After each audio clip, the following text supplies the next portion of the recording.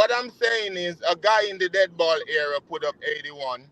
A guy in the dead ball era outscored the team that went to the finals in 3 quarters. a guy in the dead ball area had to tell, hey, tone down the scoring because this big dumbass is, we're gonna lose him. He's gonna take away interior defense. He's gonna take away posty. Like Kobe Bryant got put in the triangle offense from like the jump. So what he could do was always restricted. Just like how Jordan got restricted after he went into the triangle offense. So, and I heard someone, I think it was old man, said like Kobe didn't command double team as Jordan. Bro, the Jordan is Yes, he did. up. And y'all got to separate Kobe from Jordan. Like, that's one of my biggest pet peeves. Jordan father never played ball, bro. Kobe would have been a baller before Jordan, if Jordan never went into the league or not. There wasn't nothing that was going to stop Kobe from being a basketball player. So the Jordan comparison is like being a chef. There are recipes for everything. And then you put your tweak to it. Jordan was only there before. I can't stop stress that enough. So the Jordan nostalgia got to stop. Jordan never command more double team than Kobe. Not even close. You sound Jordan, Especially with crazy. no, especially with his own defense. Fine, because they didn't play all defense in Jordan. So in terms of total offense, Kobe a better playmaker, Kobe a better shooter. Did y'all know Kobe had the most threes? Is he comparing him to Jordan right now? You can. I don't see why not. Hey, good luck with that, bro. Why Go not? ahead, Paul. Why is It's y'all? like, it's like you why create y'all always another version. disrespecting You Kobe, create a dog? Space Like, Jam Jordan that, like, Bro, this shit crazy, bro. did y'all know Listen. that stat? Kobe Bryant had the most threes in a game before Clay and Steph. Yeah, he's a better three-point shooter than Jordan. A better shooter. Jordan can shoot as good as Kobe, though. All right, bro. So how can a player that says the best? That's damn. You going in and out, bro. He actually dropped out on accident. He said something about his internet, though. Yeah, but listen, this is the thing, right? Michael Jordan's a great. If you have him as the GOAT, that's cool. A lot of people have him as the GOAT, but you can't create another. oh yeah, he to go. Yeah, he to go. He to go. You can't He to go. create Space Jam Jordan to measure everybody against that guy. Like Jordan was great, but to sit here when you say things like, "Oh well, yeah, Jordan did, Kobe had more double teams than Jordan," like, yeah, nigga, look it up. The best we tough can't talk shot maker facts. in history. I rest my case. Best tough shot maker in history. But someone else is a better offensive player than Kobe. Man, y'all You go keep going in and out, bro. Come go on, look bro. at Kobe 50 assists versus anybody. Go look at Kobe top 50 assists versus anybody. Whatever sample size y'all want to use. It's a choice to pass the ball. So I rest for now. I'm listening though.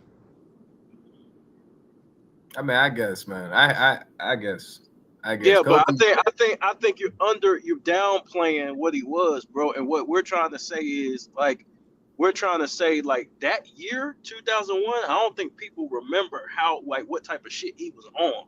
Like he was on straight bullshit. That's why we went 15-1 because him and Shaq were on straight bullshit that year. That's the reason why we so adamant against that. It's like, nah, we're not giving up that year. That year was like Kobe was on some bullshit, bro. but would you say Kobe was in his prime in that year? Because I don't think so. No, I was just arguing your point because you brought up championships and LeBron, and so because you were using that as a starting point for prime. That is how that whole thing for started. peak. You use that as a starting point for peaks. And so what I said, I just countered it with something like, well, what about 2001 Kobe? And look what he was doing as far as his, that's not even his peak.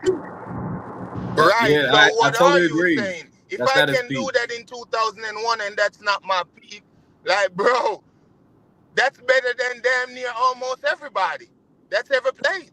But you still gotta factor in who he was playing with at the time too, bro. You have to factor that in. Bro, that doesn't matter. You don't factor that in with nobody else's teammates. You have to factor in with LeBron too. Yes, you do. You got to factor. You don't evaluate Yes, so here's my thing, bro. When Magic. Wait, hold on. So you don't evaluate when you see Magic Johnson. You don't sit there and say, "Well, Magic can't be this, can't be that," because he played with Kareem. You acknowledge Magic's individual ability to make his teammates better. You don't just apply all that to Kareem and say, well, Kareem's the reason why Magic was a great passer, because if he didn't score, bro, that's bullshit. Facts. Okay, I see what you're saying, bro. So Kobe's a I'm scorer. talking Kobe's about. a great, bro. This the constant, right? And I'm gonna let you respond, but this is the constant, right? The constant is Kobe's scoring ability and his ability to play make and defense. He's doing that whether Shaq's on the floor or not. That's a facts. constant. I know that. I Magic know is that. doing playmaking whether Kareem's on the floor or not. Jordan, whether Pippen's on the floor or not, Jordan's putting the ball in the fucking basket at a historic clip. So like Don't these forget dudes, the offensive rebound threat. Don't forget the offensive rebound threat. Yeah. Oh my gosh, go ahead, bro. Please, Oh man. my God. Yeah. I heard Jeff Van Here's my Gundy. thing, bro. Don't forget about the Kobe inbound. was gonna How get good the he inbound the offensive ball. rebound. Kobe can't score, bro. Kobe can score. If he's gonna score and play defense regardless. I'm talking about that year that you're trying to give him that playoff run, like Shaq wasn't as dominant as him. Okay, if not well, better than Kobe, okay, but you, that run. hold on. How was That's hold all on? I'm How talking was it about. when hold on? Kobe outscored him all the way up to the finals and had a bigger plus minus, which is something you value. It really don't mean that much to me.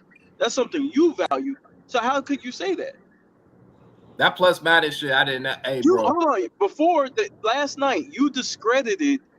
You basically said, "Well, they ain't really played nobody in the finals." You slipped up. You fucked up because that No, they didn't. diminishes. They didn't, though. Hold on. But hold on. You're downplaying what Shaq did, not Kobe, because you're trying to give Shaq more credit for those MVPs. But remember, I told you before. I am downplaying what Shaq did in the finals. The plus minus. I didn't know Kobe had a higher plus minus. That means And he was has a higher effective. plus He was minus than effective. LeBron too. No, You he has a didn't higher know plus because they're a minus than LeBron LeBron in the playoff in 2012. You're LeBron I didn't know that fans, either, though. bro. The stat Yeah, I looked you're at when I told LeBron you about it fan. yesterday, bro. I thought I could have swore I seen 40 from LeBron, but I'm like, No, I know what you did. You jumped. You tried to jump straight to the finals. Hey, Kurt. That's why you not see. Nah, but I typed it. But what I Get did, him, I just typed it BJ. in though. Get his I ass, didn't- BJ. Kirk, you know LeBron got a negative 86 in the finals for the plus No, I didn't know that minus. shit. But that makes the 4-6. I can. You talking about overall, right? Then I can guess that, BJ. He said negative what? Negative 86. That's crazy as shit, bro. I'm not going to even. And No Kobe's words a for plus that. 33. He's the plus 33 overall. That's wild. Now, So what does that make LeBron? Hey, I got no words for that. I'm just arguing in 2001. That's what I'm talking about. I'm not even talking about because Bro, in just 2000 because of Shaq, bro. Because what LeBron did in 2012 is what Shaq did in 2000. No, it's not. Basically, that's No, basically it what is he not. did. Stop Yes, it saying is. that. No, it's not. Yes, it is. No, it's not. Because you're saying what Kobe did. I hear what you're saying. Because Kobe's going to play defense and score. We know that. But that year that he had in 2001, like I said, two players were better than Kobe. 3 players were better than Kobe. You a capping ass nigga. Shaq, I'm telling you right now, bro. You can go look at it. See, Shaq, you about Tim to cap. Duncan and AI were better than Kobe in 01. Tim Duncan was better than Kobe in 01? Stop this shit, bro. Yes, bro, he was. Hey, I can't do it, y'all. I can't do this shit, bro. You a capping ass nigga. As Overall, you a capping ass nigga, bro. Yes, they you were. a capping ass nigga, bro. Well, and then they're gonna jump up. Oh, I'm not a LeBron fan. All you have to do is look at you what are Tim a Duncan was LeBron playing fan, with bro. and what Bro, AI was in order playing to- with. They in was order better to players say than that, Kobe. Why is that hard to bro, understand? They was better players than Kobe. You weren't there, bro. If you saying this shit, you weren't there. If you saying this shit with a straight face, you weren't there, bro. You didn't watch this shit. There's no way in hell you can argue Tim Duncan 2001 over Kobe. Yes, you can. Ain't no way in hell. No, you can't. No, you cannot. I don't know how you can't. Why can't you argue that? Nigga, What's the when we were problem with both that? on the floor, okay, what'd they do against each other? Who was with Kobe? Bro, I'm trying to tell you, Shaq was a better player than Kobe. That's what I'm trying to tell you. Shaq averages versus Tim Duncan. Bro, this don't make no damn sense, bro. Bro, you get caught in a lie every time you up here, bro. Yeah, he be lying on Kobe every day, bro. Against Tim Duncan. This nigga lied on Kobe yesterday. Bro, Shaq average role player numbers against Tim Duncan. Role player numbers. Hey, you're not telling me 20. He averaged Man, 22 in the no. So what Hey, y'all mean he no. had Shaq? Don't let him eat. Hey, no, don't let him slide, BJ. Don't let him slide. Don't let him What slide y'all with mean he that. had Say Shaq? Shaq numbers in 2001. You say Shaq numbers in 2001, and he'll shut the hell up. Shaq You had was only kicking soccer balls Shaq at that averaged time. under 20 in 2001 versus he had Spurs. 26. Man, Shaq stop that averaged shit, man. 26. There's no way that Hold Kobe on, was Shaq What? better than averaged Duncan no. at Shaq 2001, averaged bro. 26 in 2001. He averaged 26. 26? No. Say all his stats. No. What you mean? No. Say all He his scored stats. over like Kobe in 2001 against the Spurs. Are you kidding me? Man, hold on. Hey, Are you we'll literally I gonna do it. just make shit up, When did I'll all pull it up. this start, No, ain't no do bro? that point shit. bro? What do you mean? Kobe No. averaged 33, That 7, and nigga 7. said his shit was pedestrian. No, Kobe. he said it was Oh, okay. pedestrian. I didn't Yes, say that. see if it's pedestrian. I didn't say that. The Jamaican dude said it was pedestrian. How Yeah, much nah, did it was. Let Shaquille me O'Neal defend that. average in Okay, It was let me, balling. 2001, bro. 2002? Let me defend But I'm that. gonna make you fix that shit. hold Let on. me I'm gonna make defend you that. fix it. Crazy, bro. Y'all saying Kobe 27, had 10 points, 3 assists, 2 blocks. Come on, But Bro, man. he's talking Stop with about, the bullshit. all the runs combined. He's talking about all the y'all runs crazy, combined. bro. Oh, If The you want to all say yeah. the Kobe He runs was had the best combined. no, player in the postseason, bro, he no had a and one then bad knows. just game put it too. up saying versus No, no, Spurs, no. Shaq averaged 22 and Kobe Man, 29 total. Hold on, real quick. If Shaq no, $0.02. was the best man. player, why wasn't he winning anything? Why Hold on, wasn't he time out, winning time out. anything? Man, stop. Time out. $0.02. $0.02. Shaq averaged Okay, go ahead. against the Spurs for his career 22 points per game.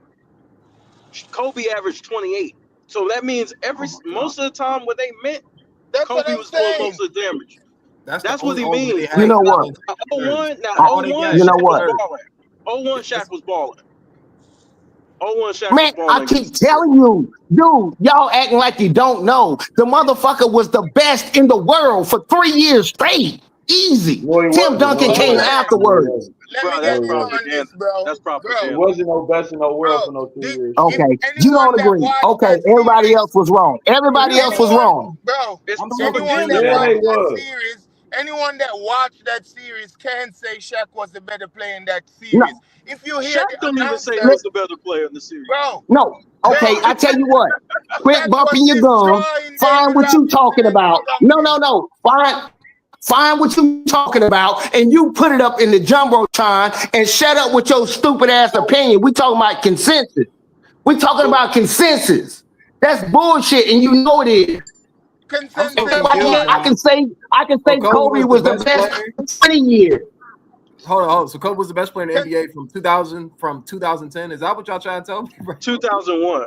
No, look, I can tell you the list right now, but I'm not about to read the shit off. But everybody know, if you know basketball, you know Shaq was the best in the world at that time, 2000 to Wow, 2003. It's Bro, not just wow, me, it's a no. consensus. It's a consensus.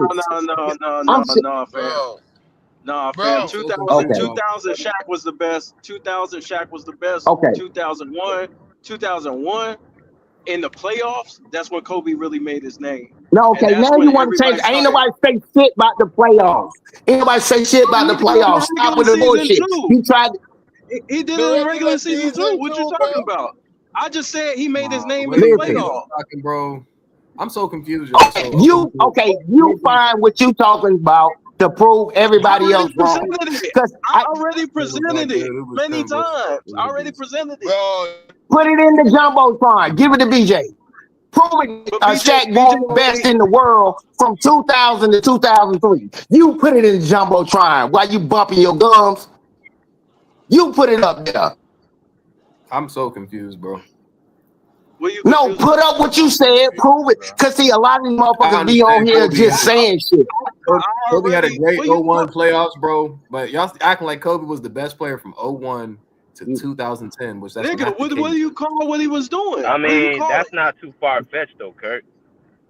I think he was better in Okay, 01 to 2012. That's not far fetched.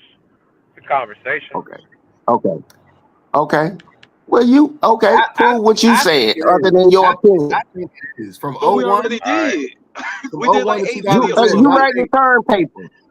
like Prove your 01. source other than your Like mouth. Prove this your man, source. But this is my thing. This is not even about Shaq no more.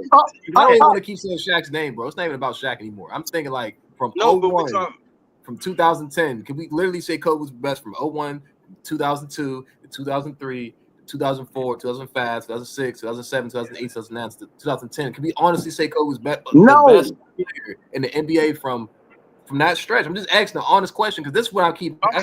Okay, so 2000, you might got me. What constitutes the best player, Kirk? What constitutes being the best player? I feel like the we best need player to define in the NBA, terms. Like the best player in the NBA can play. Obviously, he's a lead on offense, lead on defense, can lead his team to the finals. You're obviously that's a superstar, right? We're talking about superstar. If you're the best player in the NBA, you're consistent. So yes, you're winning. And Kobe was winning. Yes, he was winning. But I'm talking about from 01, from 2010. To the finals every single year if you're the best player. Bro. I'm not saying every single year. Not every single year. Obviously, that's not the case. But Kirk, he was the player of the decade. You're holding Kobe to an unrealistic standard, bro. You heard me, Kirk? No. I'm gonna ask y'all because y'all ain't trying to give AI Tim Duncan 2001. No, listen. Or even Shaq. So I'm like, here's my thing though. You gotta listen, bro. Under your own definition. Bro, under your own definition, Kobe was better than AI. Under your own definition that you gave us, he led his team to the finals. But Kobe won the finals. It's true. Okay, all right, bro. You under your own definition. I'm talking about. You said offense, defense. Nigga, consistently. I never said AI was the best in the world. I never said he was the best. I said he was better than Kobe that year. And guess what? You know who I think was the best in the world? The person that Kobe was playing with. That's what I think was the best in the world. And guess what? He was saying Kobe was the best in the world. The nigga who you pointing at is pointing at him. What are we doing? Kobe was the best in the world in 2006. To be if we're going off the consensus of it. What are we going off of? I get it. What are people going off of? What defines best player in the world? Because some people believe Michael Jordan was the best player in the world. Hold on. In 86. Go ahead. In 86. Nah. So what constitutes the best player in the world? I want to hear this. Listen what I'm saying. I'm talking about this is why it's hard to get a unanimous MVP. Do you know they will still pick a random ass person or whatever on that? But we're talking about the consensus. Nobody talking about you because you're a Kobe fan or you're a LeBron fan. Nobody's talking about. I'm talking about the consensus because it's your opinion and it's there. Let me finish what I'm saying, sir. Just let me finish what I'm saying. No one's discounting that you think that. Say Kobe, his whole career was the best in the whole entire league. You can say that, but my argument is to you only because it's receipts and I can say cite my source. You can have your opinion as much as you want. I know you got Kobe posters in the jersey and all that, but when it comes to we're talking about if we do that, bro, don't do that. Keep it on wax, bro. Yeah. Exactly what I'm saying. Look, I can deliver cheap shots too. It's nighttime. Remember that. Yeah. I know. You know I'm about to get off this bitch because y'all get stupid after 8 o'clock or 9 o'clock. But what I was saying, just tried to take a shot and I acknowledged it, and we can keep moving. Oh, okay. I tell you what. Ask him, do we have a Kobe poster or a Kobe jersey? Hey, we grown men, y'all. Y'all can take shots at each other, bro. Don't get this. Keep moving, bro. No. Okay. Well, basically, what I was saying to you, I understand. See, your view on understanding things is different from mine. I know for a fact. I'm gonna give you this analogy, and I got to go, BJ. I appreciate you, but look, I'm gonna give you this analogy. I go into Gold Gym. No problem. It's a guy in there lifting weights. He done maxed out. He's tired, and he done did whatever he did. And I get on the bench. If I get in there and say, "Hey, let's see who benched this one the most," after he's already tired, I'll be a fool to think I'm strong to meet him because I maxed him out in statistics or the points. And some people understand stats and how to analyze data. I'm not stronger than that damn man. Some people goddamn have to carry the brunt.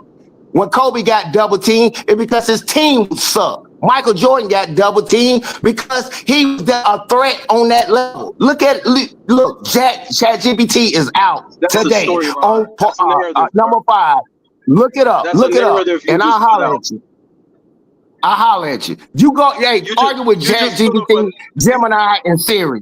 I'll holler at you, bro.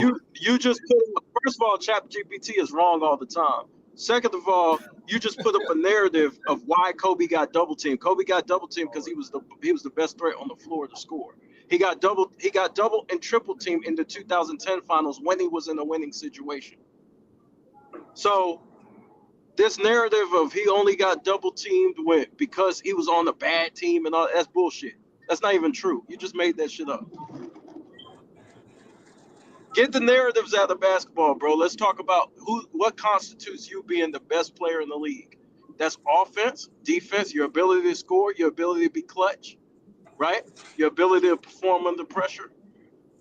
Making defensive first team, which he made 12 fucking times, right? Being the best scorer in the league, winning.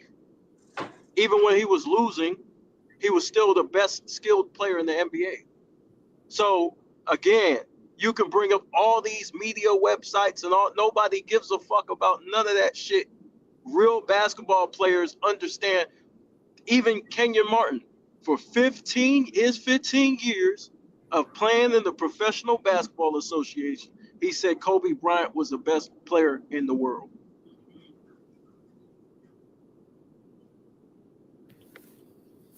So anything other than production on the floor, you're going off of narratives. The media is a narrative-based business. They had AD behind LeBron. And everybody knew AD was better than LeBron the last couple of years.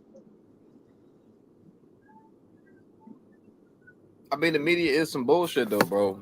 I'm not going to say Kobe was the best player from 01 to 2010.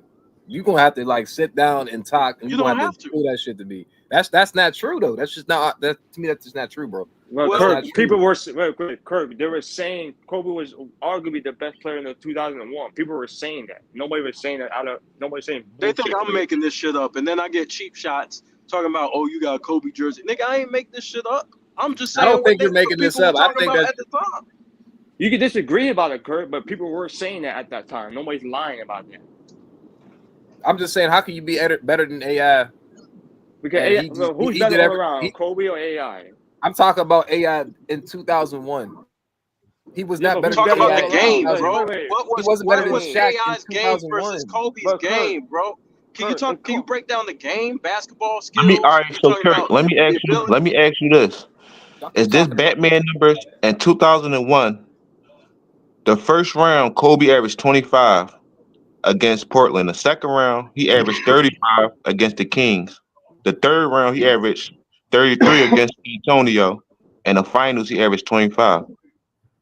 Nah, those definitely not Batman numbers. No. No, those are elite numbers. Those top five player numbers. And I'm not gonna knock anybody who felt like AI, because AI was the MVP, and I get it. Yeah, AI was top 3 that year, that's for sure. If we're talking about basketball, bro, we're talking about just overall ability as a player, he's the best wing defender in the game. He's one of the best scorers in the game. If not, he's up there. Hey, KB. So we're talking about playmakers, everything. Hey, KB. Yeah. The fact like Kobe was putting all that number while being held back by Shaq, that says a lot about it. That's what I'm saying, bro. He playing within a system to where, he got to get his where he fit in, and he's still dominating on a higher level. But my thing is, how can you be held back by Shaq, and how you be held back by Shaq, and you have those stats such as y'all just named in the playoffs? And my thing is this: if you're winning, you have to. Because he could have did more. Because you look at Michael Jordan's numbers and look what he was doing. He was up in the high 30s. Like Kobe could have did more during that time if he didn't have to keep dumping the ball down low. Look at 03. But he didn't matter because they won. So he wanted to win. No. Listen, he wanted to win, so it worked out. But what I'm saying is, like, people are lessening what he was as a player. That why Put it like he's not compared to Mike for no reason, bro. put it like this, Kirk. If Shaq, this the thing. Kobe playoff run that year, it was kind of better than Shaq. What separated it was, I think, Shaq averaging 30 in the finals. So I think that's what separated because Kobe averaged 25. But for real, Kobe had a better playoff run than Shaq that year. So that's the thing. Like, it's funny because people don't talk about that for real. Like, I know Shaq got the MVP, but I was telling you, like, OKC, you know how Shot did all this, and what if Jalen Williams got the MVP of the finals? It won't change your perspective on who the best player on the team is. So that's why I said, like, But like you guys said, like that if you watched it though. But I ain't gonna lie, J Dub when he was going crazy like that, I said, hey, he got 2 more games like that, Finals MVP for sure. and that's what I'm saying. So that's Nothing wrong that's with that that's at the all. point Well, right listen, there. He was the Shaq best player for that series. Shaq deserved every Finals MVP he got. I'm not trying to take that from him. He deserved it because he put in the work and he was busting people's ass. He was tearing niggas up.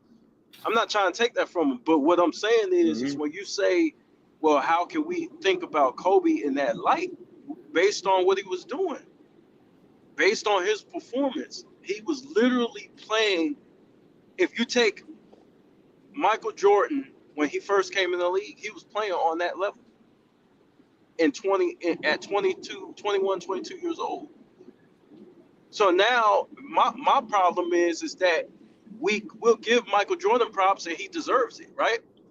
But we won't give Kobe his for playing on that level. And And I'm KB, wondering, yeah. here's the thing: like every time they talk about Kobe when the 3P, they only talk about the final. Like when it comes to, let's say, Larry Bird with his first championship, nobody ever says Cedric Maxwell is the best player of the whole playoff year in that first championship in the Celtics. Nobody was saying that. But they only saying that in the final. You see, they always have to judge the whole playoff year. Yeah, see, what I go off the whole thing. Yeah, I go off the whole playoff run. I don't accept the final and the playoff. I look at the whole thing. Looking at the whole thing. If I won, then what are we talking about? I won. It ain't like I lost. I won the finals. Yeah, They Kobe is the treat only. him like he lost. Like, Kobe is the only player to get criticized for winning. It's just crazy. Like, you don't see this to any player at all. You only I do don't this think to he's Kobe. getting criticized for winning, bro. I think he's getting criticized for being. So you're saying Kobe was disguised as the best player on the team? No, not you, Kirk. Not you, Kirk. I'm talking about like he's getting killed because people are saying he was the best player. That's why I think Kobe's getting. It's not because he's winning. Y'all said Kobe was the best player. They're trying to take away his 3 rings, Kirk. That's what they're trying to do. They're saying Kobe don't even deserve those 3 rings just as much as Shaq, which is crazy. No, hell no. No, I would never say that dumb shit. That's dumb. Like that's what you're saying. That's like if you're gonna go with Final P logic, we can't do that shit because that's like saying Iguodala is just as good as Steph Curry because they both have the same amount of rings, the same amount of Final P. That's stupid shit. That's bullshit logic, and you know that. If you're gonna use just Final P logic, that's true. Like you're saying Iguodala is just as good, almost damn near as Steph Curry with that, just minus the 2 regular season MVP. Nobody's saying that. They only do this to Kobe. Nobody else. I'm about to say Iguodala didn't deserve that Finals MVP. That shit was wild. Yeah, but they still give it to you. But they still give it to them. Yeah, that shit was wild. I ain't gonna lie, that shit was. Nobody in the right mind would ever say Iguodala was the best player in that 2015 final, not Warriors. Nice. You ain't lying.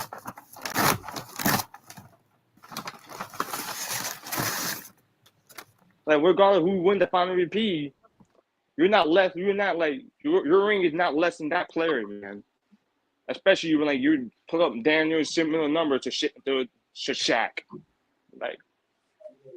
Like even Kobe win one of those final MVP. I'm not saying he should. Even he win one of them. Those are a great number with 25 points per game that one year and that Sixer. It's still a great number. Those are final MVP worthy numbers.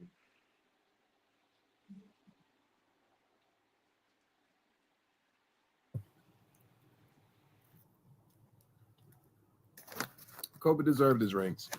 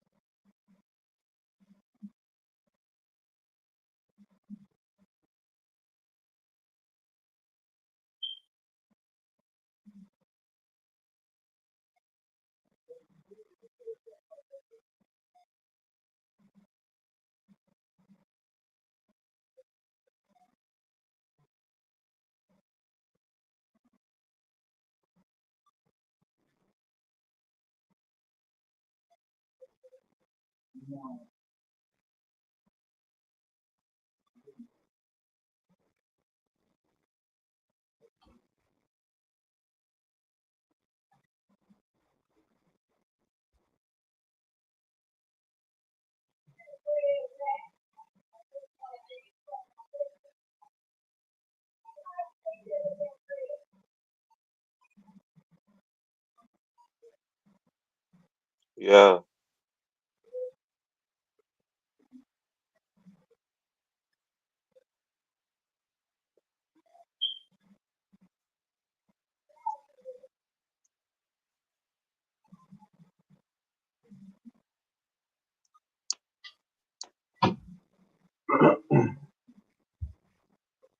Yo, Switch, y'all still there? Yeah, I just got back to my computer. Yeah, Yo, yeah, I just walked back Yo, to the computer.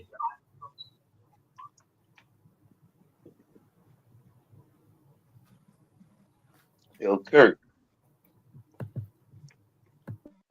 yo, Why do you always getting on you, Kirk? what'd you say? Why you always getting on you? Well, I couldn't hear you. You said why am I always getting on here? I said, why they always getting on you?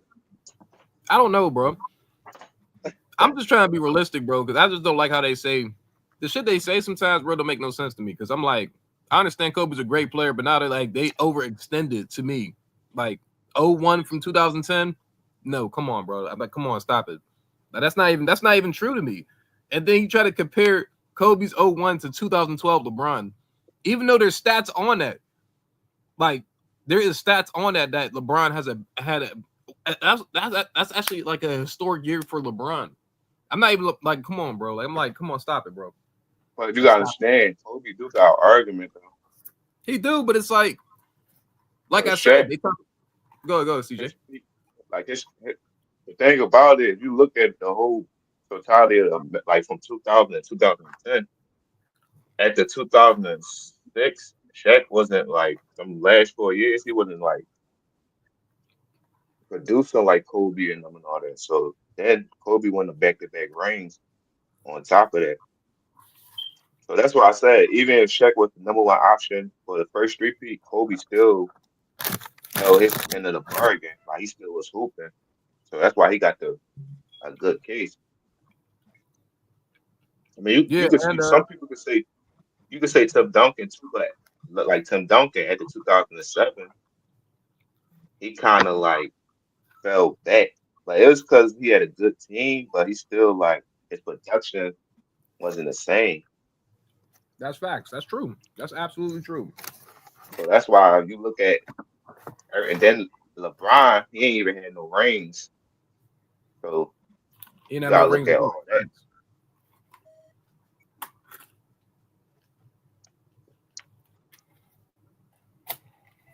I don't even argue LeBron for that year, but he was getting there.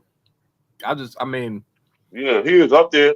Like he was a for good sure. player, but I think if you look at the whole picture and who was winning and who got the individual stats, and then the all team NBAs and all team defense, you gotta go with Kobe. Right. That's the important stats right there.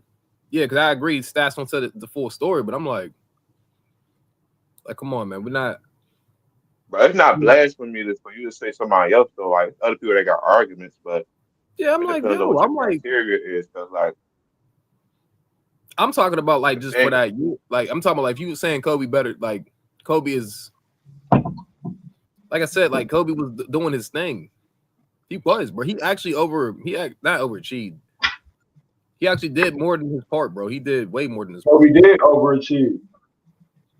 You think so? Yeah, he started on the bench. He came off the bench. Okay, that's a good point. He did He come off the won bench. 5 chips. that's why a lot of times people can say LeBron overachieved too, because they both came from high school, so you can look at it like that too. They got similar Coming from careers. I high keep trying to school, tell people that, bro. They both did. Yeah, exactly. They both came out of high school. they do, but what separate their careers is one was going around like that. Every team, as far as they like was like And separated. That's a Kobe big was deal. winning more though. Kobe won more. I know, So and that's what I'm saying. He won more staying with one team. LeBron kept forming like super teams, and it's that's the facts. thing about it. Even if you want to give him credit for the super teams, he still failed. Like, ain't no super team succeeded that he had. That's crazy to say that.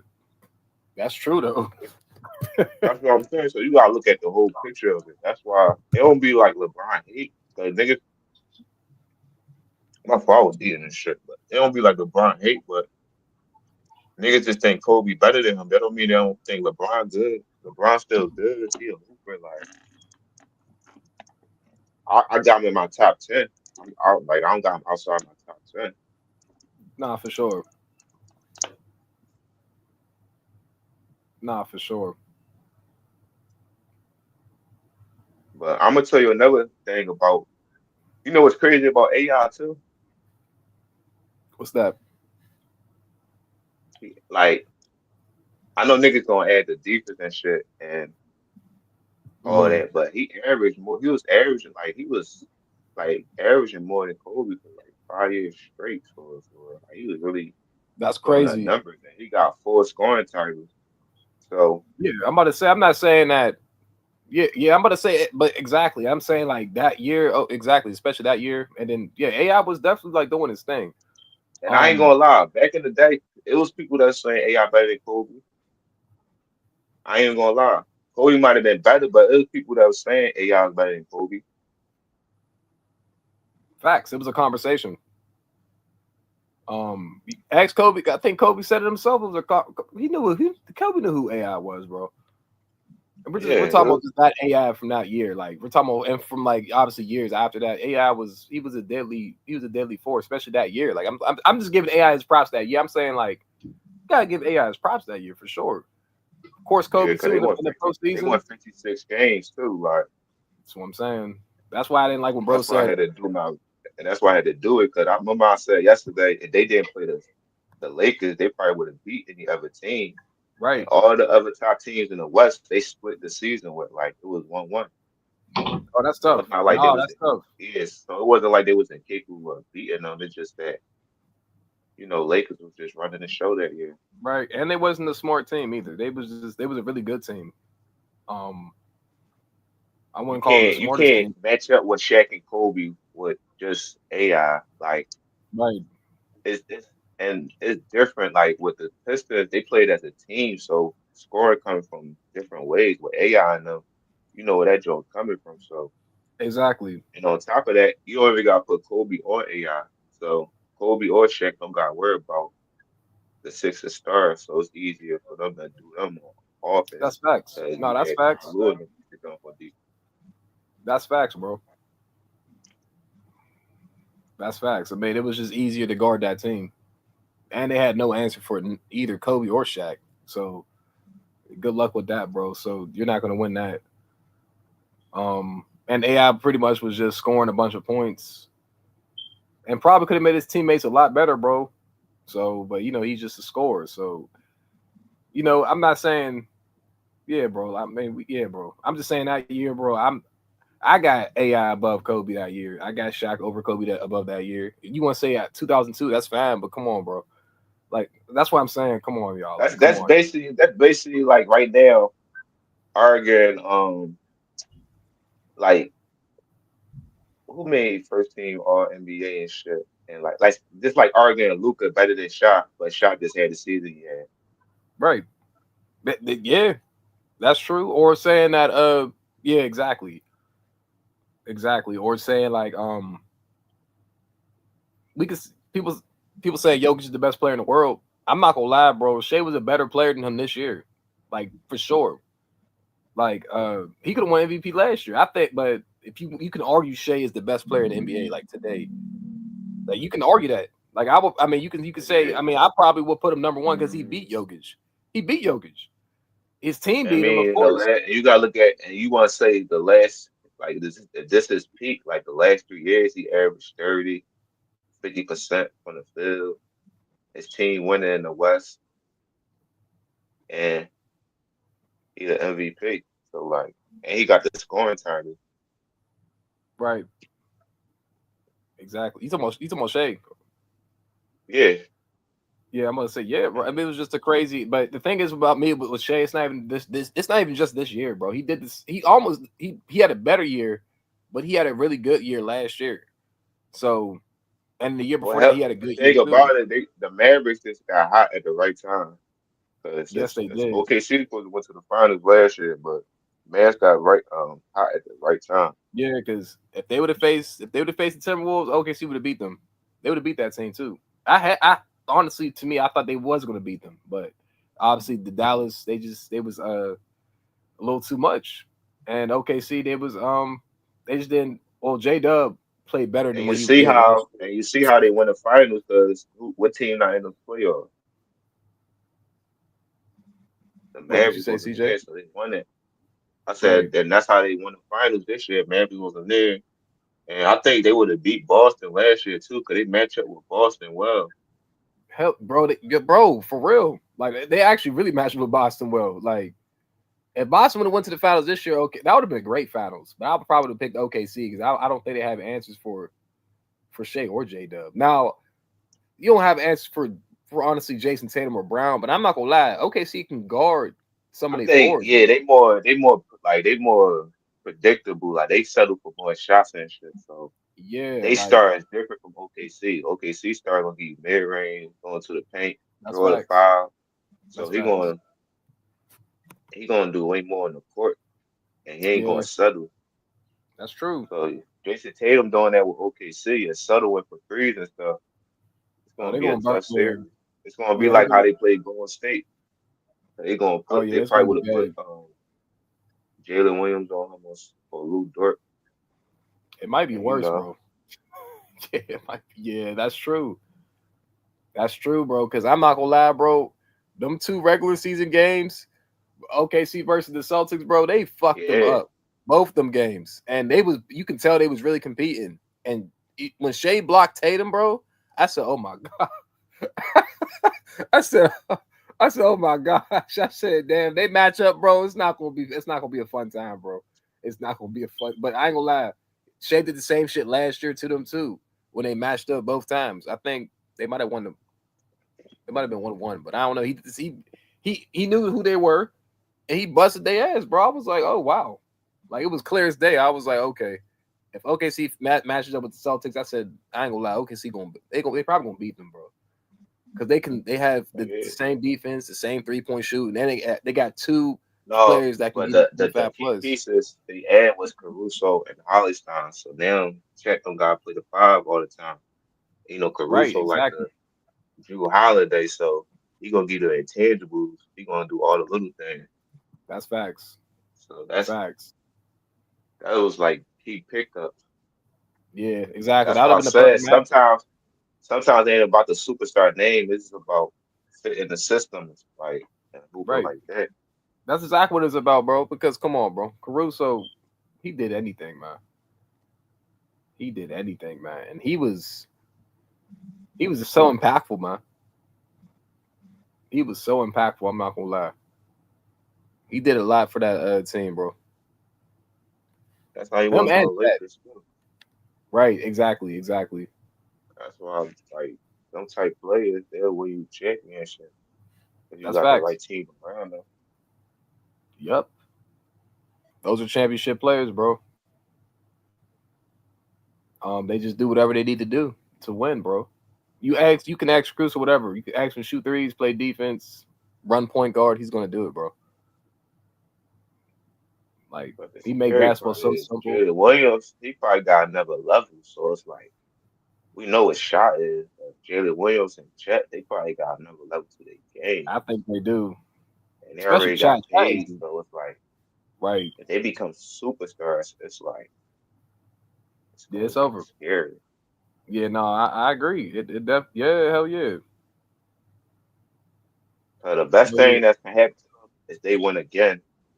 And now down the road, if another contract come out, they can take pay cuts. 'Cause if they get 2 rings, they already got a payday. So it's like they could take a pay cut if they want to stick together and keep winning. Right. I can actually see that team getting a pay. I can actually see them doing a pay cut though. I could see that from OKC. I could definitely see them do that. Sometimes players, man, they performing, man. Somebody offer them a bigger contract. It's just look at like real life. When we at our jobs and we get a job that pay us way more, we gonna think about like, oh, Yeah. like we love this Yeah. job, but this is my life. Like, hold on, Right. I'm gonna do it. And if you don't got no hating ass coworkers, they'll be like, you know what, bro? Do what you got to do, man. cause the game now it's more like a business now, more than like competing. Like I understand what they doing. That's why I don't really be tripping about the competition and all that. Cause I understand it's like a business and branding thing now. So it's like That's that's facts. why offense is more like just like football.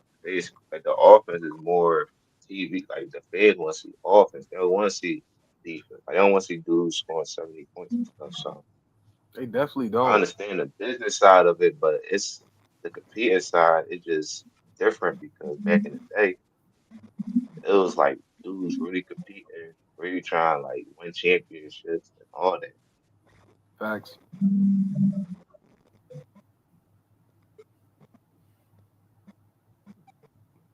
You just trying to see niggas compete, bro. That's it, man. We just trying to see niggas compete. But yeah, bro. It's free. I mean, you can go wherever you want, bro. It's definitely more of a business today than I can't even get mad, bro.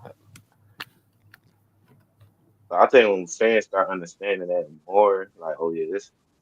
I don't know, cause fans like you gotta understand the older fans, they got it's harder because they came from a different era and stuff. You know, they seen a different type of structure and how the players like competed, so they gonna always feel some type of way about it. That's true. That's true. I mean, gotta get over your feelings sometime, man. That's what it is today. This is what it is. This is what it is, bro. It's a whole different era, bro. So it's like you really can't even judge players off moving anymore. I mean, I Yeah, don't it know. happens so much, like, Yeah, but that's what I'm saying. It's like it's still like a business, but at the same time, it fucked the competitive nature of the game up because if anybody lose, all they gonna do is just jump to another team. So it's like nobody really gonna like try and compete on a high level. They gonna always try and form super team. that's facts. I mean, that's why you respect players like Shea or Jokic. I mean, because there's still gonna be players that from their team they're gonna try to win a championship. And I Giannis, don't like that's why I don't like how they try and force Giannis and Jokic to go other places when you can still build a team where you at and still compete for a championship. You don't always gotta just up and leave every time stuff get hard. Like y'all right? already got championships, so just go to the grind journey. That's facts. Yeah, they definitely try and make Giannis. Yeah, that's all you keep hearing, bro. Is Giannis gonna leave? Your words, Giannis going. He even say anything, bro. They talking for him at this point. Like you said, they try to make him That like and leave. and when the players we keep hearing it, they just like fuck around and go because Yeah, they listen to what the media, everybody's saying like, oh, he should go here, he should go here. Oh, he keep losing. Exactly. So They already put it out there, bro. So it's like, why not leave? Everyone else is doing it. Now it's a trend, like you said. Now it's the then player if left. you leave, you still get credit for it. So it's like you might they Exactly. look like might as well. You still gonna get credit. Exactly. You're not for real. That's how that shit is, man. I'll say this about Giannis though, man, because Giannis to me, um, I don't know, bro. He like you just said, like he do See, need. I ain't gonna lie. all right. That nigga need I'm gonna help. tell you like this, Kurt. He a great player, but to me, I see through that. Like I see like his game is not like I ain't gonna say Competitive. he overrated because that's gonna be crazy, but Okay. I know you he ain't saying need a overrated. lot. I know you ain't saying overrated. I know what you're trying to say. Yeah, like it's hard to explain because like I seen his whole career and I knew what they were saying before he even won that championship. Like it was a lot of questions about him. And when they won that championship that year, that team, like all around, they was like doing their job, like playing their part. Like Bobby Portis, Brooke Lopez, Middleton was hitting clutch shots, Drew Right. Holiday. So I see like when everything doing good, he was like good, but I just want to see him carry his team to the like finals with a okay team. Like you shouldn't need a lot of stars. He just he just should need. He got Kevin Porter Jr., so he got a playmaker a little bit. So I Yeah, I think like in him. the East he should be able to dominate and at least do something. I see what you're saying. Use what you got. At least get past the first round. I know what you're saying. At least get Yeah, past. At like at least least past this. the first round. Yeah, like at least get to the conference finals or pass the first round, second round. Like Bro, I've been You saying guys that about talking about Giannis. one. Giannis? Yes, sir. Yeah, Yeah, he's to me he's a hard one to place because he has two straight MVPs, a finals. He's a great defensive player, but his down years are down, and he's been injured. yeah, I don't know. that's what I'm saying. Yeah, That's yeah. So and it's kind of hard to place him anywhere.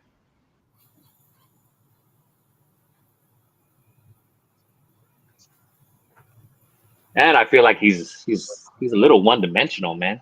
He's downhill scorer.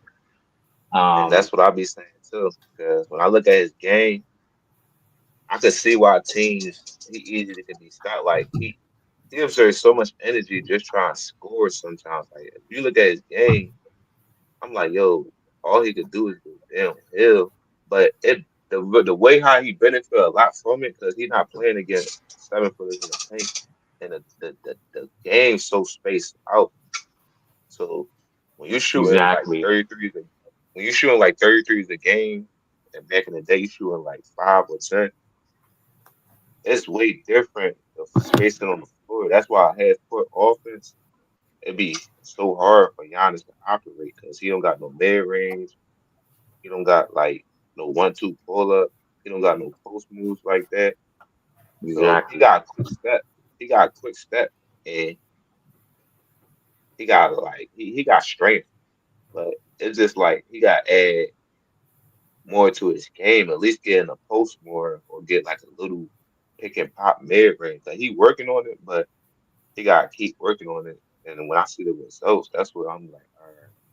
Because he's still giving you 30 and 30 and 10 or 30 and 8 and stuff, but it's like the way how you score is like fast break points, putbacks, you know, backdoor cuts, or you charge it to the basket. Like I just wanted to make the game easier for myself.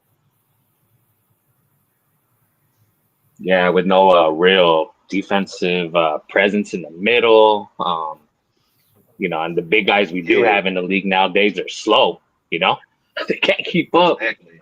and they That's why drift I out to look at the all of that because if the paint not clogged up, dudes like Giannis, Zion Williamson, and dudes like that, they could dominate just off their energy and the floor being spaced out. So he got a lot of space to work with.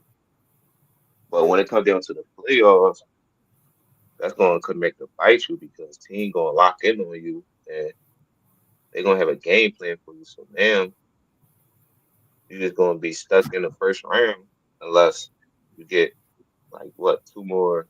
I think they need two more stars. You need to play with like two stars, not superstars, but I just mean, like two players that can create their own shot. do you think he's had enough throughout his career? I mean, he had Middleton, he had Lopez, and then he had Lillard. Um, I mean, to me, I I feel mean, like he should have gone further, and he should have. I'm not sure. yeah, that's what I'm saying. Even before Drew Holiday and them left, they Yeah, Drew lost to Holiday. Miami. Yeah, they lost to Miami. Miami like showed them up. So it's like it's not like Drew Holiday was there because the reason they gave Drew Holiday up because they wanted more offensive production. His production on offense was going down, and then he was a good defender, but it's like it's teams that still can like had a way because he can't stick everybody. Then Middleton, he was in and out of the lineup, and he Yeah, like in his mid-30s, so I think it was good for them to get Dame and stuff, but I don't think that I don't know why it ain't worked out, but I think they should have played the pick and roll more. for sure. Well, I think there's a lot of flaws in Lillard's game. I mean, I understand he has a lot of all NBAs and whatnot, but that's on that Portland team, Cause and I he was don't the think main it, I option. don't think because I don't think Lillard never had to defer in his life, so it's like he always was used to be a number one option. So that was something new to him. So him playing with Giannis, they just had to adjust, and like I think they had to play off each other more. 'Cause they didn't make That's each other true. better. It's like if Giannis goes, he goes. Lillard gonna show up and close the game sometimes, but he need a point guard like Trey Young or LaMelo Ball that's really going to like be a floor general. Yeah, I think Trey Young is. I think Trey Young needs another good player with him because I really think he's valuable in this league because this is a league where Yeah, him, LaMelo, he these guys could run gonna make. around, shoot threes, he could dish it out. I mean, that guy to me he's underrated. I know he's small. I know he's a defensive He, liability, but that guy can play. I've over the seen him play last in couple of Staples. years, he averaged You like know, over the last couple of years, he averaged over like 23 and 10. So his impact on the game is good because he played good with off the pick and roll, and then he a great shooter and he yeah, crafty. So him with Giannis is great, but the like it's a lot of reasons why you gotta think it's still Milwaukee. A lot of players not gonna really want to come there. Dame, he was traded there, so yeah, players not really gonna want to come there too much because at the end of the day, they still want to market themselves and it's a brand thing. So they'll choose another star in a higher market before him. Like for instance, when LeBron leave, more players gonna want to go play with Luca before Giannis. yeah. I personally think Giannis did his time. I mean, he dedicated. He was the engine of that car, and it wore him down. I think he's earned the right to move on. I don't think we can look down upon that. And let's be real, the Bucks haven't built well around him. I know they got named, but just wasn't the right fit. And now they got Miles Turner. That does nothing for But them. they trying. That's what I'm saying. Organizations, they be trying to like stuff don't work out, but like they be making moves. Like they got Kyle Kuzma over there. They got to Miles Turner now. Even with Gary Trent, they added Gary Trent last year. Like they trying. Yeah, It's just that they're the big players names, just but got they're not a good fit. You know what I mean? yeah, the I just players don't got to see it. perform at the end of the day. It's not sometimes you gotta look in the mirror and blame yourself. It's not all about the coaches all the time. Like I never blame coaches for like failures. I always blame the players first. But they out there performing. Yeah, yeah. Hey, you know who I have a hard time placing is Steph. Because when I look at Steph and LeBron, that era, to me, I don't know who loves LeBron here, but I think Steph has had the better career in the sense that he See, kind and of you know what's built. crazy? Mhm. That's an uncomfortable conversation people don't want to have. People don't want to have that conversation. I Yeah, said, I think Steph better than LeBron. And I stood on it because if you look at it, LeBron had that run in Miami, okay? They still was 2-2. And if you look at Steph run, in this era, his team was the only team that was a dynasty. And on Yep. top of that, he beat LeBron 3 times. And his team success is better than LeBron. LeBron never had a 67 win team or a 73 win team. And then he got more scoring titles than LeBron. Yep. And the same amount of rings with a better finals record, the most threes ever, the best free throw percentage. So for real, and he more like an offensive threat because you look at offense, LeBron, he don't demand a double team as much as Steph. Only time LeBron really got double team when he was with Miami in the post. So if you look at that, it's just like Steph really better than him, but I think LeBron played longer, so people ain't like they gonna always fall back to look. He got way more points than him, way more All NBAs. Yeah, that's stats again and accolades. But I think Steph's accolades hold up pretty well, and he basically Oh, it the do, system's it do. built around Steph, That's just why, like LeBron. Like they have and matching that should stats and matching everything. So it's kind of where do we go with that? It's and not to that me. should It's be the not real clear cut where conversation LeBron should too. be over. Yeah, And and Steph then averaged you 26 see in the playoffs, so it's like he balling in the regular season and playoff, and he in the tougher exactly. conference, and he got a winning percentage against almost everybody he played against. So nobody can say they like really own him for Yeah, because I watched both of them in person at Staples. I'm in LA, and with LeBron when he came, and even now watching him with the Lakers, I, like playing against them back in the day, I didn't have that same fear like Steph. Steph, when he has the ball and he's running around all those screens, there was a fear for real. This fear thing that he talked about with Jordan and whatever, I have that with Steph when he has the ball in his hands. I Um, remember what KG said that Steph Curry was equivalent to Michael Jordan, his dominance, the way how the offense, the threat, like how he scared people on offense. Because you gotta think how people play. As soon as he get the ball, you gotta be alert. Like he gets your attention every time. So it's like his impact on offense, and plus he play off the ball just as good. That's like a underrated like perk to his game. So they look at all that, and they look at LeBron. Then you gotta look. They both got 4 rings. So Steph, this the thing. exactly. Steve Kerr, you can't say nobody can say, oh, Steve Kerr and Klay Thompson, like Steph came to them like they superstars or whatever. Like you could say Steph made everybody around him better. Easy. To me, I think he's had more of an elevating factor than LeBron. I mean, look at Clay, look at Draymond. I mean, look at KD. He elevated KD. Okay, how do you elevate KD? Giving And him that's what I'm saying. championships. Just like somebody in the That's chat, they just insane, said man. Brian.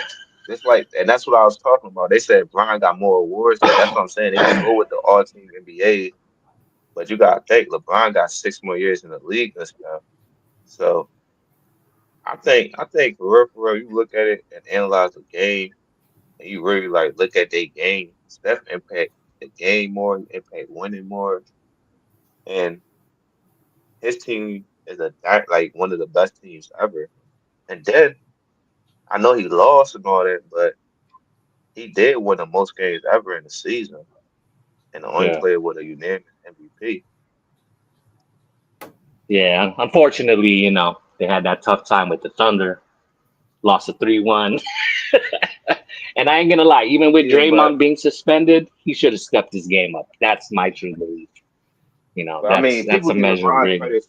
People give LeBron credit for going to eighth grade finals, so I just still get Steph credit for that 73 team win. Yeah, Like they still won 73 games. Like to be honest, they like did. and on top of that, he want to get like use context. Steph was hurt and Bogut was out. and Draymond got suspended. So it's a lot that happened in that series. It's Yeah, not like they just, it's not like they just came in the series and the Cleveland was a better team. It's shit that happened in that series. it's true. It's, if you ask me, it's pretty amazing that he's been able to work with Draymond this long. With that hot headedness, and I mean, how long have they been together? 13 years, 14 years? It's been a long And, time, man. and that's what I'm saying. They've been together and they dominated. You guys think they dominated this era because if you think about it since 2015, No, that's when it 10 first years, 10 years. started. So Okay. it's like, Seems yeah. like So you forever. think about it. If LeBron he had 2012 to what 2013, so he had what 2 years really being the best Yeah. player in the league for real. If you really look at it, because after that it was Steph. Then you could say, I mean, you could. I'm talking. You could say LeBron off of like the long, like the impact over the 5 year span. But I'm talking about like season for season. You had Kawhi in the mix, and now you got Yeah. Jokic, Giannis in the mix. Like so, there's other dudes that been impacting this era more than LeBron for us to like, look at.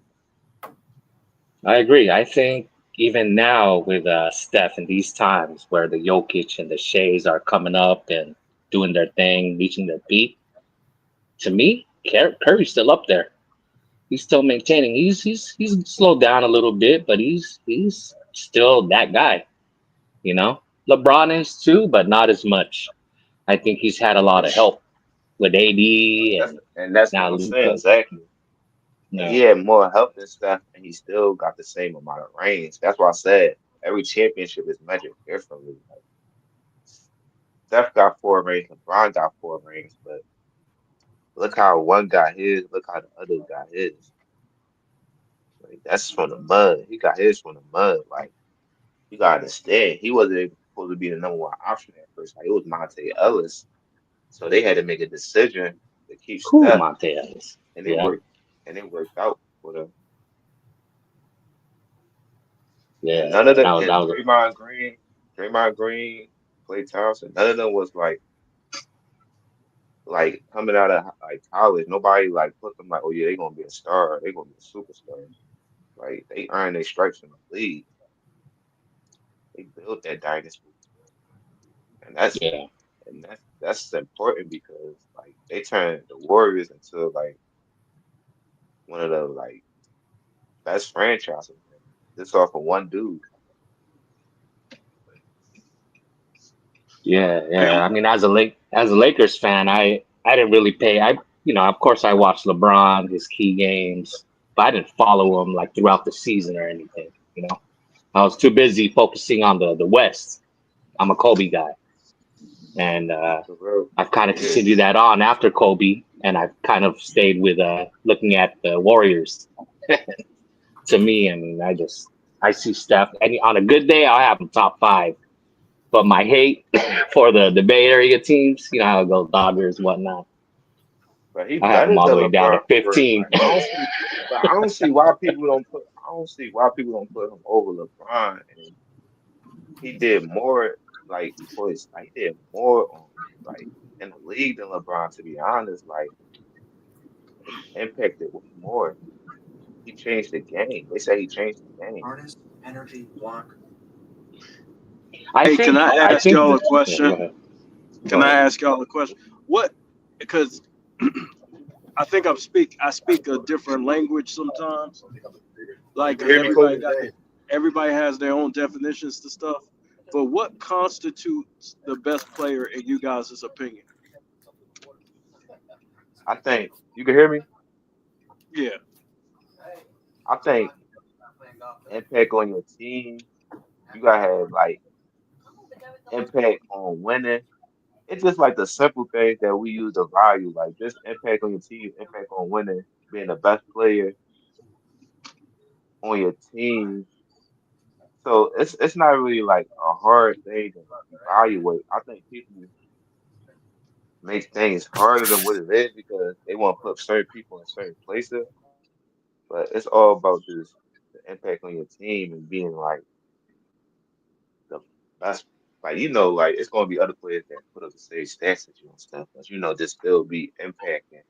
Basically, like what Shot doing, he Yeah. impacting winning and stats and playoff, and on top of that, he a leader.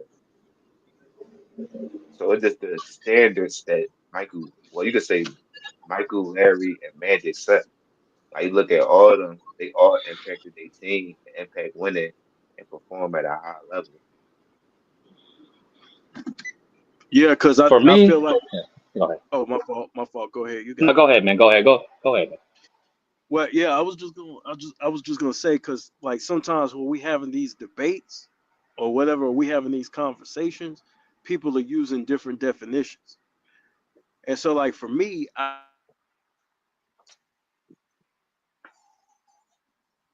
Yeah, you're breaking up, man. But for me, and what I could take um, away uh, oh yeah, yeah, yeah. Yeah, I'm not a big stats guy. Anytime I have to go look back and look it up on Google or in the books or whatever, I don't do that. I can't do it. I can't memorize numbers. All right. I can go by my gut, what I see. I'm a big eye test guy.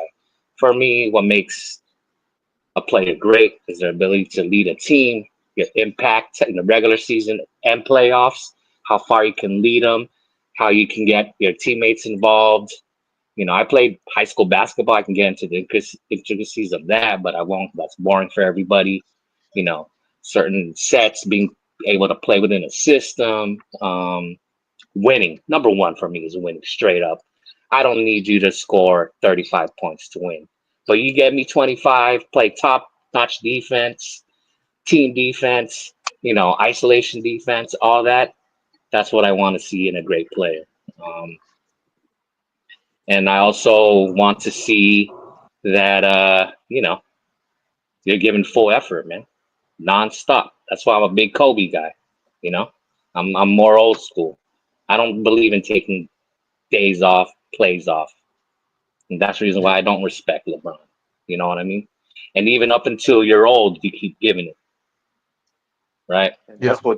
that's what the new generation don't understand that dudes like you and Kobe, y'all seen Kobe like whole career, so y'all analyzing it and y'all seen it in a different light than some other people that got like if they a fan of somebody, they always gonna go against who going against their favorite player. Instead of Yep. they gonna get defensive instead of doing their own homework, like, oh man, Kobe really was like that. So they'll say, oh, they'll just look at, oh, Shaq got three final MVPs. I guess he was the best player for the whole run. But Kobe was holding his own too, and he was a top player in the league too. Players in the league said, "Oh yeah, we gotta stop both of them." It wasn't just Shaq. Like certain teams and certain matchups lined up for Shaq. I mean, he's still a great player, but the offensive system ran was for Shaq and Kobe to dominate, and the role players fed off that. So you don't win no championships without Kobe because most of them times in the 2000s, he led the league in fourth quarter points, or was top three, or was top Yeah, three. he's So yeah. See, with Kobe's a those with closer. those yeah, with and those that's what I'm awards saying. though, those awards that you just mentioned, it's kind of like it leads to like lazy basketball talk. So it's like, well, he won the MVP. It's like, yeah, but does that mean he's better than me? Does that mean that he's But better Kobe, than you this know what's guy? crazy? Kobe Bryant films. You know what's Kobe crazy? Kobe Bryant films. Yeah. I remember that. Like I lived that era, so I remember people was trying to put LeBron over Kobe, but the whole time they ain't had nothing to put him over. So instead of them, they got mad. That's what all they could do is get mad. Because I'm trying to tell you, LeBron never been better than Kobe. That's why it's so crazy that they trying to change the narrative after all these years, and that's why a lot of Kobe fans mad. Cause it always been Jordan and Kobe, Jordan and Kobe, Jordan and Kobe. And what they try to do is always diminish his career and say he played with Shaq. He played with Shaq. But then I ask people, I'm like, damn, so Shaq the best player ever? Because a lot of players play with great. So it's like, what y'all keep saying Shaq this, Shaq that. But Shaq was with Orlando and stuff, and he ain't won until he played with Kobe. So it's like you could do it both ways, to be honest. Because Kobe ain't get a chance to play without Shaq. in the beginning because he came to the Lakers.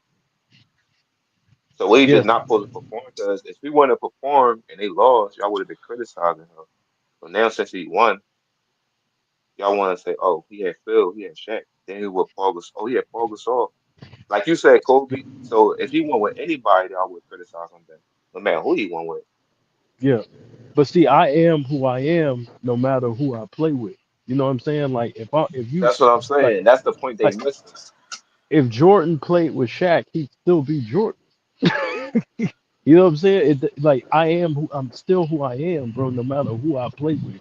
So what I try to do when I'm having these discussions, like if you like, for example, right? If you got somebody and you feel like, okay, this player better, I'm cool with it, right? I'm not like this person who's just gonna put my guy over the top because I like, but I'm gonna talk basketball. I'm gonna break it down. I'm gonna Right. say, okay, well, Don't just is this don't just say he better because he got better stats. Like break it down why he better. that's what I'm asking. See, that's all I ask.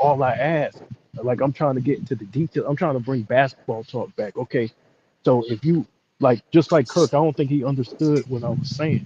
I won't saying AI was the man. If you watch my stuff, bro, I praise AI every chance I get. You see what I'm saying? So I wasn't trying to knock Right. AI. I'm just saying like, yes, he scored more, but he wasn't in the triangle. He wasn't in the system. So now when we break down the game, right? We talking about playmaking. We talking about defense. We talking about other aspects of the game, closing games. We talking about other aspects of the game. Now we can have a basketball discussion, like an Right. intelligent basketball discussion, instead of just saying, "Well, the media said this," or "The media said." It's like, dude, like we all watching these games, bro. So you Like we gotta can have think a with Kobe, he a threat or any any part of the court. That's the thing people don't understand. With LeBron, he a down here player, but he got limitations to his offense. Like he dominate at one thing. Like he dominate getting to the paint, but you gotta understand, he need a pick and roll a lot. He don't got like a lot of post moves. He a streaky shooter, so it's stuff like that, and he can't hit free throws. So it's like the little intangible stuff like that that matters because you know how they say every every every impact on the play not gonna show up on the stat sheet. So maybe Kobe don't got the highest assist rate because he got a lot of hockey pads.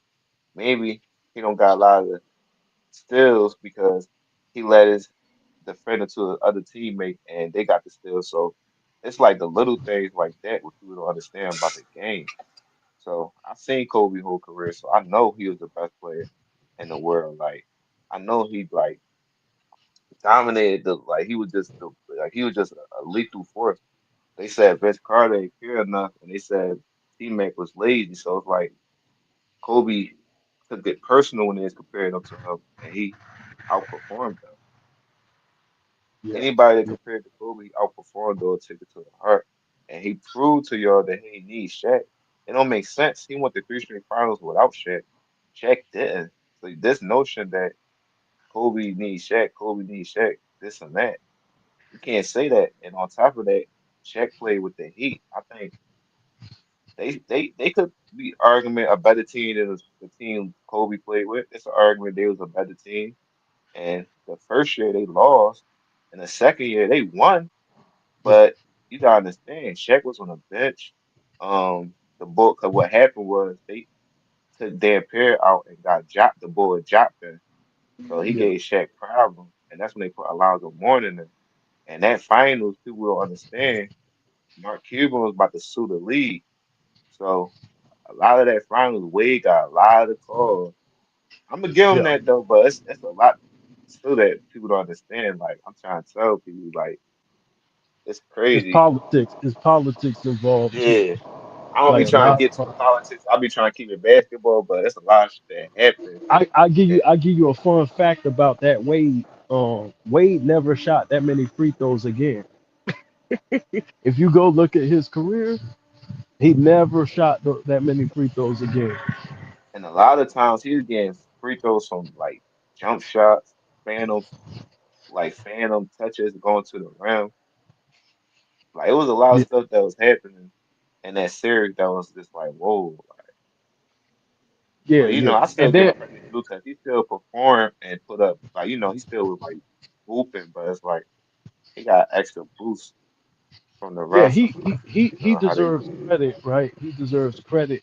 This is what I'm gonna say, and this is why you still have to give him credit, even though that shit but he took had a place. good playoff run too. He The averaged Mavericks, 28 so yeah, the Mavericks that year were bad as far as defending against guards. So like if you look up like their number, some of the elite guards that came through and played the Mavericks, they usually burnt they ass up. And so you still got to give him credit in that aspect. yeah, I do man, but it's like people gotta understand if you keep saying Shaq, if LeBron playing with two people that equal the amount of production that Shaq gave Kobe with that one player. So y'all not even being logical on where y'all keep saying yeah, Shaq.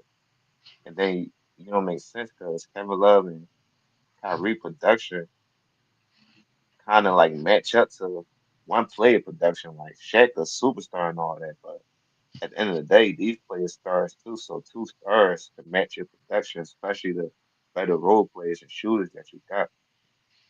That's why I Yeah, always Shaq. say I give you credit. Like I ain't gonna bring up the teammates. I just let's go with what happened. Like all right, Kobe got 5 rings and LeBron got 4. Instead of saying, oh, Kobe got 5 rings, but 3 of them rings he got carried, or 3 of them rings don't count. Like But it's I not was like, it's what? not even. But even if you do that, right? So they logic is because I listen to these dudes talk. They logic is that rings ain't everything and that championships are a team accomplishment. I hear these niggas say this shit all the time. Championships is a team accomplishment. I But we talking agree about to everything a else that lead up to the rings. Like we don't just bring up the ring. That's what they not exactly. understanding. When we on the subject, we gonna talk about the rings, but we talk about like 50 different other things. But see, they still like. I think like I agree with them up to a certain point. Like yes, you need a team to win, but the best players find themselves in winning situations throughout their careers, right? So Exactly. the problem is it's not counting rings. Like to me, in order to be in the GOAT conversation, you got to have at least two. For me, at least two. Yeah. You know what I'm saying? Because Yeah. you got to show me that you could do it more than once. Because once you do something, you could do something one time. Okay, you good, right? Do something two times. Oh, you're a motherfucking beast. You know what I mean? So I like Yeah. to me, I go off of strengths and weaknesses. That's how I determine who's the best player, what you can take away. Because everything else, when you look at numbers, we had to put Wilt in there and just everybody just shut up about basketball. You know what I mean? Right. But we all know And we that's all playing to win. When you play basketball in high school, college, and even in the pros, you playing to win. gotta There's no friend. Yeah. sacrifice. Yeah, no franchise is just gonna. I don't give a fuck how much stats you putting up. No Yeah. franchise is gonna have you just putting up stats for 7 years and not expect you to win. I don't give a fuck if you average 100 a game. They're going to eventually think about trading you at. It's a but this the thing. It's tape evidence and like I tell that you could look. It's out there. Just like nobody. They just like don't want to look at it. Like you know, how if somebody say your girl cheating, you know she's cheating, but you just don't want to look and see. You don't want to believe it. So that's basically what the world doing. They just not trying to believe it, and they know it's the truth. Yeah. But I Yeah. was about to say And then, something. and then the Go worst is ahead, bro. like they bring up efficiency and they're like, oh, you shot below 50%. I'm like, who cares about efficiency? When did we start caring about efficiency? Back in the I said day, the same Jordan thing. Iverson was shooting 42%, dropping 35. Did anyone have a problem with that? They don't realize it applies pressure, gets the defense moving a certain way. You know what I'm But saying? Like, the what are they problem is, so worried? A high volume shooter always gonna have a lower percentage than a dude Exactly. like Magic and with the LeBron because they passing and it's different type of players. So you gotta take that into context when you talk about shooting percentage because Like dude But like AI, Jordan, and Kobe is different from uh LeBron, Luca, and Magic. It's just a whole different type of ball game. but What see, you about to say, Coach? if we truly students of the game, right, and we truly study NBA history, and we're trying to have an intelligent basketball conversation, every if you know basketball, you know Kobe was efficient, and this is how you could tell he was efficient, right? For his era, he was above the average, and he Yeah, led his yeah, like position. 45%, right? Yeah, And Kobe, before you yeah, say yeah, that, that's a good point too. That's a good Yeah, point he's because average. people compare the Yeah, percentage to this era, and the percentages this era is it's like different from back then. So people really because you gotta understand the game is more spread out now. So even when you a exactly. basketball player, you look at how the game more spread out. The paint is Eh, easier to get to. So that's a and per high percentage position, you basket. know. But even Yeah, so that's LeBron and KD spoke about it on the podcast. They were saying that yeah, there's more space now. You know what I mean? And that's why you're able to do more shit. Like there was no space to operate. mm, So when you look at Kobe and you like take Michael Jordan for example, right? Michael Jordan played in the 80s, right? Those guards usually shot closer to the basket, right? Every now and then they'll shoot a three, but they're mainly mid-range post players, right? Okay, you go to the mid 90s or the later 90s, right? That's when the game started to change. The game started to get more defensive as time went on, like as far as the rules. And then you would see those averages dip. You would see those not averages, the percentages start to dip. And it continued to dip going into the 2000s when they implemented the zone rule. You see what I'm saying? Yeah, yeah. So even the greatest shooters of that era, you could see that they were quote unquote inefficient. When you go look at the numbers, like Ray Allen, guys like that, yeah, you could see the numbers, but they weren't inefficient. They were sharpshooters for that era.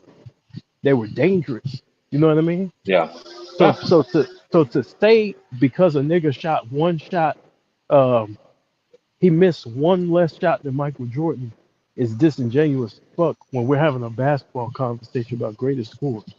And in the 90s, you forced to shoot more outside shots because the 3 second rules.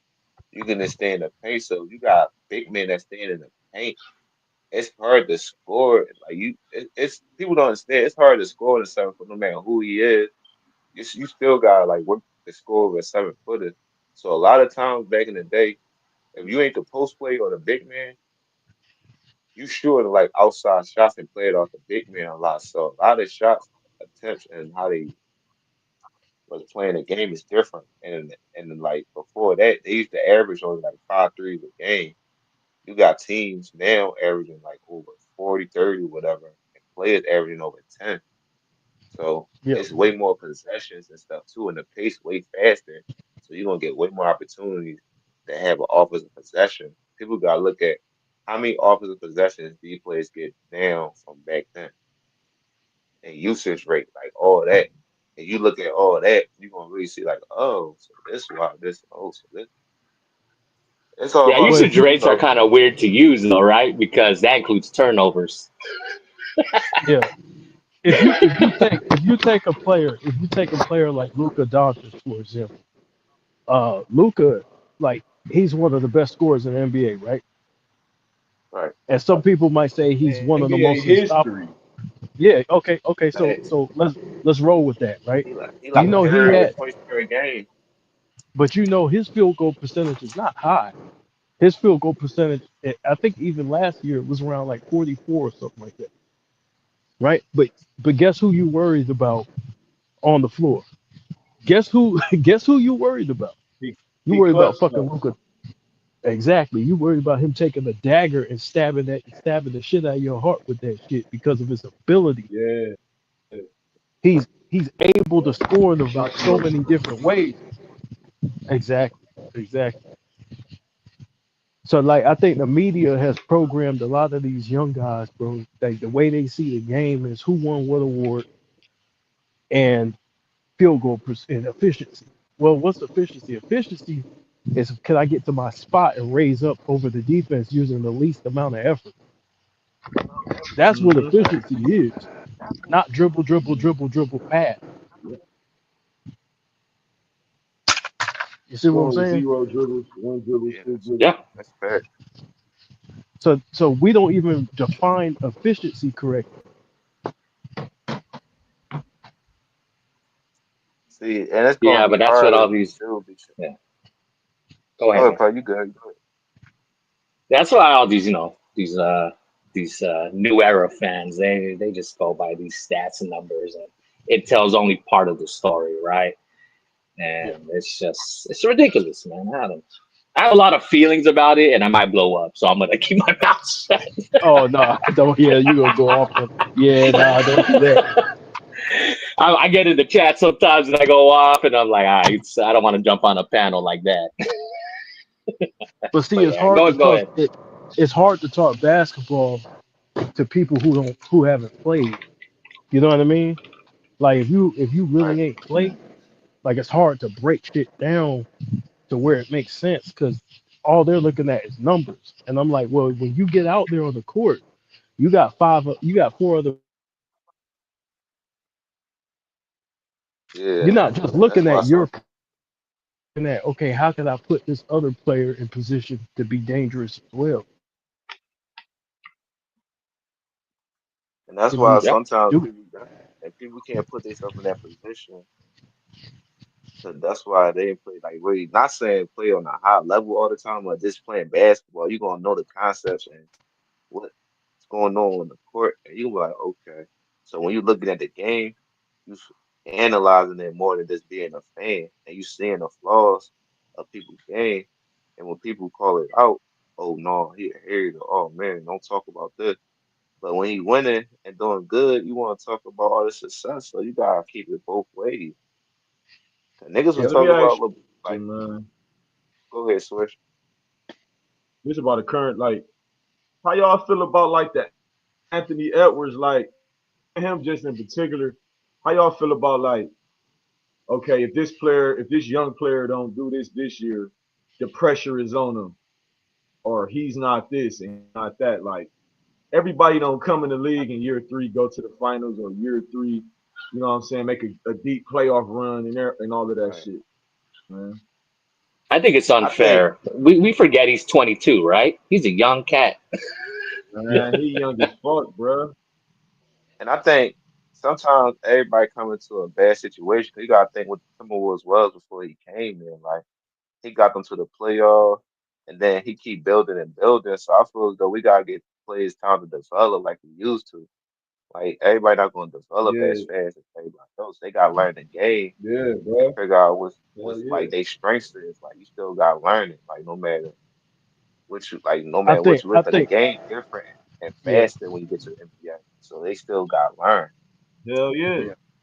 I think Yeah, with Anthony Edwards, like the thing that he got to learn is the double teams. Number one, stop taking as many threes. yeah, But I think that they making him take a bunch of threes. You know what I mean? Like I don't. The Even though defense, he gone. Oh, sorry. Go ahead. you said the defense making them take a No, lot of not the threes or like defense, his the team, No, teammates? the coach. I'm talking about the coaches and shit. Like I think they Oh, want He the talking about the all coaching their staff. current. He talking about the Yeah, analytics. right. Yeah, yeah. I think analytics. Y'all about to say that mm, too, yeah. yeah, yeah, yeah. I think the analytics. That's why I stopped really criticizing some of these guys because I used to criticize them like, yo, what the fuck are they doing? But then you hear statements like I remember Josh Smith was talking about that shit. He was talking about how he was killing, I think, in the mid range or whatever, and they told him, "Yo, you got to shoot threes. You don't shoot threes, you ain't getting in the game." And so he had to change his whole All game up. And it's like, well, is the league controlling how these players play to the point where we're blaming them instead of the people in the like he said, the analytics department? You see what I'm saying? but that's why I Manager said Zion it's about Williamson has said, organizations "It's not my that want choice to. that I don't play." Yeah, that be really happening when contract situations, like when players like reach a certain amount of games, they don't want to pay them and stuff. They got because certain players if they reach like all NBA, you got to pay them that next. Like if Jared Jackson was to get like all NBA, they would have to play on the super max. Mhm. So it's stuff Yeah. around how they like be finessing the game and finesse the system, but we on the outside looking in, and we just looking at the like basketball game and just looking, not inside of it. We ain't gonna know, but see, I be like looking at the little things and like outside the box, like yo, why this happening? What's going on here? Like, I think he cause we has the got skills, the Andrew still there. athleticism.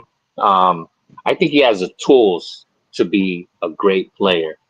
He's just missing those intangibles, those leadership qualities, and right reads. I do blame it on the coaches. Yeah, I do blame it on you these got read. elder, like Mike Connolly's. Like, help him out, man. Cause the thing about Anthony Edwards' game, like he just got to pick his spots better. I think instead of settling for more threes, he too athletic. He can just stop on the dime. Like all right, if he come off that But I pick and roll, mean, he could but hit you look with though, that mid CJ, range midi. he playing with Gobert and he playing with Randall. Randall Right, want to right, drive for right. I real, said and yeah, and I said Gobert's sitting right there, so he can't get into like a mid post game or nothing like that because of how the spacing is. facts. That's a good Yeah. point. That's why I said he like go. They ain't gonna really get Gobert up, but they need somebody that's like really gonna space the floor out. 'Cause with Randall, he not gonna settle for threes. He gonna get that face up game and try and get in a low post sometimes. And Anthony Edwards need another ball creator, like another person. That's why I think Rob Dillingham will play more this year. They Yeah. still He better. developing. That's why He he didn't better. play last year because him and Demon Dante still over there too, right? Yeah, that was a good pickup. Yeah. Yeah, Yeah, so I Dante over think there. they got like kick the ball out of his hands more and make him come off of like down screens, back doors. So make the game easier for him instead of having the ball in his hand. Because you play Dribble the top handoffs and teams, shit like that.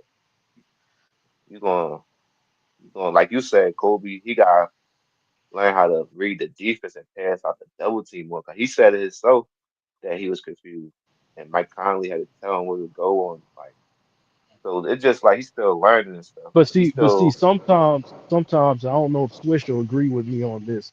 Sometimes the double team, like they want you to pass, right? So when he was talking about, hey, I pass off right, the double right, team, right. they want you to pass. That's the point of the double team. So Yeah, like, and that's what I be saying about LeBron, bruh. I'm like, listen, bruh. He's yeah, talking about George Hill was open. Yeah, he was open, but he not open. He not supposed to get the ball at the end of the game, bruh. yeah, yeah, They want because you to because throw the ball to George Hill. But you know one thing about LeBron though, I know you could attest to this Swift. A lot of times he ain't really like when he like the game on the line. A I lot of agree times he with ain't go you, to the rim. Film Room. yeah, A lot but of times he can ain't I go to the add Yeah, this I rim can then? because see he that. ain't want to go to the free throw line. He was like he ain't really want to go to the free throw line like that because Yeah, he never been I like want Yeah, a he ain't want to go to the consistent line. free throw shooter. I want to add this in too to that statement. Also, like when you look at the elite scorer, like what they'll do is they'll see who's coming out to double.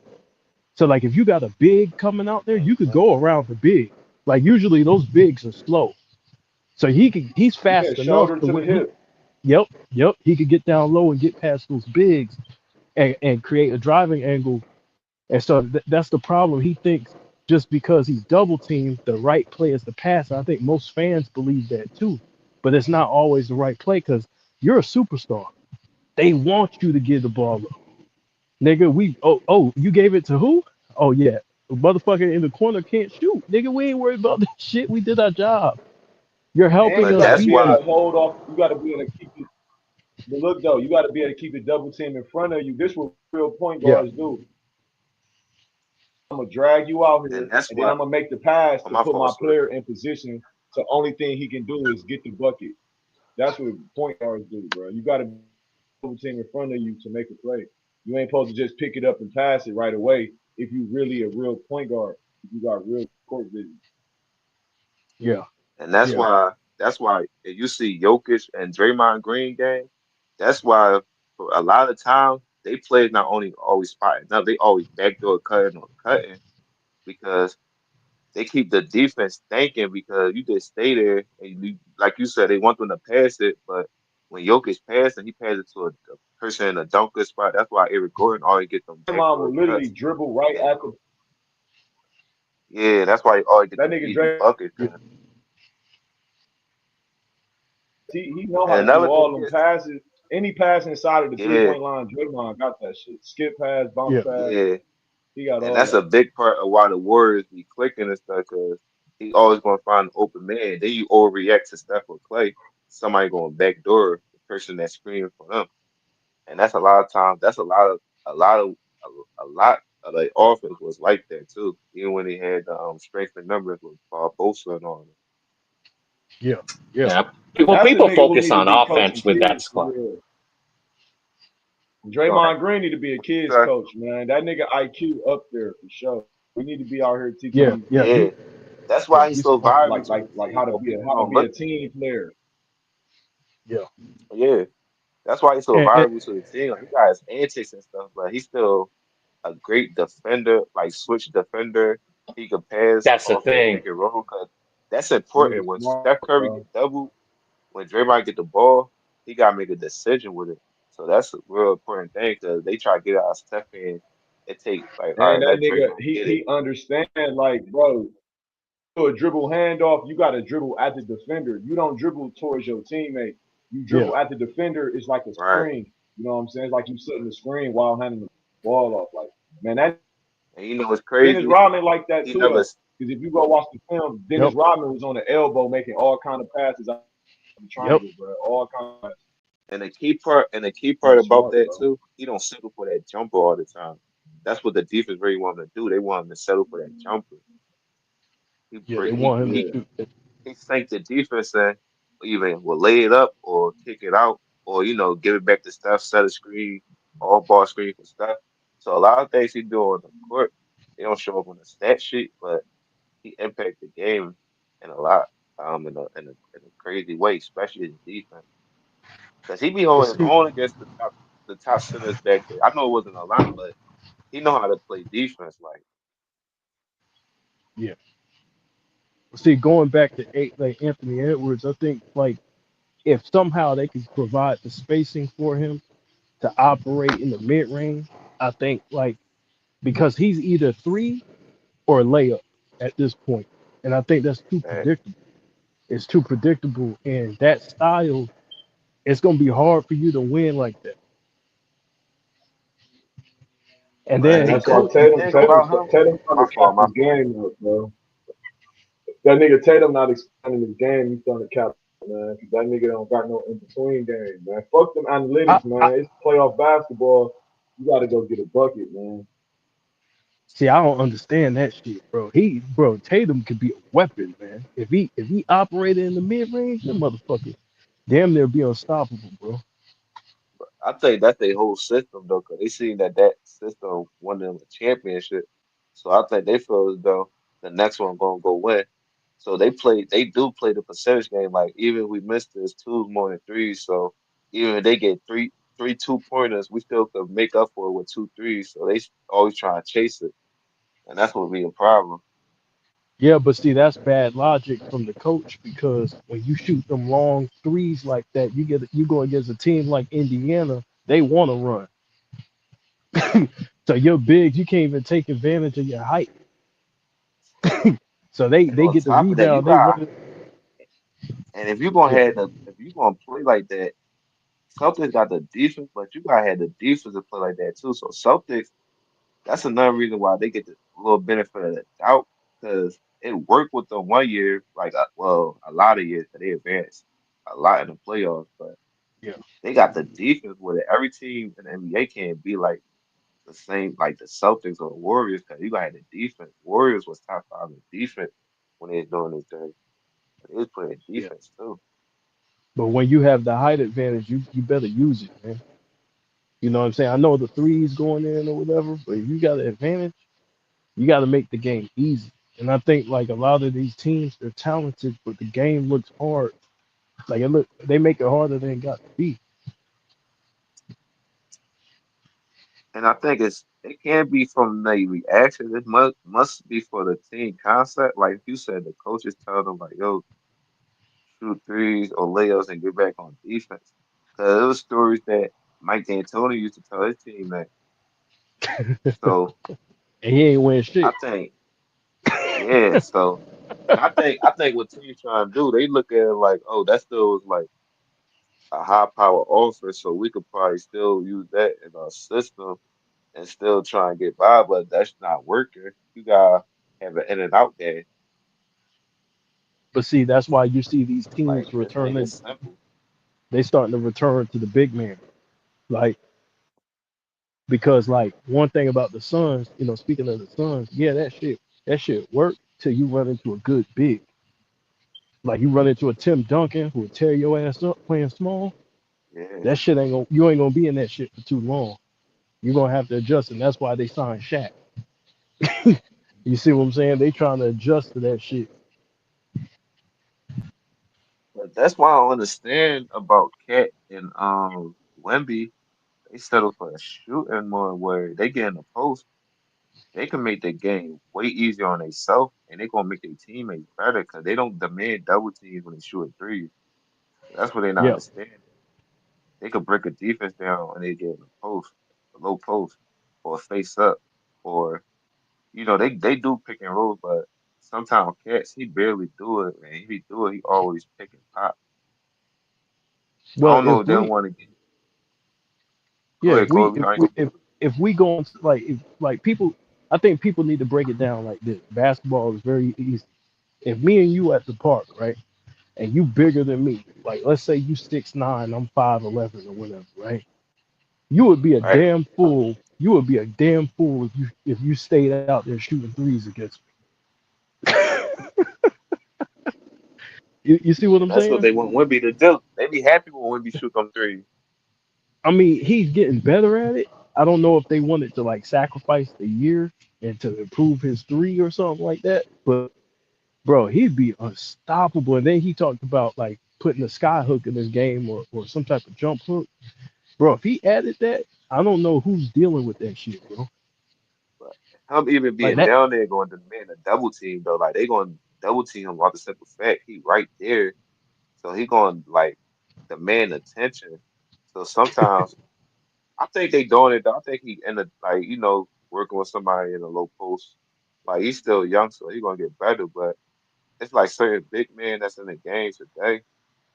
They can still make the game easier on themselves. They don't even got to shoot threes. Leave that to the guards. If you look at Y'all could. Wembyama is a different animal, man. And listen, I know he is up and down right now because he's in his early years. But bro, like I was watching this dude before the draft, like the shit he's able to, the footwork and like just his skills, bro. If he catch that like Jokic does, right? Jokic will catch the ball by the free throw line. If Wembyama gets to the free throw line, dude, and develops that shit, that free throw line little jumper or jump hook, whatever, nigga, ain't nobody doing nothing about that shit, bro. Ain't nobody doing nothing about that shit.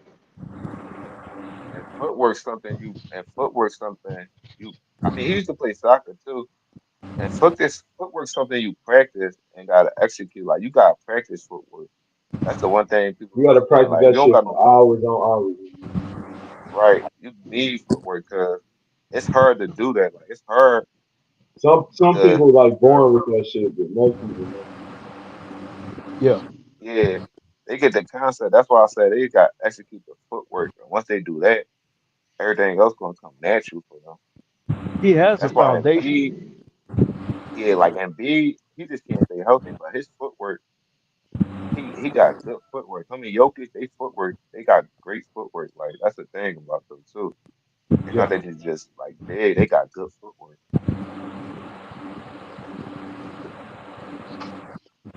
That's why I say when Jokic say he don't care about ball, I be like, yo, he gotta care about ball. His footwork and how his offensive skill is. He working on it.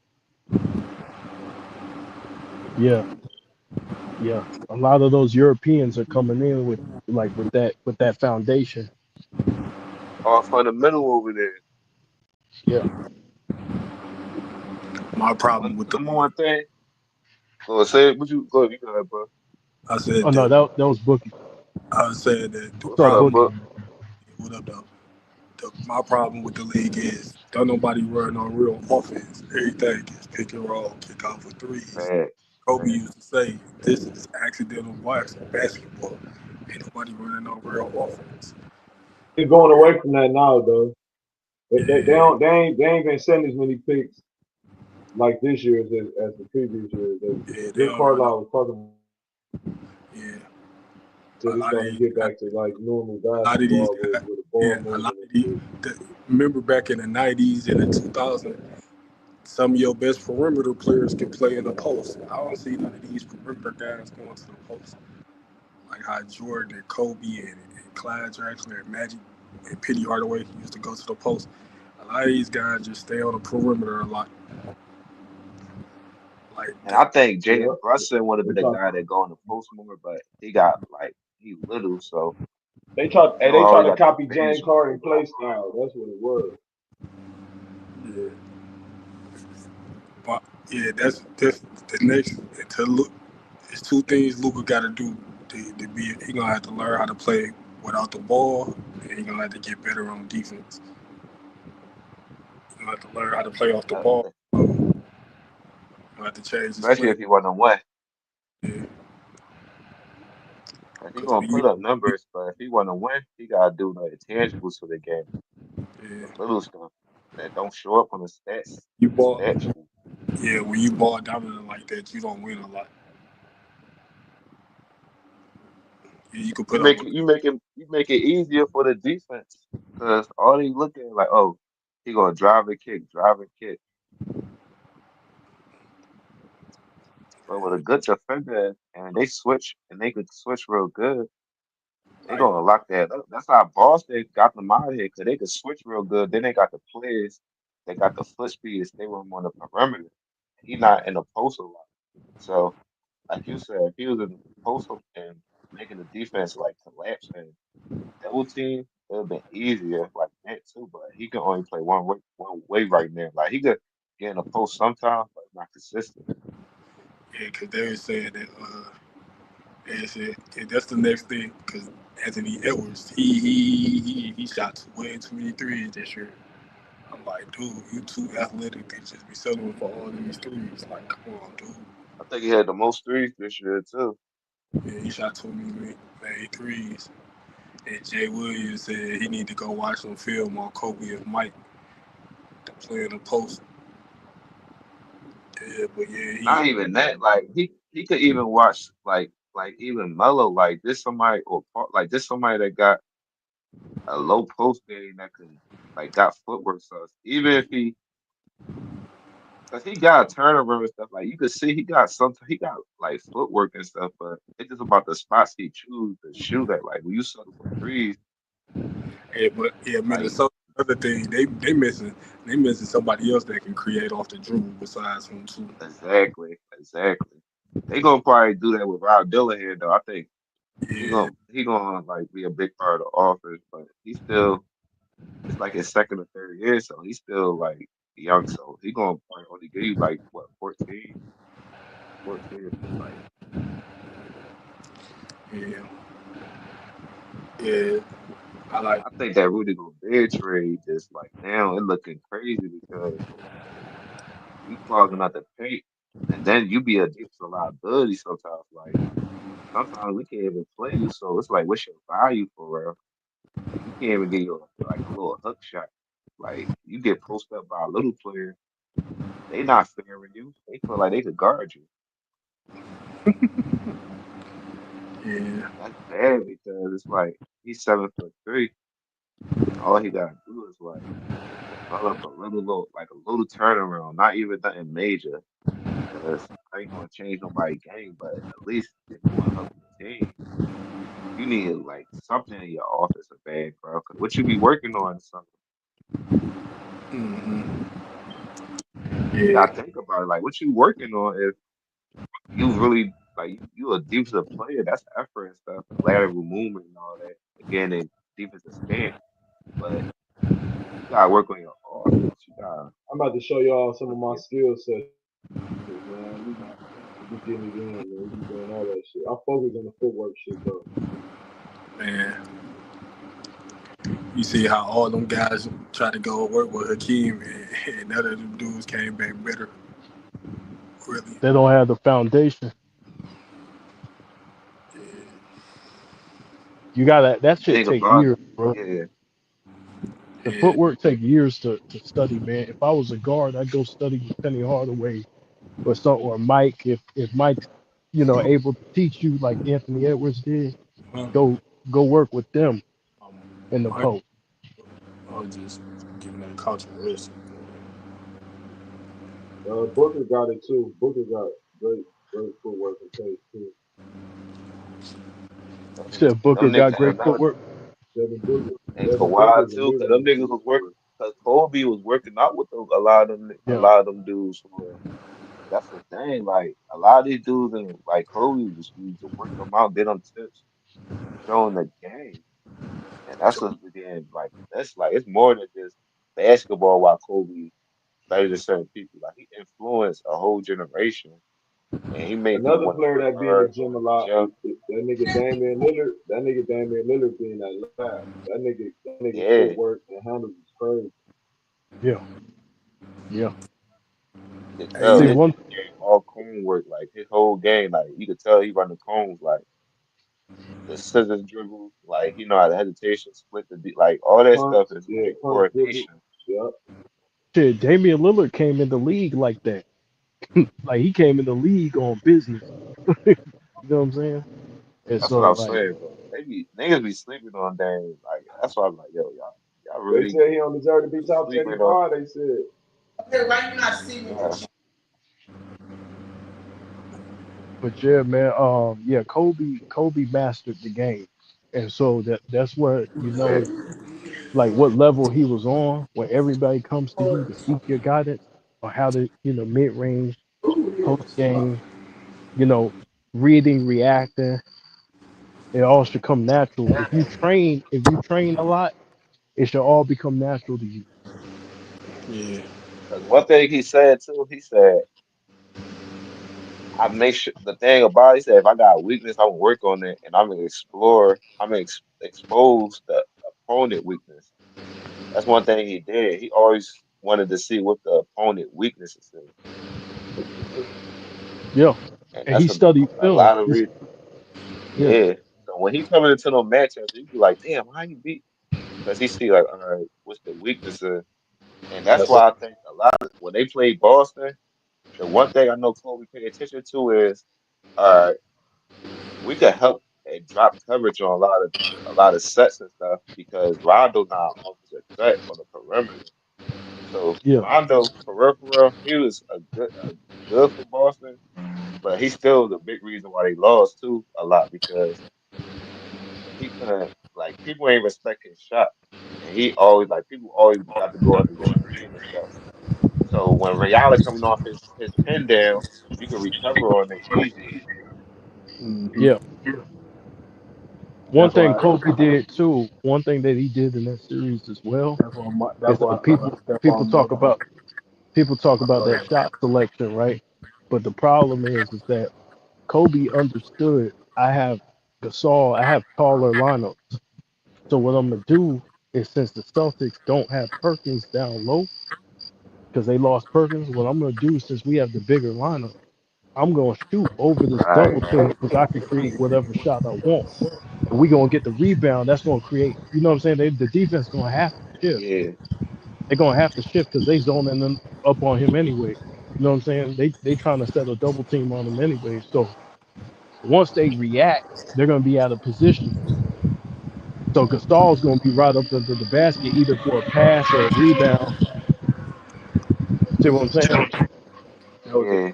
that And was So that's he, and that's that and was that's yeah, what people don't like. That's what people miss because Kobe was a smart basketball player. Like, he know how to read the defense and adjust on the fly. He said when he played the Spurs, he had to play a certain way. One little mistake, they gonna expose him. 'Cause it's all a yeah, chess match with the Spurs. Like you gotta they outsmart the Spurs. Yeah, I get. See, while people think it's a wild shot, him shooting over three defenders, like it's actually the right shot because he's if you look at that Laker team, there wasn't that many shot creators on that team. So he had to stay aggressive. You can't just give up the ball because you double team. So you had to be aggressive. Right. So with him still being And they want aggressive, somebody else to shoot too. They want somebody else to yeah. shoot.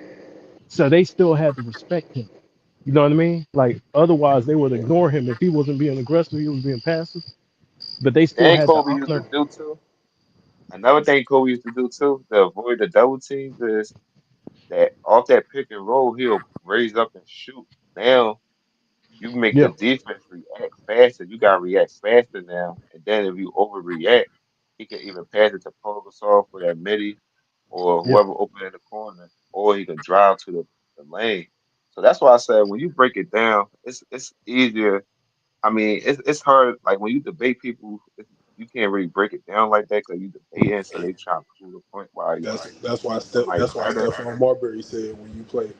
That's why Stephon Marbury said when you played against Kobe and Jordan, you can't go under the screen. Right. Yeah, you can. You get 50.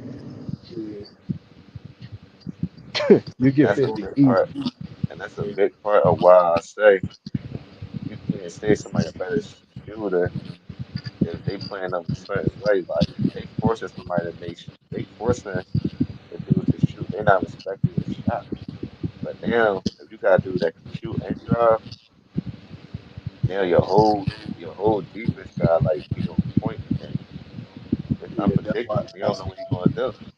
That's why Kobe always dominated the Spurs because he he they couldn't like how they guarded LeBron in 2007. They couldn't do that to him. Like Yeah. going to the screen, just let him shoot wide open mirror range jumper. But when you going against the Kobe or you going against the Mike, the problem is once they catch the ball, you finish, right? So a lot of times you had to do your work early and try to prevent him from catching the ball, like what Tony Allen did. Like Mm-hmm. Tony Allen used to make Kobe work, you Mm-hmm. know, to even catch the ball. You know what I mean? Yeah. And so like you can't just wait for the nigga to catch the ball. If he catch that shit, all it don't take much to create off the dribble. Oh, yeah, I remember Tony Allen said Kobe fouled him out in like 8 minutes in one of the games Yeah. he guarded that nigga. He's like, That's an all team defense defender, like, but that's like it was some elite defenders back there, like Mikael Petras. He would get up to you like Tony Allen. You gotta think about the defenders he went up against. Andre Shaq, Not just Karolinko, Beto. yeah, And see, Shane they don't Battier. got the stats, so people not even look at them like, oh, they was a good player. But if you look at who he was going against, they like that Look was at the hard. look He at was making look them at the tough '09 shots. run when he had to go against Shane Battier and Ron Artest in the same Oh series. my yeah, yeah. See, Kobe's head fake, like you gotta respect it because he's such an elite mid-range shooter. So if you go for that head fake, like bro, you fuck. Like if because the thing is that if you jump, you might get called for the foul, but if you don't jump, he's probably gonna hit the shot any damn way. So Is it Kobe, it didn't even really matter what you did. like you see how Shane god. Battier used to put his hand in his face like that? Yeah. I ain't never seen Yeah, nobody guard nobody like that. Put their hand in their face like that. And the yeah, thing about it, if you play basketball, bro, and you're a defender and somebody hit contested shots all the time, that put fear in you. Like, yo, I don't know what he's gonna do. Like, dang, that's what people don't yeah. understand. Like, when he hitting those shots, he I was watching. demoralizes the defender. Like, he make them like feel like, oh, if I'm a great defender, And you what remember you in about to those say, Bully? series, you remember in that series, like when he hit that shot, he's talking shit. He's saying, "Man, this motherfucker can't guard me," and he's taking the text. Like he know he gonna get a tech. He's Yeah, taking the text just to intimidate him. Like even Battier talks about how he tried to intimidate him by purposely using the hand in the face. He used that to demoralize him. Yeah, Man, that nigga was yeah. psychological warfare for real, bro. On the man, Even when you hit that shot over Grant Hill and slapped Alvin Gentry's on the backside, that's just that's just like, oh man, he's so confident, like he knows. Like I ain't never seen nobody do that. Yeah, that Yeah, Kobe was I ignorant. ain't never That seen that. 2010. Yeah, 2010. That made me think about. He had a broken finger on his right shoe. It was cooking like that. I'm like, See, dang. and that's the context to everything. Because he played with a lot of injuries too, Yeah. and he just played through it instead of, and that's probably why his career didn't last as long. The dudes back then Yeah, played through injuries and they played hard. So you pacing yourself and you're not really, getting being in a low post and you on the perimeter a lot. And as yeah. the era go on, it's more like a 3 point. So people take it way more threes now. Um, So I was just But KB out watching some. Yeah, yeah, so it's like his it's right a to whole left different crossover ball was game. cold. That right you to said left what? crossover. I said his right to left crossover. I was watching that early. So Oh yeah, yeah. yeah, People sleep on that handle, bro. Kobe will cross the shit out of your ass and create space off the off the jump. I, Cause the thing is people think he created space by just shooting. Like nah, nigga. Like he did a nasty left or right, get you the fuck out of here. You I want watched to fall, like you probably want to get crossed and fall, but you gonna slide back. You gonna be like a couple of feet away from the nigga. this y'all know. I saw this the one when he caught Doug Christie and dunked on D-Bot. Hey, your mic is low, Bookie. I said the I one can't. when he crossed Doug Christie and dunked on Vlade Divac in 0-1. Oh yeah. That's the game when he had 48 and 16. Yeah, see And that? they That's call him.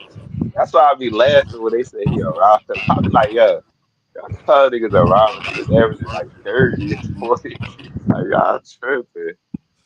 He They could was be two great players on the same team, but y'all can't keep yeah, saying he a robber. He's a I think he a I lethal think he dude.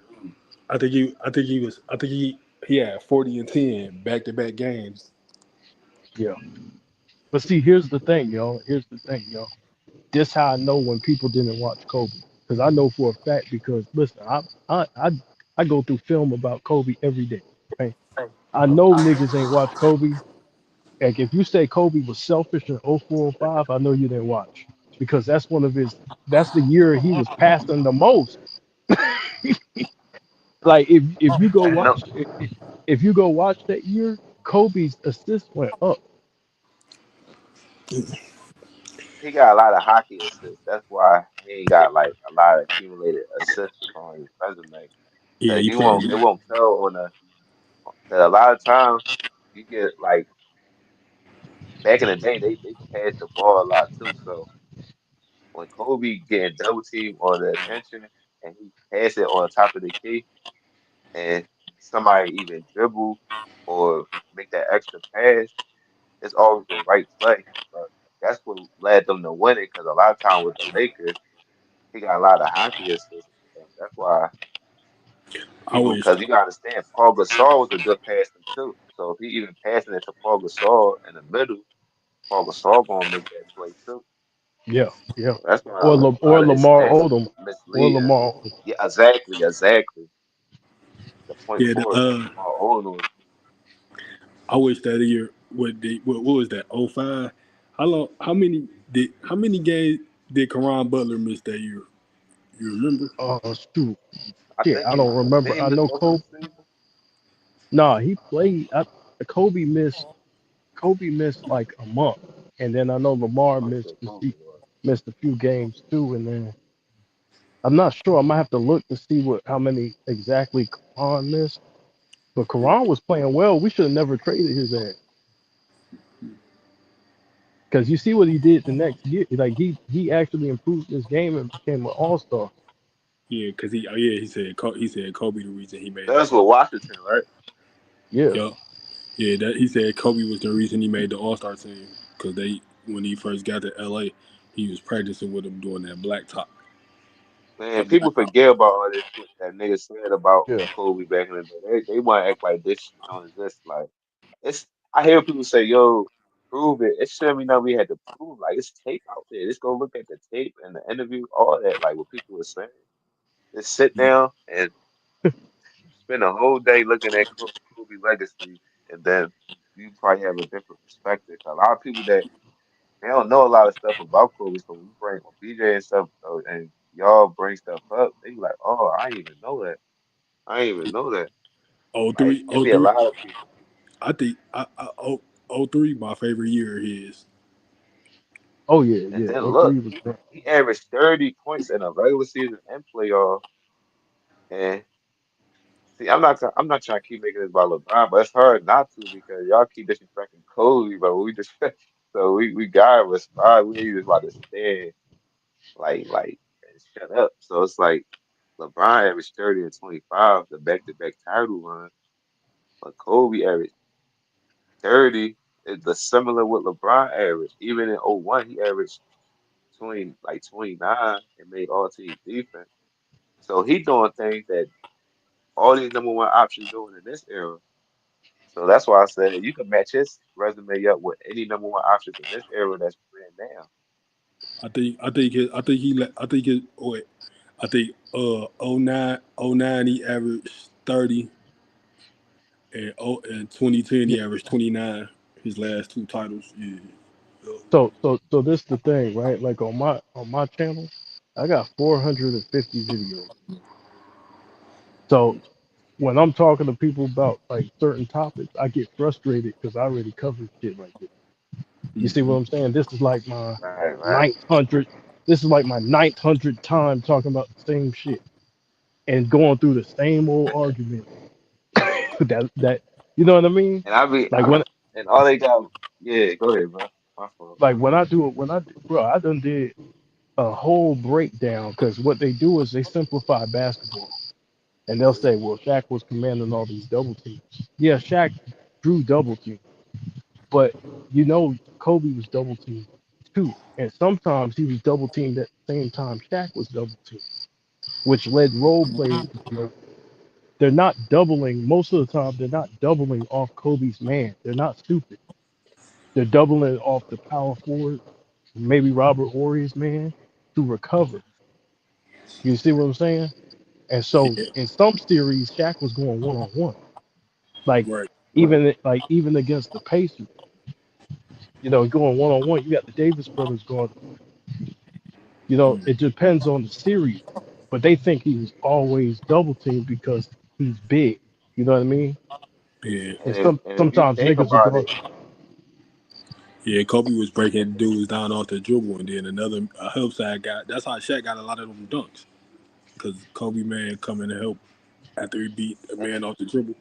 Yeah, and He, Shaq. And and if listen, this ain't no dump on Shaq because Shaq made things. Kobe benefited off playing with Shaq as well. You know what I mean? But the reason why they hear us going in on Shaq is because Kobe's being diminished, so we got to push back, and sometimes it sounds like we trying to play Shaq, and like I'm not, I'm not. I'm just trying to say, listen, as impactful as Shaq was, Kobe was right there. You know right. what I mean? And we not finna act like it was exactly, all Shaq. We not doing that shit. So we gonna talk about and all Kobe. Yeah, that's why I always give Shaq and Kobe credit, but then I always gotta give Kobe the edge because y'all in the same like it's different from like a Giannis and Middleton and Jokic and Jamal Murray because they the best players and they got that closer for them. But with Kobe and Shaq, y'all yeah. equally on the same level. And Kobe closing. And another Mm-hmm. reason why Kobe couldn't get double teamed a lot because it's not going to benefit Shaq in because Kobe in a low post. How would Shaq be effective? Because Kobe had Right. low post moves, but he couldn't play in a low post because he had to leave open for Shaq. That's why Phil said you had to like fall back. He had to play through Shaq. There's not So that it's much not. space It's not. too. So That's like what when I'm Shaq's saying. So down low, you can't just crank and go. Like people be making it seem like, well, yeah, Kobe could have just shot more a higher percentage. I'm like, how he gonna have to shoot a lot of, you know, shots with the shot clock winding down. Because when Shaq posts up, he gonna want to repost sometimes. You gotta sit there and wait, trying to get him to repost it. Then by the time you Mm-hmm. get the ball, you gotta make something happen. Right. but Cause Shaq the role players benefit off of Shaq the most, cause they the ones making them backdoor cuts and making them Exactly. cuts off his double team. Cause when you're in a triangle offense, the stars on one side and the role players on the other side, so they both operate at a high level for it to work. If Kobe wasn't doing his part, that's my mic. I think it Yeah, might right be there. Bookie. Huh? Uh, You hear Yeah, me? might be the mic. Yeah. it's Oh just yeah. like a little echo. It's cool though. But no, I Yeah. said the role players benefit off of Shaq more because when you on a triangle, the two stars gotta be playing their role because if they don't, gonna lose. Like even with Jordan and Scotty, Scotty still had to make quick decisions and still be a high IQ basketball player. He couldn't make mistakes a lot. Cause the thing about the Lakers and Bulls, they didn't make a lot of mistakes to beat themselves. Mm-hmm. Well, the Bulls, like if you look at how the Bulls, that's why people gotta look at team construction. When you look at how the Bulls are constructed, right? They didn't need Scotty and Jordan scoring a bunch of points. They already had their designated scorer. That was Mike, right? So you don't need Scotty trying to match Mike at scoring. That was unnecessary. You see what I'm saying? You needed Scotty to Right. facilitate, get people involved. You needed him to defend, use all most of his energy for defense, and help conserve by guarding the other team's offensive threat. That therefore you give Mike more of a rest so that he can close the finished game. Mm-hmm. You see what I'm saying? So you so Yeah. so when people look at the numbers, they might say, "Well, this guy ain't do this and this and this." It's like, yeah, but what was his role, bro? What was this dude's role? I'm not trying to do all that You shit. see the boy Gabe, You said what? the boy Gabe You said said Kobe Gabe? fouls every yeah, he said Kobe every shot that Kobe got was in the last 2 seconds. I didn't say that. You see how people simplify shit, man? I never said Yeah, that. I was looking at the car. They made the car was crazy. This, They be Hey, debating in the comments bro, now. you they people go to the extreme. Whenever you give people the example, they always take it to the extreme, like you're saying they always do that, or this person didn't play outside, didn't get easy shots ever. Like, dude, I'm Yeah. not saying that. Like it's It's just basically like a metaphor you using. Like you basically saying they gave the ball to Kobe with like the panic time type shit. Like they take it to the like extreme. Like they like, oh, he literally got it with 2 seconds left. He had to heave it up. exactly. I know. They'll I give know what you it's mean. it Like, happened a lot. It happened a lot. I'm not saying it happened every single Yeah, because they said he possession. got the most. They said he got the most unassisted jump shots in history, like unassisted, like all his shit. That's why people, when people look at his field goal percentage, I'm like, man, half of the time they was giving they was giving him the ball with like 2 or 3 seconds left on the shot clock, and he had to throw up a heave. And he gotta make some shit happen and don't and see the thing is that he couldn't afford like in '06, like he never especially played. '06. You know what's crazy, Kobe fans? He never played Well, with a shot creator. Yeah, Well, he well he did had like not Nick Van Exel and them. They was like he was like on the bench and stuff. So they don't. He was like yeah they don't really he like didn't have him for long stretches, but normally on his teams, bro. That's why I ask people who how many shot that's creators did crazy he because he wasn't have in on no his shot championship? creator. He was the shot creator. He's getting double team, triple team, and you had Powell, right? Powell was the guy who could create a shot, but he did it within the mid range and the post. Yeah, that's He what I'm won't saying. like that. He ain't playing on So perimeter. that's what I'm saying. So when the shot when you need to get why the I hate. shot up, That's why I hate that Chris Paul trade didn't happen because he would have yeah, it would have yeah, been easy. yeah. Yeah, Because So you look at so just look at how he played at Team USA when Chris Paul and LeBron was passing to him. He was a great off ball like player. So it's like he really didn't have a shot creator or a really another dominant player other than Shaq. So a yeah, lot of that's why I said his championships hold more weight than a lot of people. because you because I ain't what's the name?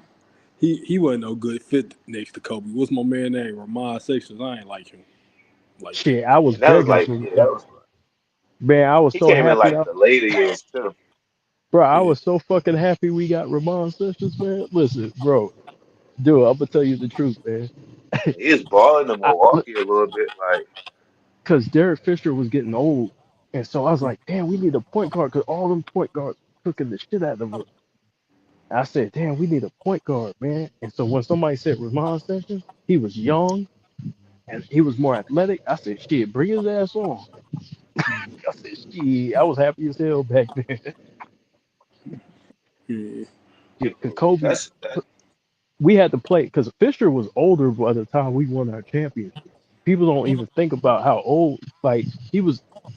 I So think what's the like, name would have been. I think what's the name would have been a decent fit. He ain't no. He ain't all. I think Mo Williams would have fit back. Fit.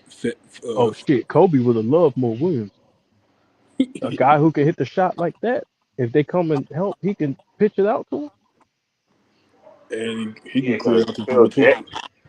Phil Jackson used to bench Derek Fisher a lot. Like they used to play Brian Shaw and Ty Lue a lot. Yeah. So Shit, Derek Byron. Fisher missed some shots, but Kobe, like you gotta understand, he was the like you really look at it, man.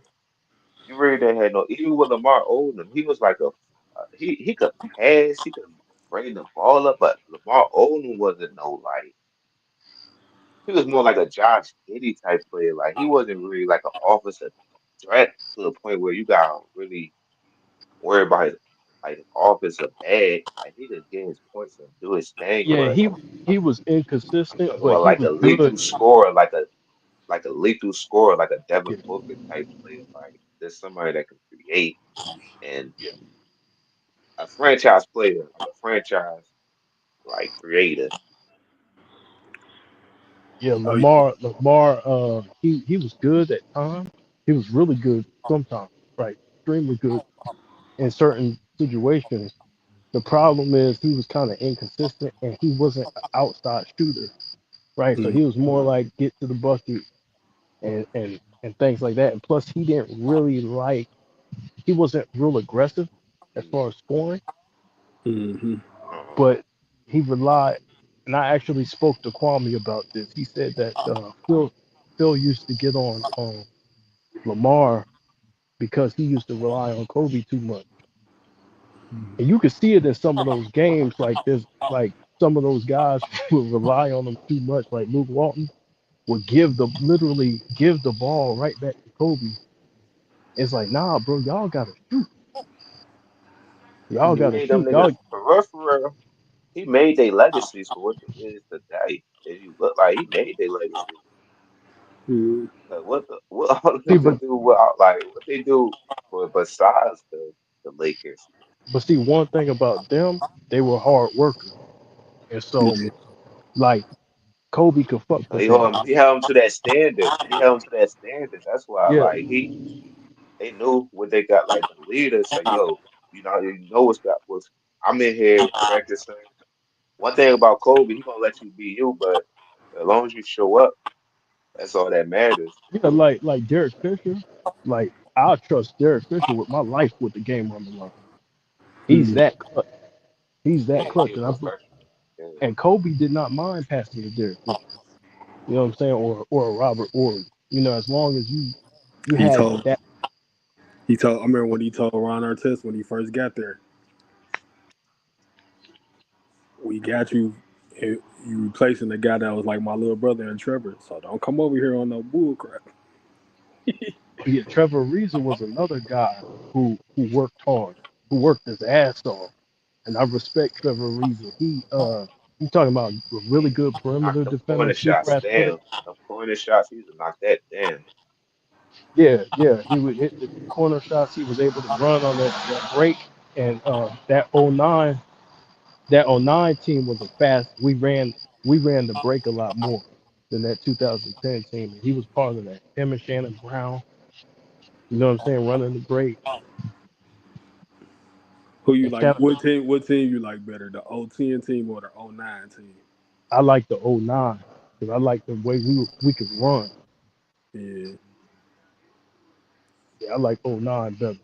More athleticism with a reason. I Yeah. think Yeah, I think 010 meant more to him because he beat the team that beat him, and Yeah.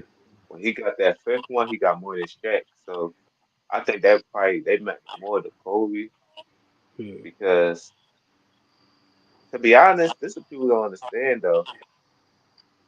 He could like, I mean, you could say it's even because Perkins wasn't playing, but I think Bynum hurt, like getting hurt for them is a bigger loss than the Celtics because Celtics got other players that can that was number one options on their team that could create offense. Like even Yeah. Rondo, he can make everybody around him better. Paul Pierce create.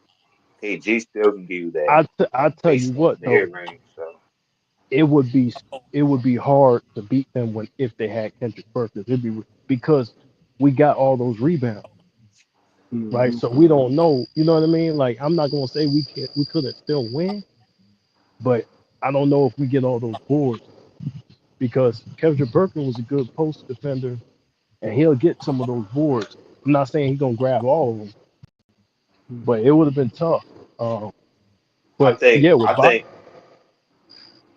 I think it would have, but I think what helped them was them playing Orlando the year before.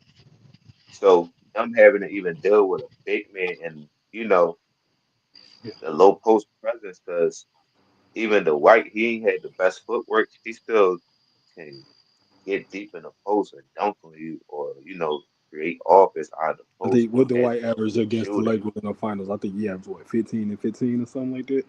yeah, he was a monster on yeah, that shit crazy. The White was a monster. Mm-hmm. Yeah, so I But think see, the 010. thing, the thing is, like you said, with Bynum and the reason, like really missing significant time, we could have very well won in '08. So who knows? You know what I mean? Right. So it just was destined to happen that way. Yeah. But bro, that shit was tough, man. That um, I say this I in don't think order, Powell. I don't think Powell was championship ready yet in '08. Kobe yeah, had to talk him up. He wasn't ready my yet. my criteria for the greatest Laker, in order to be the greatest Laker, you got to beat the Celtics. That's my criteria. Oh, Can't you be the say, greatest Laker, you ain't never beat the Celtics. oh yeah, oh yeah. Gotta Kobe, beat. Magic, and Kareem all beat the Celtics. Yeah. We gotta we gotta shit on the Celtics to win. And that's Yeah, it really was supposed to be the Celtics and Lakers for 3 straight years, but KG Yeah. got in '09. yeah. Mm, I wanted That's to why I see it. said I wanted the Lakers. people, I wanted them to play Cleveland. So that debate and would have that's been my good. point. People blame Kobe because LeBron couldn't get Mhm. there, and they keep saying he had no team. But no, that Yeah, team, Cleveland that was a team was good. performing. That team Hey, showed up. people, They was people, hey, a people blemish at forgot. People forgot. In 2010, they traded for Antoine Jameson, a dude that was averaging 20 and 8. yeah, He was giving and you the he same he was production Powell was before Powell got to the LA.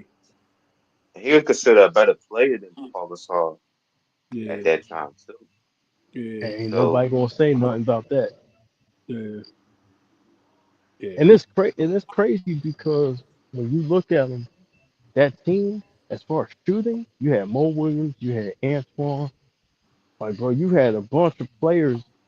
they had Like, 5 players shooting over 38%, bro, and they had yeah, a 38-9, a 38-2 home record, and they was like top 5 in defensive rating. It was top 5 in every category. That's not all like but see, that. that's why I don't Even if you understand. want to say he had a good team, like you could say he was the lead dog, like all of this and stuff, but he had a good team to compete. It's just about the superstar guy, like But close see, the that's get, like why that's close the game. but CJ. That's why I say like history is kind of altered because of the super team era. Because now fans expect you to have a super team or they expect you to have multiple superstars when it wasn't that way back in the day. Like Mm. back in the day, you had one star, you had a co-star, and then you had some role play, and then you were expected to Superstar win jobs with was that. harder back then.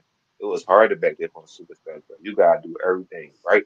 If you join the super team, you could like you couldn't you somebody you can like pull your game back. You don't gotta like do as much because all the attention not only on you. You can have a running mate score like Kyrie.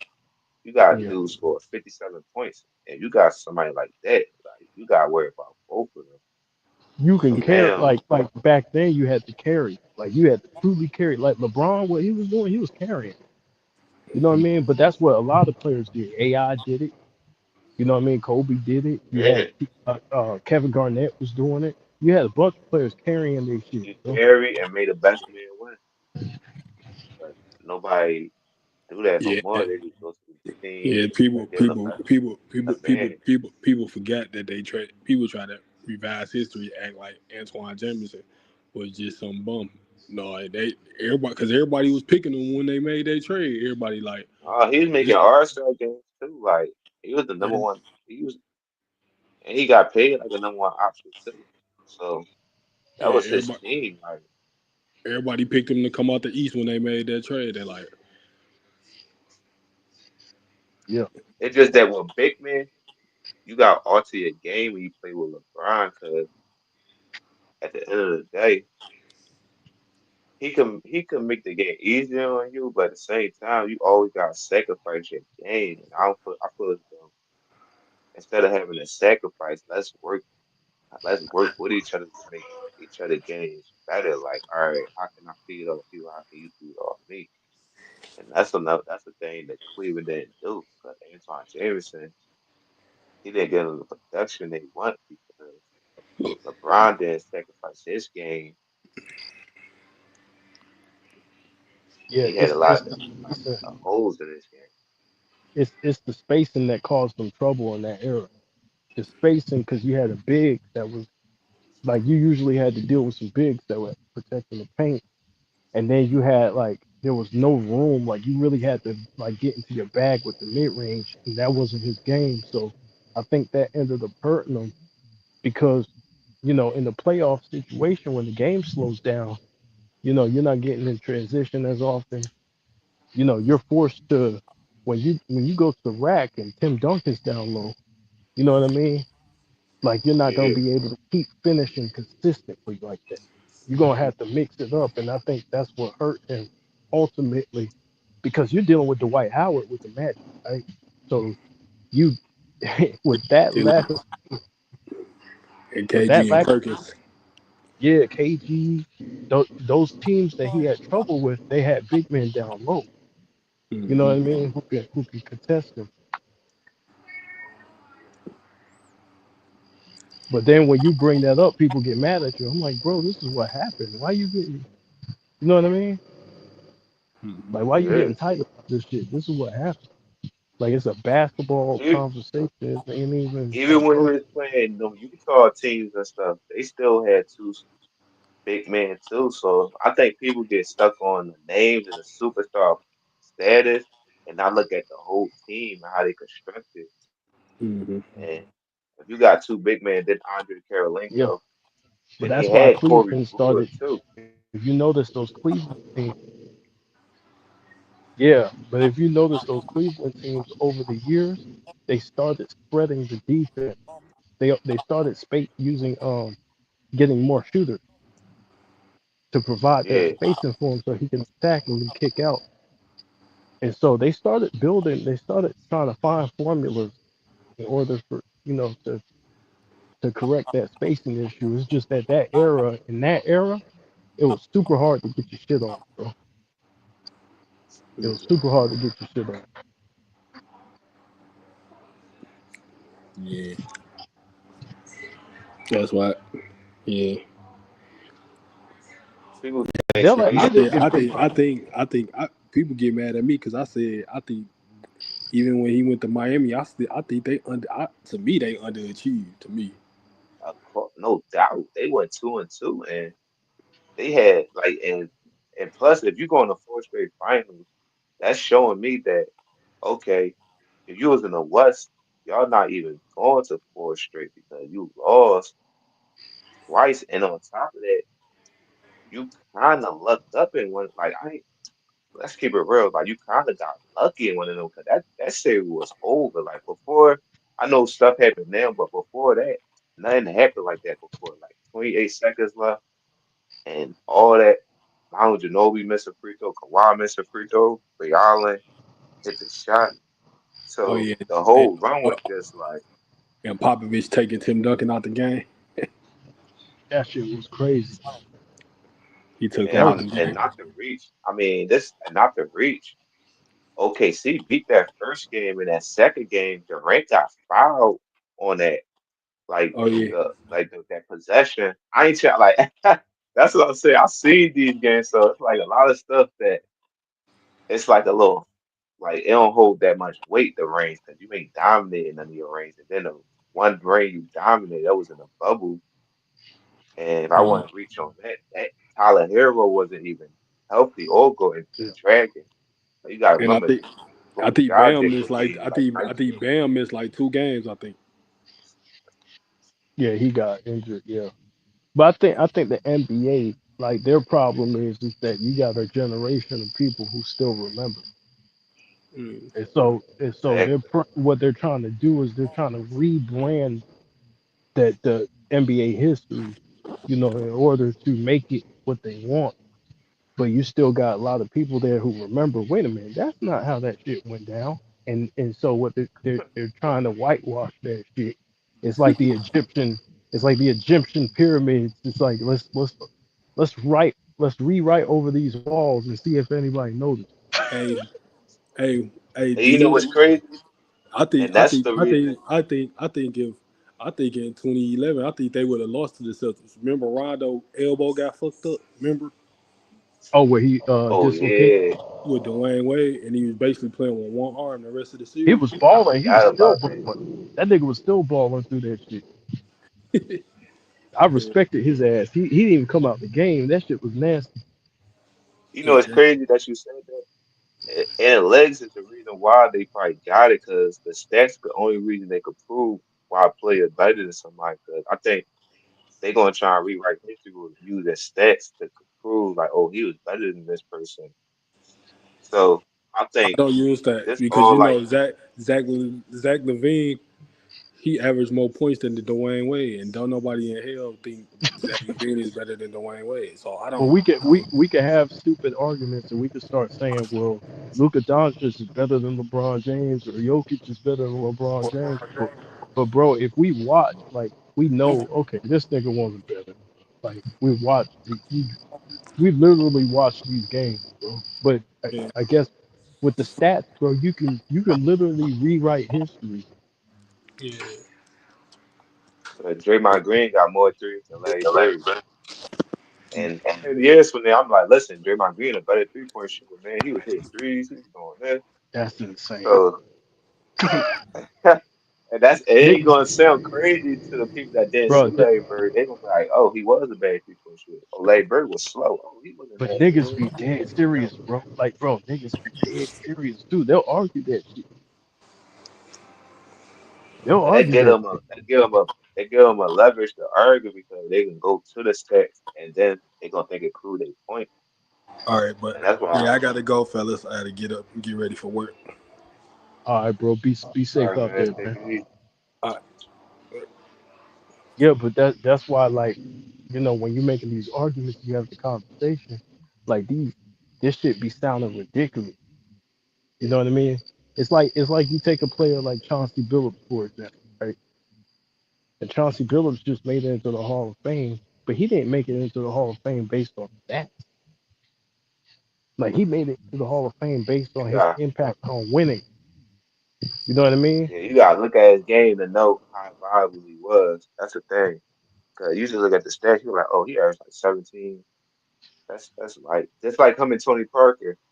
Him and Tony Parker impacted winning a lot. Like Tony Parker helped Tim Duncan a lot, and they get disrespected because they don't got the stats and the make like they got rings. Like Tony Parker got 4 rings and stuff, but Yeah.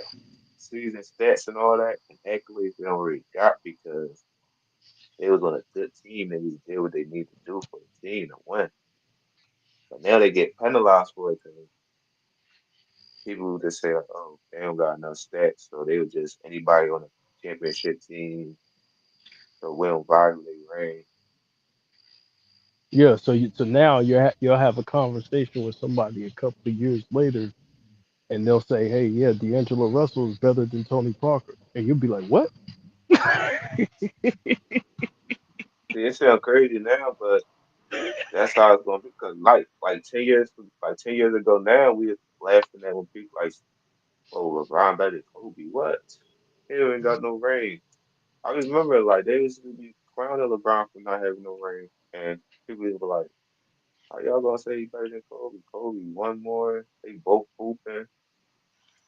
Like, so that's why I understand why people get so mad when people keep trying to say somebody better. But they remember history in the game, and you can't say somebody better from joining a super team and one player stayed with one team and rocked out. See, see, see, like when we have these conversations, right? It's all based on what people value, right? And so for me, I value certain things, and they might value other things. But I'm not going to give you NBA history. I'm not going to let you play with that. I'll let you pick your guy, right? Like whoever you got. I'll let you Right? run with it. But I'm not going to let you go back in history and rewrite it. I'm not going to let you do this. And that's a great point, KB and CJ.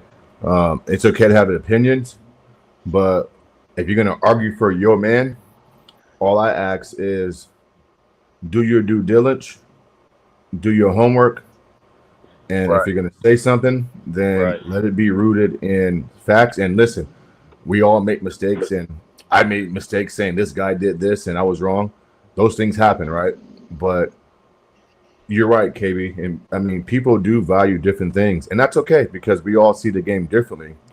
But I truly feel, KB, that when it comes to certain guys like Kobe and MJ, Yeah. they set such a high standard. I can't comprehend in my mind, from a basketball standpoint, how you can ever say those two guys, are not the standard. I can't even comprehend that. Like that doesn't even I can't even I can't even begin to have a basketball debate with somebody. Like Jamal Crawford said, if Kobe's not in your top five, then change the topic. Like let's talk about golf because I'm not even going to entertain that. You know? Yeah. It's because of the mastery of the game. Right. Master and like for example, you're talking about confidence. Does any of Mm-hmm. those guys lack in confidence? Work ethic. Do they lack in work ethic? Right. So these are intangibles. Competitive drive. Do they lack in competitive drive? You know what I'm Right. saying? Intensity. Do they lack in intensity? Impact on winning. Right? You could Right. go down the list of what you want a Right. guard to be, and they're exactly the template of what you want a guard to be. You want a hard-working guard who's going to play through injury. Yeah. But most of all, KB, if you don't mind, um, I was watching Jordan IMAX years ago, right? Mhm. And it highlighted the last shot versus Utah. And Yeah. Jordan is sitting center court and he goes, when he steals the ball from Carl and he's driving down court, this sticks with me in my head. He says, when the moment becomes the moment, for me, it's not too big. And I know looking at it on TV, it may seem like, oh my God, they're down by one in Utah. Game 6, Pippen's hurt. It's a huge moment. But MJ goes, when the moment becomes the moment, to me, is just another play because, for one, I've already put the work in, right? I've already taken these type of shots. The moment is never too big for me in this moment. And two, I trust my preparation and I trust my skill set. And so all those things that you just listed, bro, number one in my list, and I will never back down from this, bro. Like, it's just something about athletes in all sports. When the moment becomes the moment and you don't shy away and you welcome the challenge and you want the pressure and you deliver, for me, like, you can't teach that. And so, like, I value that a lot. And if there's a player in any sport, when it becomes the moment and you shy away, or your individual skill set, you stop doing things that you typically normally do, a la 2011 LeBron James. Like, I can't get past that, bro. And I'm always going to hold that against you because the definition of greatness to me is overcoming a challenge and in the moment, like, can you deliver? And it's not supposed to be easy. It's going to be difficult, like very difficult. And so that's what I value the most, bro. I just value like I really value that in athletes. Well, also part of this conversation is the moments you had with each player, right? Like Right. when you remember certain players, they bring you back to certain moments, right? And we're talking about legendary, pivotal moments, whether it be a series, the playoffs, whether it be the regular season. You always have those moments that you'll remember for the rest of your life, and it's a lot of moments, right? Mm-hmm. Yeah. And so that's part of greatness, how you impact people, you know, in people's everyday lives based on your play. That's considered greatness too. So Yes. when you look at Kobe, right? I remember because I'm a hardcore Lakers fan, right? So I laid back whenever we're down like 20 or something, and I already know if Kobe hits two shots in a row, I already know we have nothing to worry about Right. because I already know this motherfucker about to bring us back. I wasn't worried, and a lot of fans feel the same way I felt. Like, bro, we weren't if we were down 20 and Kobe was on the floor, Uh-huh. nigga, we could cut that. We ain't worried about that shit. I don't give a fuck who it's against. Right, right. And let me piggyback off that, bro, if you don't mind. 2000 game 7 versus Portland, down big in the fourth, right? I heard Steve Smith talking about this game, how because he had it going, Rashid had it going, like the Blazers were on their way to being the Lakers, right? On their way. And you saw a young Kobe in 2000, right? I don't know what moment is bigger than that, right? Game 7, in your building, you're down by 15, 16, entering the fourth. And Kobe led them in everything, bro. Assists, rebounds, points, block shots, steals, everything, right? And to see him at that age be able to just to play basketball and stick with it and stay the course, and the confidence that Phil had in him, that's also to me a level of greatness, bro. And just like I watched that game recently, and you know what's funny, KB? I wasn't even watching Kobe, bro. Like I was watching his teammates around him because Yeah. you saw certain guys didn't want to take shots, right? Certain guys was like, God damn, like, okay, this is how we're gonna lose. Bro, Kobe was like, nah, we ain't going out like that. And then I once think you Phil saw, Jackson even said pack it in. Like he was, yeah, he did, his bro. ass He was like, we did. done. And what's funny is once Kobe got it going a little bit and start doing things, you saw fucking Rick Fox hit a shot, right? You saw guys, you saw Brian Shaw hit a And couple Shaw hit it. threes. Yeah. And so it's called the trickle down effect. And that's why I value leadership too, right? Leadership isn't always rah, rah, rah, I'm in your face and I'm going to hold you accountable. It's just watch this, right? Follow me. You know what I'm saying? Get on my back. Let me take us home, right? Fourth quarter, winning time. Let me take us home. Give me the basketball. Get the hell out my way. You know what I'm saying? And so I think Game 7, Portland Lakers, for me, that's when I knew this young kid, number 8. Don't listen when Steph Curry said in the Olympics, KB, don't worry about me. Don't Yeah. worry about me. That's what comes to mind, bro. Kobe was in my mom like, I ain't worried about Kobe Bryant, bro. He good. He got it. Yeah. And sometimes we didn't pull through. Like sometimes we lost, but Yeah, for sure. damn it, we still had that belief though. Mm-hmm. We Well, still had there's that. a lesson in the loss, bro. I mean, every loss ain't something bad. I mean, you can learn from a loss. You know what I'm saying?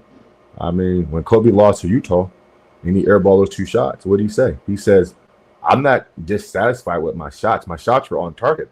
My legs, I was tired. My legs, right? I need to get stronger in my core. That's why I airballed those shots versus Utah. So what I do, fly back to LA that night, right? And I'm Yeah. taking my ass right to the gym and I'm going to put up, another 1,000 shots and work on my core because I would never airball like that again in this situation. And I don't think he did. Yeah. Yeah. I think people like you had to, and this the thing, me and you know, like we remember these moments because we grew up watching Yeah. it. And so like when we're talking to these people, it's just like you remember a different Kobe than I do. For Like we got sure, two bro. different recollections of, and then you have to ask, how old are you? Hey, that's a fact, bro. Hey, bro, that's a fact. That's like they don't remember number. Excuse me. They don't remember like young number 8 in like key moments, right? They just remember 24, and they may recall, 09, 010, but they think about the Steve Nash, the Dwight Howard years, 13, Yeah. 14, 15, 16. But I interviewed the longtime SAC broadcaster, KB Grant Napier. Yeah. And by the way, he's coming back to SAC to do radio again. So he got fired from radio and from the That's what's Kings, up. but he's coming back doing radio again. He was a Kings broadcaster for 30 plus years, bro. It's on my channel. Anyways, he made it very clear. No player's done more damage to the Sacramento Kings than Kobe Bryant. And he's been around everybody, bro. Kareem, Magic. Like his first game calling the Kings game was in 1988. 1988, bro. So, I mean, bro, Kobe, and listen, everybody knows this, bro. Like the Kings and Sacramento, the Kings and the LA Lakers rivalry in the early 2000s was fire. It was fire. And so we've seen I a used to lot. hate them. I hated y'all. I hated y'all. Well, I'm not a Kings fan, bro. I'm a Rockets fan. Oh, okay. But I'm just close to the team. I got some friends there and stuff, and Grant. But you're right, bro. The Kings were they were so close, so close. That team was nasty, man. They were deep. Bobby Jones, Bobby Bobby Jackson, Jackson, yeah, Bobby yeah, Jackson yeah, off the bench. yeah. Six They had man. a young Hito Turkoglu, a Hito Gerald Turkoglu. Wallace, a young Gerald Wallace. Gerald They from had, Alabama. Yep. Mm-hmm. yep, Chris Dunk Webber, contest winner. Lottie, Yep. Bobby, Doug Mike, Christie, Mike Doug, Bibby. the head coach right now. Mm-hmm. Yeah, I mean that squad was lit, man. Like, Peja, Chris, Vladi, yeah. Yeah, Peja Scott was Pollard, yeah. one of the top finishers. I forgot which year. 2004. Yeah, 04, MVP 04, voting. That 04. motherfucker was shooting the skin off. Yeah, that was when Chris got hurt, bro. Remember Chris tore his meniscus versus Dallas? And Peja was like 2 or 3 in MVP voting. Yeah, that year. I was like 28. Yeah. That motherfucker was water. Yeah, bro. Yeah, bro. A pure shooter, bro. A pure shooter. Hey, if you're a Lakers fan, then KB. 2011. Remember, Jason Terry and Peja set the record versus you guys, right? Remember Game 4? Peja and Terry was flashing from everywhere, bro. Sorry to bring it up though, but I'm just saying they fucked us up. They beat our goddamn ass. And I had to there's 2 times where I threw the remote down. One was against Dallas, and then when we played OKC, Kevin Durant was so good in that dude. He made me. I turned my TV off. I tossed the shit out of my remote. Yeah. Hey, and I KB, couldn't bro. get mad at him. I couldn't get mad at him because he was so fucking good. I'm not gonna lie, bro. I've talked to a lot of people, bro, and guys like BJ and yourself. You guys are so educated, and you guys are students of the game, and your memory, bro, and like your your ability to remember old games and moments, bro. Like I appreciate it. I appreciate that, bro, because that's what this is about, right? Just talking old school basketball. No narratives, no agendas, no made up stories, nothing manufactured. We're just talking old school, and we're bringing up awesome moments. And a lot of people can't dig deep in their bag and go back to late 90s, 2000s and recall games and moments and situations, bro. So trust me, bro. Like, I mean, you know your shit, bro. You know your shit. Yeah, I appreciate it, man. And you know your shit. Every time you're on the panel, I'm like, shit, Matt's gonna come with the casket. Oh, I'm just controversy, bro. I'm just, I just like talking basketball, bro. See, you don't let niggas slide. Like some things, I let niggas slide, and I might address it later. You get them off the spot. Well, you last night or 2 days ago, bro, that's what you were doing. And I think I told you that. I appreciate that because you're fact checking guys in real time. And I think the last 15 years, bro, that's been the issue, right? And mainly on mainstream media, ESPN and Fox Sports and TNT, certain things are said and people are sitting there who I know no, it's not true, or they're not Yep. speaking up. And I think it's getting out to the masses, and people are running with fake shit, or just stuff that's like not true, or they're trying to push a narrative. And I could never do that, bro. Like, you're not gonna tell me something and I just agree because I'm on a show or a podcast. Nah, that's not what happened. I don't believe in that. And here's what happened, or here's the truth. And But so but I've always but been that way, bro. ain't that amazing though? That Yeah, that motherfuckers can lie. They can sit up there and lie on TV for like 5, 6, 7 years and not lose yeah, their job, bro. Like yeah, so, it is, bro. like it's like, yo, how does this motherfucker just spit out this lie and no one fired him? Nobody made him retract the statement, nothing. Right, right. There you go. That part right And there, retracting and yeah, accountability. no accountability. And then when we have these discussions, Hmm. somebody will repeat it, what they heard, and you're like, Yep. yo, that's not even true. I know where you got this shit from. Right. Exactly. Yeah. This, what you said is not true. That's a talking point. Yeah. That's a fact. Yeah, that's a So the fact. way, the way, the way. See, the thing is the way I get people is I get people with film because whether you're talking shit and you get caught, like, like, like for example, man, when you're talking to somebody who lie, they're not gonna admit they lied, Right. right? So, what's a better way of exposing somebody who's full of shit? You show the film. It's like cheaters, right? It's like, how many times does this girl ask, her nigga, was he out fucking another girl? Right. And he said no. But when you got this ass on camera, it's a wrap. It's a wrap, bro. It's a wrap. Yeah, for sure. It's a wrap. It's a Yeah, wrap. There's I nothing. agree with that. There's no way out of it. This is the reason why coaches they deal with film because you can lie anywhere else except for the film room. Correct. Correct. Hey, you know what's funny you say that, bro? It's funny you're saying what you're saying because a little nugget or insight. I'm sure BJ probably knows this.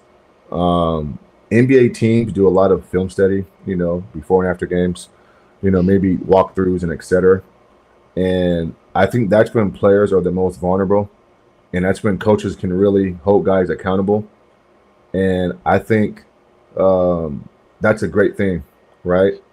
And some coaches coach differently, and some coaches don't hold players accountable, right? Depending on their status or who they are. But I've heard stories around the Kings organization that certain guys will argue certain things and make it seem like it's not them. But then when you're like in a film session with the assistant coaches and you're going over defensive mishaps, or you missed this assignment, or offensively you were supposed to come up and set a screen, or blah blah blah, and then Mm. in front of the whole team the coach shows the film. Like for me, I like shit like that, bro, because it puts it back on the player. And so we got to start. So I say that to say this. People in the media on these major platforms, when they say bullshit, then I just wish that we can fact check them in real time and show them film to kind of go against what they're saying. And then I want to hear and see their face expression and their their response. Have you Because have you watched have you watched Hellified Cap on my channel? uh no, I haven't, bro, but I will. I do a series that I call Hellified Cap, and Okay. what I do is Hellified Cap is like not when somebody makes a mistake, but this is when somebody's lying to you so motherfucking bad that Right. it's fucking cap, and it's so outrageously bad that you burst out laughing. And so I go through the commentary Uh-huh. and I literally play what these people say, and I'll rewind it just to show you what they said last week because Damn. they're on they're on film like lying. Like Yeah, even yeah. like even this last playoffs, bro, I covered Brian Windhorst and all these clowns on TV, literally saying the exact opposite shit. And I don't know how they get away with this shit, but they do, right? They literally a month ago was preaching something completely different, and they all got on code to come up with excuses. I'm like, yo, like these niggas were just preaching something else, It's hilarious, bro. Like sometimes I'll be covering it and I'll be laughing so fucking hard, bro, because I'm like, yo, these motherfuckers cannot be this stupid to believe these people. Right.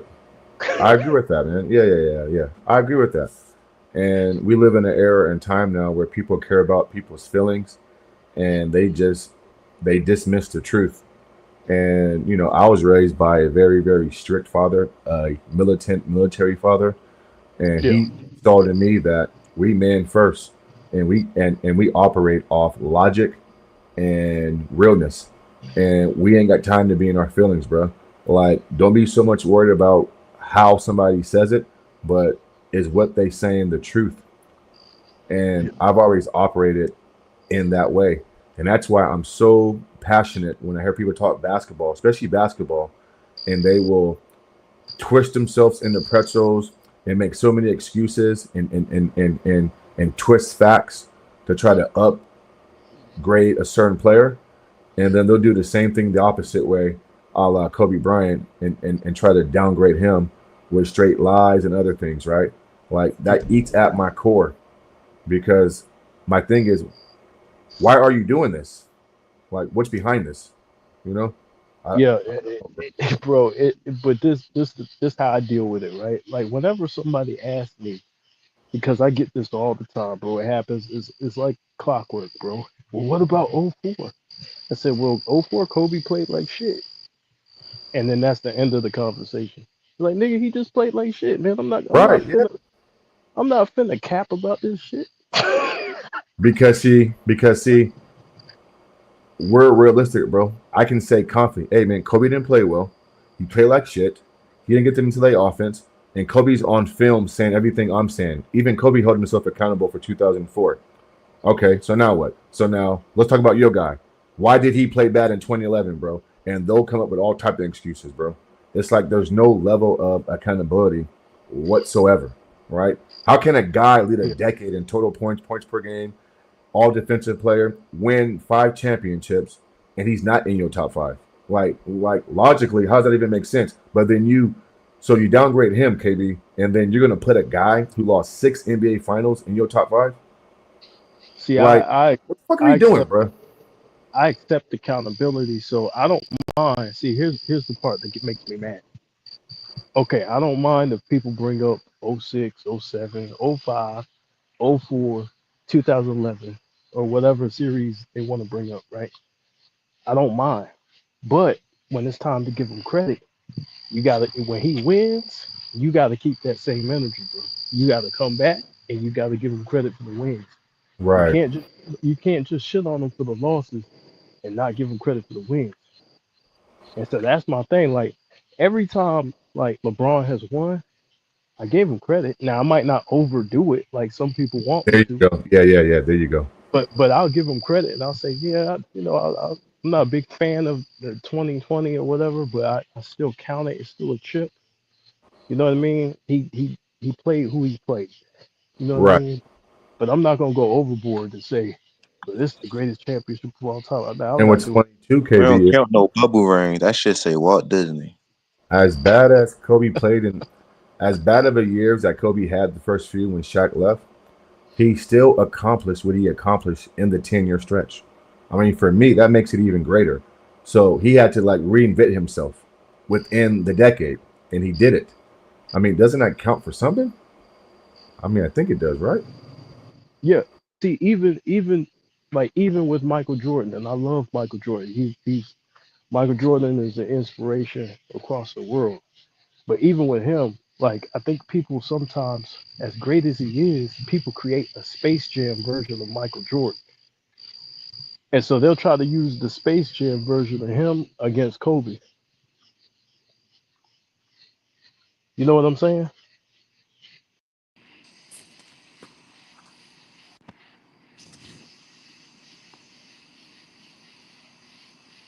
Yeah, I hear you, Kobe. You see what I'm saying? Yeah. So like earlier, I had a conversation with one of the gentlemen. He was like, "Yeah, well, Mike was getting double team and triple team," and I said, "Well, so Kobe," and he said, "No, he wasn't, not like Mike." And I said, "Bro, but we like." we got to give Kobe some credit, bro. He Right. was getting teamed and triple teamed an awful lot. We not finna like I'm over the not giving them credit shit. I'm over that shit. Bro. I don't Well, care who. they're hypocrites because on one hand they'll say Shaq got doubled and triple team and Kobe didn't, but then the rumors and the talking points from those teams were Kobe shooting over two or three guys. So which one is it? Teammates are complaining about him taking too many shots over double teams and triple teams, right? And they're wide open. So you can't have it both ways. And I was at those Kings and Lakers games, up close and personal. Yeah, Shaq got doubled. I'm not gonna lie. Did he get doubled every possession? No. Did Kobe get doubled every possession? No. But did Kobe get doubled? Of course he did. Who in the goddamn right mind gonna play Kobe Bryant one-on-one? Like, what the fuck are we doing? I mean, like, what are we doing, bro? That ain't gonna last long. You see what Come happened? on, man. Come on. You see what happened to Doug Christie with I asked the dude that. I Uh-huh. asked I asked the dude, how would you defend Kobe? He said 1-on-1. I said, you a goddamn fool. Hey, you want to hear something funny, bro? Well, it's not funny, but so you know right now Doug Christie is the Kings head coach, right? Yes, sir. Okay. So, like, listen. Doug used to be the assistant coach and behind Mike Brown, and he was there. He's been there for years, and I've seen Doug around town quite a few times. We're not close, we're not friends, but if he sees me, he knows my face. He'll probably say, "Hey, what's up, man?" Because he probably recognizes me. Anyways, we've had a conversation about this topic, bro, about Kobe Bryant, right? Like I talked to Doug Christie about the Lakers and Kings series, that epic series. And I've heard Doug talk to other people about guarding Kobe Bryant, bro. And you want to know what Doug Christie says, bro, consistently? When that topic comes up, he says he's the toughest player. He's the toughest player he's guarded in his NBA career. He says Kobe has every counter to every counter. Right? He says he's not the quickest, he's not the fastest, he don't jump the highest, but he is so skilled and the footwork is beyond approach. And so, I mean, it's just so. I mean, guys who guarded him up close, who've seen it, bro, say this. You Bruce know me, Bowen bro. says the Oh my same. God, bro. Bruce Bowen, Raja Bell, they praise him. They praise him. Yeah, he gave them niggas work. Yeah, they praise him, bro. Yeah, they praise him, man. And it's And you you know, and you know it's funny. That's such a awesome experience, man. Going to those Kings games in the 2000s must have been crazy. oh Because my listen, God. as much as we're on Shaq, like Uh-huh. Shaq like prime Shaq, like witnessing that like up close. Yeah. That had to be crazy. I know that had to be wild for you. Yeah, it was. And I was a lot younger back then. So I can talk it. I knew what I was watching. You know, I heard Vladi, Scott, um, Lawrence Funderburg, who played for the Kings. He was like their third string center. He didn't play that much, but he was a Yeah, lefty. And he guarded Shaq a few times, right? And he just says when Shaq would run down the court and just post up and he would throw his body into you, he yeah, said he felt like he got hit by like a dump truck.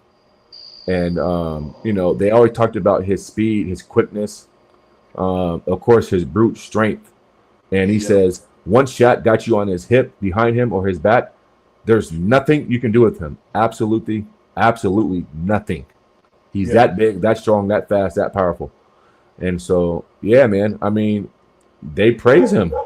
I mean, Shaq Shaq is. was They praise him, bro. I mean, I'm not gonna lie. yeah. Shaq was that nigga, man. Like, and that's why I try to tell people. I said, listen, I'm not saying Shaq wasn't that nigga. I'm just saying when we look at Kobe, we not like they think I'm making this shit up, but they were comparing Kobe to Jordan. I'm not making this shit up, bro. You know what I'm saying? During that time,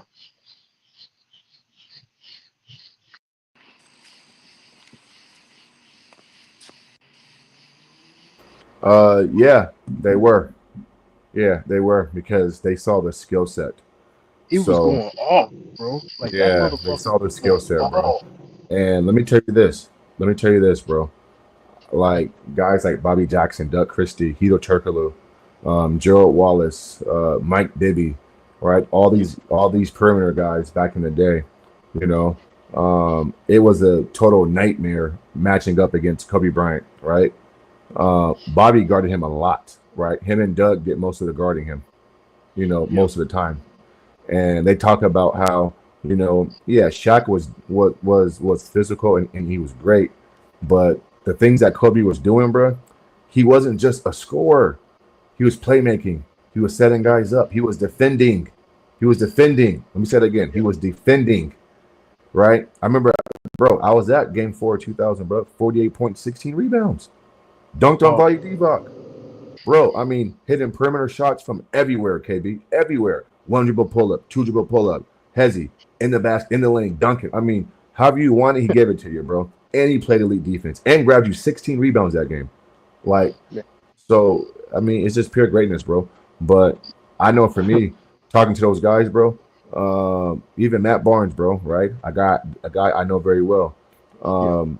It's just, bro, like, they all think that Kobe Bryant was a driving force. Yeah, Shaq was the guy, but they all thought that if we can slow down Kobe, then we got a chance.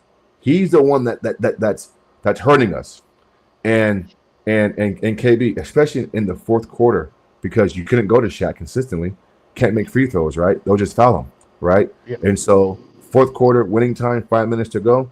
Kobe Bryant was really the guy who just did everything.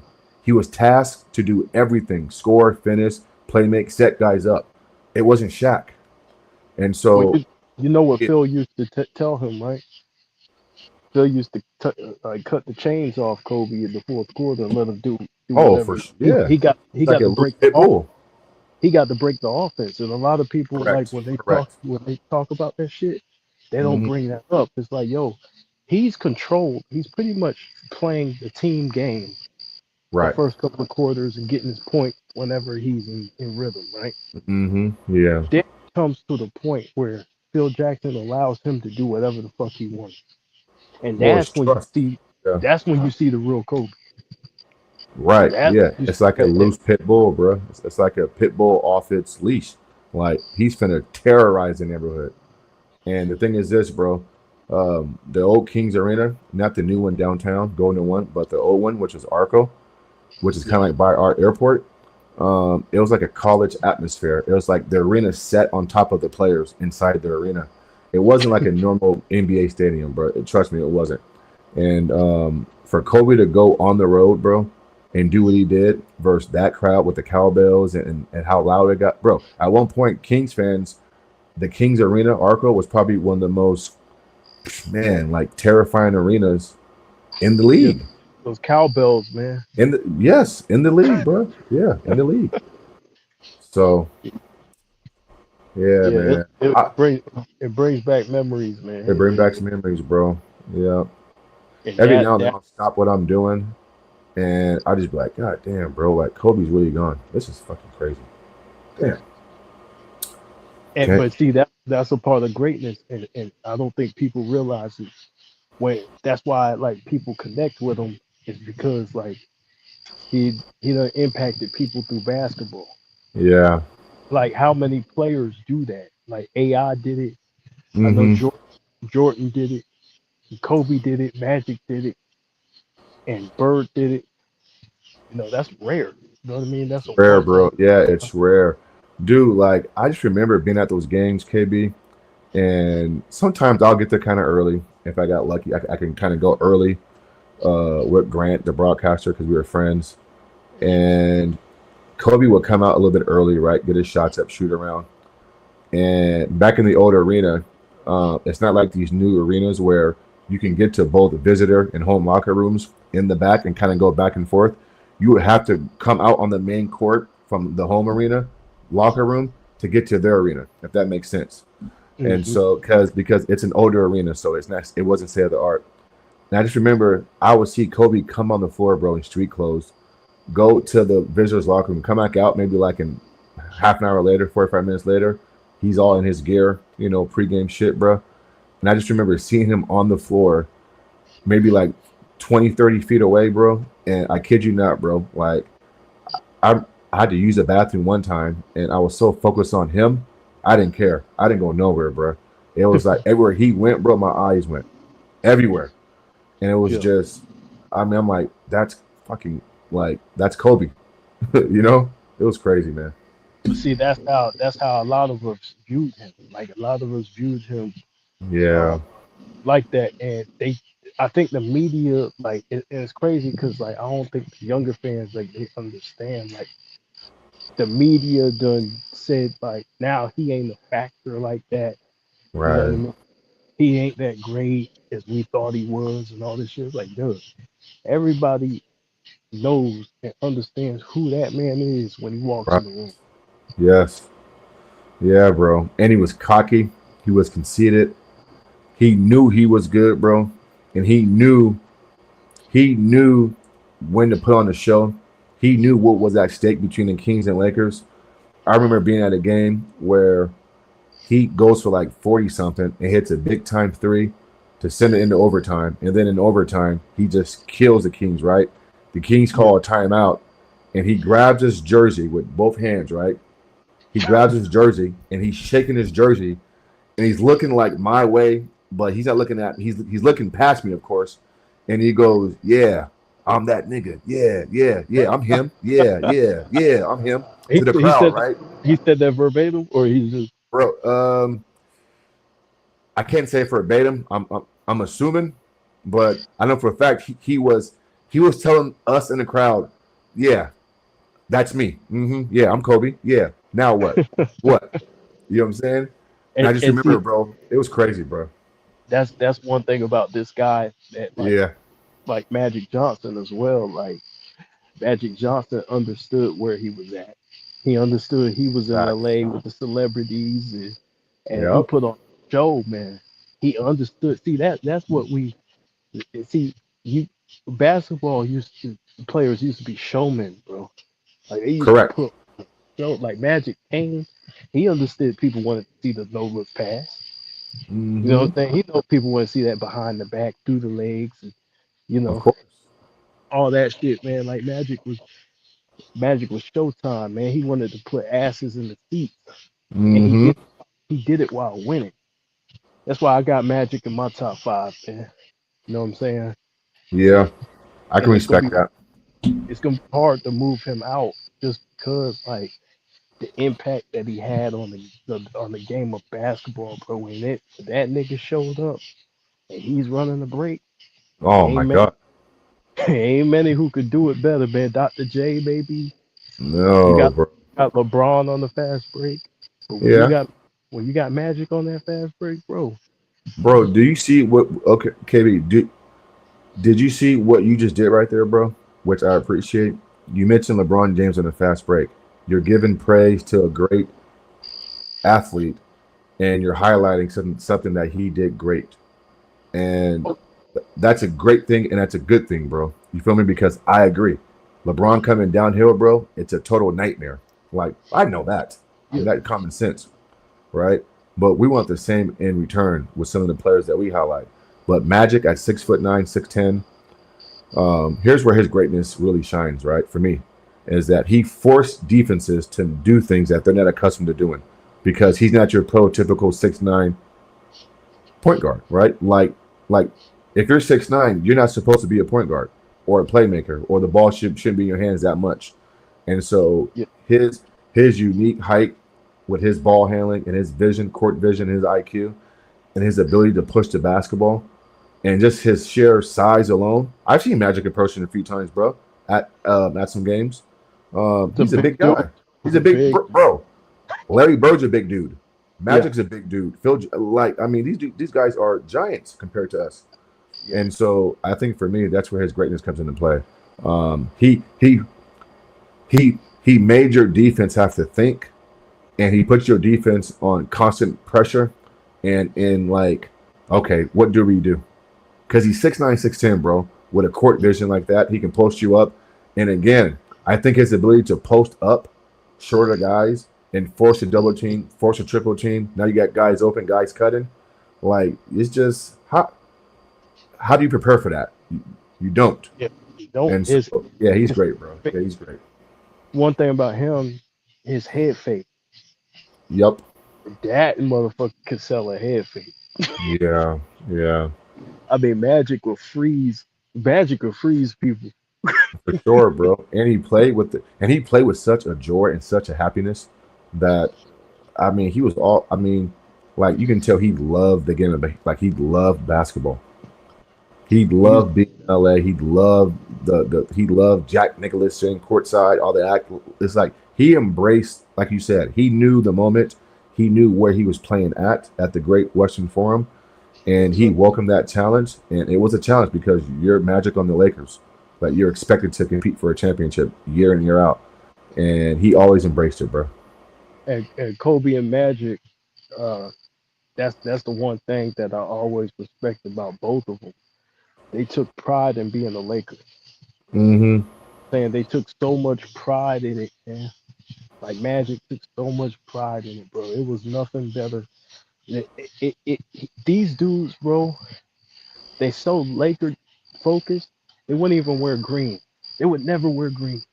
Never, never, I bro. mean, imagine yourself getting ready, right? You getting ready for work. You know what I'm saying? You got all these clothes in your closet. Then you see the green shit. You just throw the shit in the trash. That's Magic. Bro, you're a Kobe KB. We don't celebrate Pacific Division titles or conference championship banners.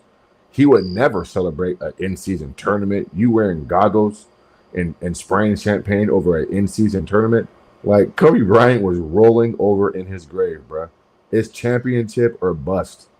Nothing else. Like, don't praise me because I got it, bro. In '08, go listen to Kobe Bryant's post game interview after '08, bro. Oh Like, yeah, bro, we lost. Yeah, we lost. Period, bro. we'll be Yeah, back. yeah, we'll be back. But don't praise me for getting here and losing. That's not what I'm about. Listen, I don't want that. I want the pressure of nah, I failed. We lost. Period. Yeah, and that pressure, and I think that's good pressure. I It think is it's good good pressure. pressure when people criticize you for losing, and people Mm-hmm. say like look how Halliburton responded. People saying he's overrated, right? Yeah, That motherfucker came out, hey, clutch shot after clutch shot yeah, after he clutch. did, bro. Oh That man, I respect Tyrese for that because, bro, like motherfuckers criticizing you, they and you criticized hear, me too. yeah, people talking about you behind your back, and when Yeah, you show up big like that, they yeah, can't say nothing. yeah. Tyrese Halliburton, he was in sack for a little bit, right? And he always had a confident swag about himself, even here around town or at the games when he was behind Darren Fox. He always presented himself just, I'm not going to use the word cocky because he wasn't cocky, but he was a very confident young player here in SAC. Even though at times we didn't get to see it. But yeah, Tyrese got a certain demeanor about him. And it's just something that you can't teach, bro. I can't Yeah, put my finger on it, but whatever it is, he has it. Now we can question how he plays and that's whatever, but even in this year's postseason, like you've seen it, like certain guys just have it, bro, and everybody don't have it. But yeah, whatever it is, like some people here in Sac were mad that he got traded away for yeah, Sabonis because they liked his intangibles and what he had, but Darren was here, and it wasn't going. I mean, somebody had to go, and obviously he yeah. went because he was younger, and that's Darren Fox. But yeah, man, like I like Tyrese, bro. He a See cool dude. that intangibles, right? Like some people just had that. You ever seen The Last Dragon? Yeah, yeah, I seen it, bro. Yeah, Some people had that glow, man. Some people yep, got that glow. It's like when I was watching Shay. I was watching Shay, and you know, a lot of niggas get compared to Kobe, yeah, whatever, right?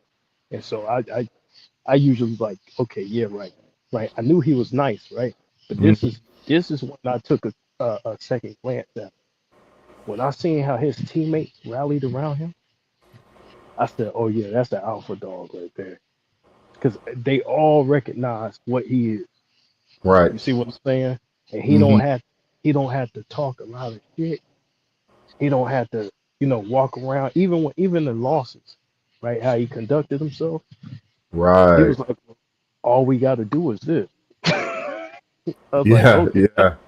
Some people took it the wrong way, but I saw it as confidence hell because they were like, Exactly. Yeah. That's a good point. they were like, he ain't worried. Like, Yeah. bro, he won't. Like, he didn't look like he was moved by that shit. Nah, he wasn't, bro. And there's a lot of jealousy and shit talking that goes on in the NBA locker room, bro. There's cliques. There's certain players that don't like players. You would never even fucking know it, bro. People talking shit about you. There's a pecking order, right? Who does guy think he is? Blah blah blah. And so any NBA player that can get a group of grown men to follow his lead, and it's not toxic and it's not like high school drama and shit, bro, then Yeah. I got respect the way he's approaching that. And I think Tyrese has that. And I think a lot of people in this new era they're lacking that. There's so much toxic and dysfunction going on in NBA locker rooms. Of course, that's a lot of shit that we don't even hear about. And it's because there are no real leaders, bro. Like they're just not. Yeah. There's very few good traditional leaders in today's NBA. Yeah. It just is, bro. It just is, man. Like, I mean, I heard all kind of shit, bro. Let me tell you, man. Like, we're talking like elite players, KB, the Yeah. DeRozans, the Zach Levine, Sabonis. Like, you go talk to like this guy, and you say, man, yeah, blah blah blah. Hey, yeah, man, yeah. I think DeMar is blah blah blah. Nigga, they look at you like what? Nah. Or Zach. This is it's pure jealousy, bro, and it's lacking leadership. Yeah. And the gossiping and the talking shit behind players' backs, and it comes from the GMs, the ownerships, the people around the building. I mean, it's just it's so much more than just basketball with some of these teams, and I think that's where the dysfunction. But that's stems from. that's why I respect Kobe because Kobe will come in there. Right. Kobe will look everybody in the eye and say, I ain't fucking with none of you niggas. Exactly. There you go, bro. There you go. Yeah. Yeah. No, I Yeah. love that shit about being to tell you Yeah. exactly what the He fuck wasn't time it passive is. aggressive, bro. He'll tell you to your face. Yeah. But don't you Like, want that though, bro? I mean, but as man, like, don't you respect that more? Like, tell me what I'm doing wrong, and then let me. Okay, yeah, just tell me. Like, don't tweet about it. Don't say try to fit in or fit out. Kevin Love, LeBron. Like, just tell me. It's good, bro. I'm a man. yeah, Kobe on some shit like, yo, like if you ain't talking basketball, nigga, like Right. we ain't got nothing to talk about. You hear me? And I Yeah. think he did that. I think he did that to keep dudes working. You know what I'm Yeah. saying? To keep dudes focused and Hmm. to keep that respect. Because if once you start putting your arm around a nigga, then Right. sometimes they won't. They think they can get a pass. And Correct. there was a few people who he was like that with, like the Devin Georges, um, Hmm. who else? Karan Butler. He was close Close to. with. Yep. Obviously, Yeah, Derek Fisher. Yeah. Shannon yeah, Dirk. Brown. Oh, Shannon. Yeah. Yeah, Yeah. Uh, Yep, he put Sasha through some tough practices. Do you guys remember Swaggy Pete tells a story about Jeremy Lin with Kobe, where like Hell yeah. and then Lin goes, he said, hey man, like I just want to talk to him. Like we can't talk as teammates. And Swaggy's like, hey bro, Kobe ain't going for that, bro. Like stop crying, nigga, and fucking go put the work in. Like he ain't trying to like be your friend. This is Right. that was crazy. Yeah. hey, Kobe came in there, man. Hey, man, this. Hey, y'all making me worse, man. Y'all niggas soft as Charlotte up here. Yeah, that's what he said. Yeah. That's what he said. Oh man, the bean. Wow. The Bean, bean, baby. bro. Bean. This Hey, that dog. that nigga was funny as hell. Yeah. Yeah. But yeah, man. So BJ, man, what are your like since we talking about like the whole Magic Johnson thing, right? Mhm. So like, how did you really getting. You a Lakers fan? Yeah, when Kobe was playing. Okay, okay. Yeah, how'd you get introduced to Magic? Like, as far as just like kind of looking back and doing research, or I mean, bro, I've been a student of the game. I've been watching ball since 2000, well, 1998, since I was mm, 8 years old. So, uh, Magic actually, I was introduced to him by my dad because he was a big Magic fan, and he went to Michigan State. So Michigan State, obviously, that was a school I wanted to play ball at. So that's why I got introduced to Magic. I watched his documentary, and that's how I kind of got introduced to him when I was a kid. mm, yeah. So did your dad play basketball, or he was just a Mm-hmm. fan? Yeah. No, he So played. that's how I got introduced to the game. Cause like my dad played ball too, and so he used to sit me down, and I used to watch Jordan games, just like the early '90s, whatever. Used to watch Michael Jordan and his finals. And then we watched the Magic come back for a little bit. I didn't get to see prime Magic obviously, but I got to see him when he came back, and then I got to see Kobe, well Eddie Jones, who was my favorite player for the Lakers, and then Kobe Mm-hmm. came. But Magic, man, when he came back, that motherfucker was huge. Like I'm talking about like power forward, like Magic them Right, ballooned up, man. That motherfucker was right, big. But he was so right. smooth. Like he was so smooth, man. Like them older players, Mm-hmm. like people think because guys are doing flashy moves now, what the older players got on a lot of these guys is that they're a Yeah. lot smoother. Like they flow. Like it's hard to explain, man. But Mm-hmm. it's like there's a certain rhythm to their game. It's weird. Man. Mm-hmm. For sure. Yeah, my dad used to sit me down, man, and show me the game, and I used to break down the game stuff as a little kid. Wait, say it again. I said my dad used to sit me in front of the TV. My dad played ball. He used to train me to play ball, and so we would sit down and watch some of these games in the '90s, early '90s, and break them down and stuff like that. Then he would take me outside. I play because we used to play basketball all day. You know what I mean? Go outside, train, play basketball. And Mm.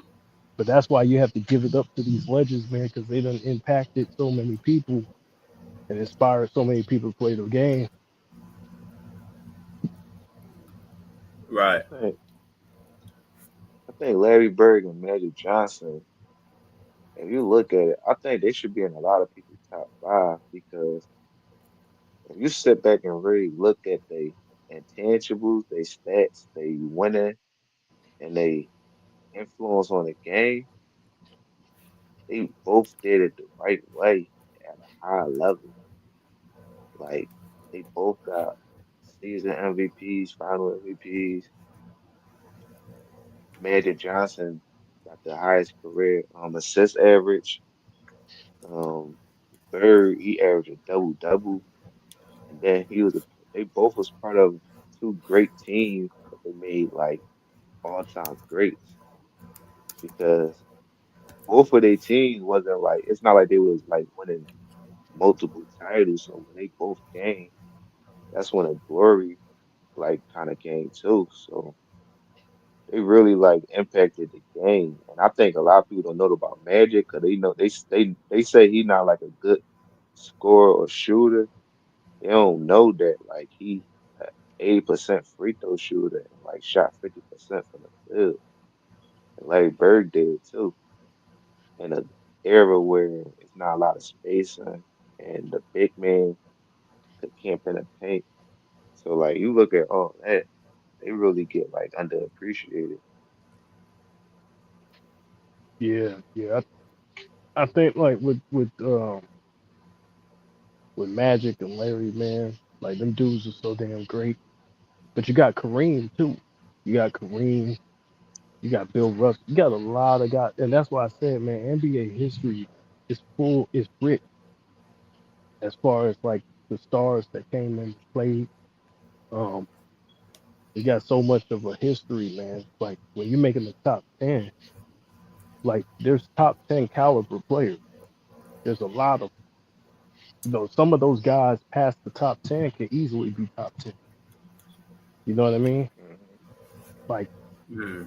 if you count the Wilt, the Bill Russell, the Oscar, the, you know, uh, all of these different players, man. And so, a list can go either way. Me personally, I'd rather go off of, I'd rather, I try not to disrespect them, like players from the pre-modern era, and I compare them against the own. You know what I mean? Like apples against apples. Let's compare the Right. oranges against oranges. And then it's going to come And to a point where we might have to do that for for the '80s players too, because it's getting to the point where the game is changing so much, and when the league tries to go international and they open up the exactly. game even more, it's probably gonna be unrecognizable.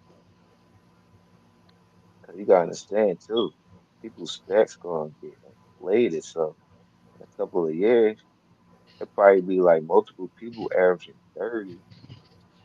Just off the Yeah, simple fact, it's way more shot attempts, the pace faster, and the offense is and you could the offense is like way more lethal in this era of the simple fact the defense is limited. So it's so much the defense can do to stop a great offensive player, especially if he's an athlete, he got skill. So that's why like that's a good point though, because you look at it 20 years from now, the 80s probably get disrespected like how this like not disrespected, but like looked over. yeah, So you know how yeah, some of us some of us right now we be like, all right, the 60s we respect it, like they still got skill and all that, but the rules and how it was less teams, all that matters. So it's like in 20 years the game might change like even more. It might put 4-point plays in and stuff like so you never know what can happen to the game. So it's gonna benefit players that playing, but it's gonna make people I mean, only people that really gonna disrespect that era is the people that don't respect the game because you gotta respect that era because they laying the foundation out. yeah. Well, Like like take a guy like Oscar for instance, right? he get Oscar disrespected, Robertson, only he get was the talked about. yeah, he was the first one to really average a triple double for multiple years like that, right? And he was in the GOAT conversation at one point, right? And he used to be in the top 10, right? And now guys is trying to sit him beside Russell Westbrook. To me, that's disrespectful. And no disrespect to Russ, because Russ is a great player. But to me, it's like, how do you take a guy out of the top 10 and you just throw him to the back? You see what I'm saying? Because Yeah, now everybody is doing what he did, but when he did what he did, it was rare. It wasn't common. Like now, the dudes is getting triple doubles like it's nobody's business. You know what I'm saying? So it's kind of I ain't like, gonna lie though. Switch said the Switch Life said a good thing earlier. He said some people pass the ball, something like that, and some people like pass people open. So that's a prime example of Westbrook. Like they pass the ball and stuff, but a lot of times I ain't gonna lie. I ain't gonna lie, Kobe Films and BJ.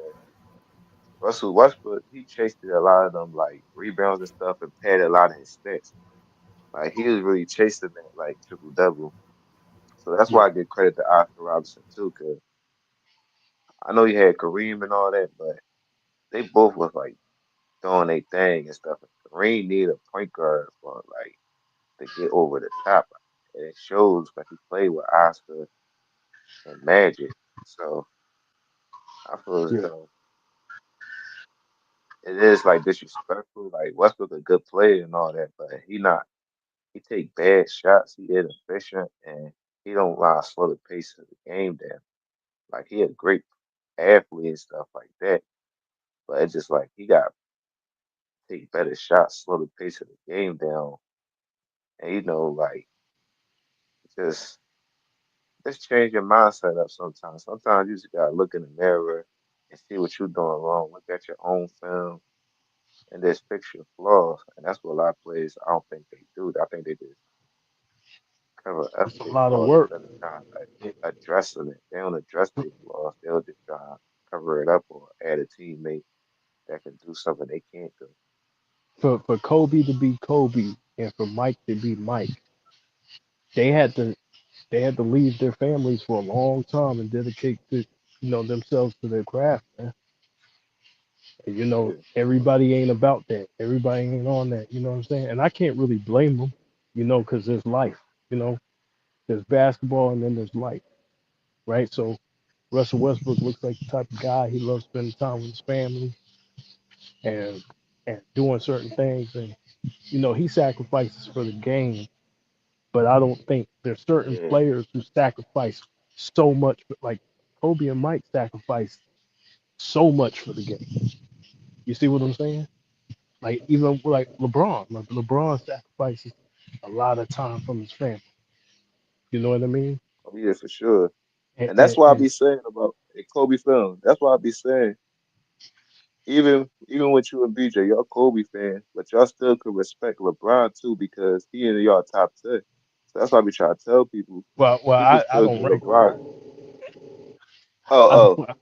I stopped Well, because like I'm pretty it's too sure much you had ego. to rank him. He'll be like this off the basketball game is like just him as a basketball player. Like he still got good intangibles. He still Yeah, I do great respect this game. basketball. Yeah, Yeah, I respect this game. you you don't It ain't respect really. his movements. I don't respect the media, like the him having so much power and influence over the media to where now we're taking away from other players, but this person Right, signed to your right, agency. The one who's doing it is signed to you. You see what I'm saying? And right. so and Because you so, know what they do too. Because them doing that, you can't praise another small forward like you really want to, or another player because if you praise them and they success, and then you be like, hold on, he better than LeBron. Like they don't want that. They just want every narrative to be shut down. They just want LeBron to be second, and that's why people I think got pushed back. Not only because Kobe 11, some people probably got a problem with with LeBron being better than Kareem, Magic. You see what I'm saying? So it's like, but CJ, some of these ridiculous takes. Like I'll give you an example.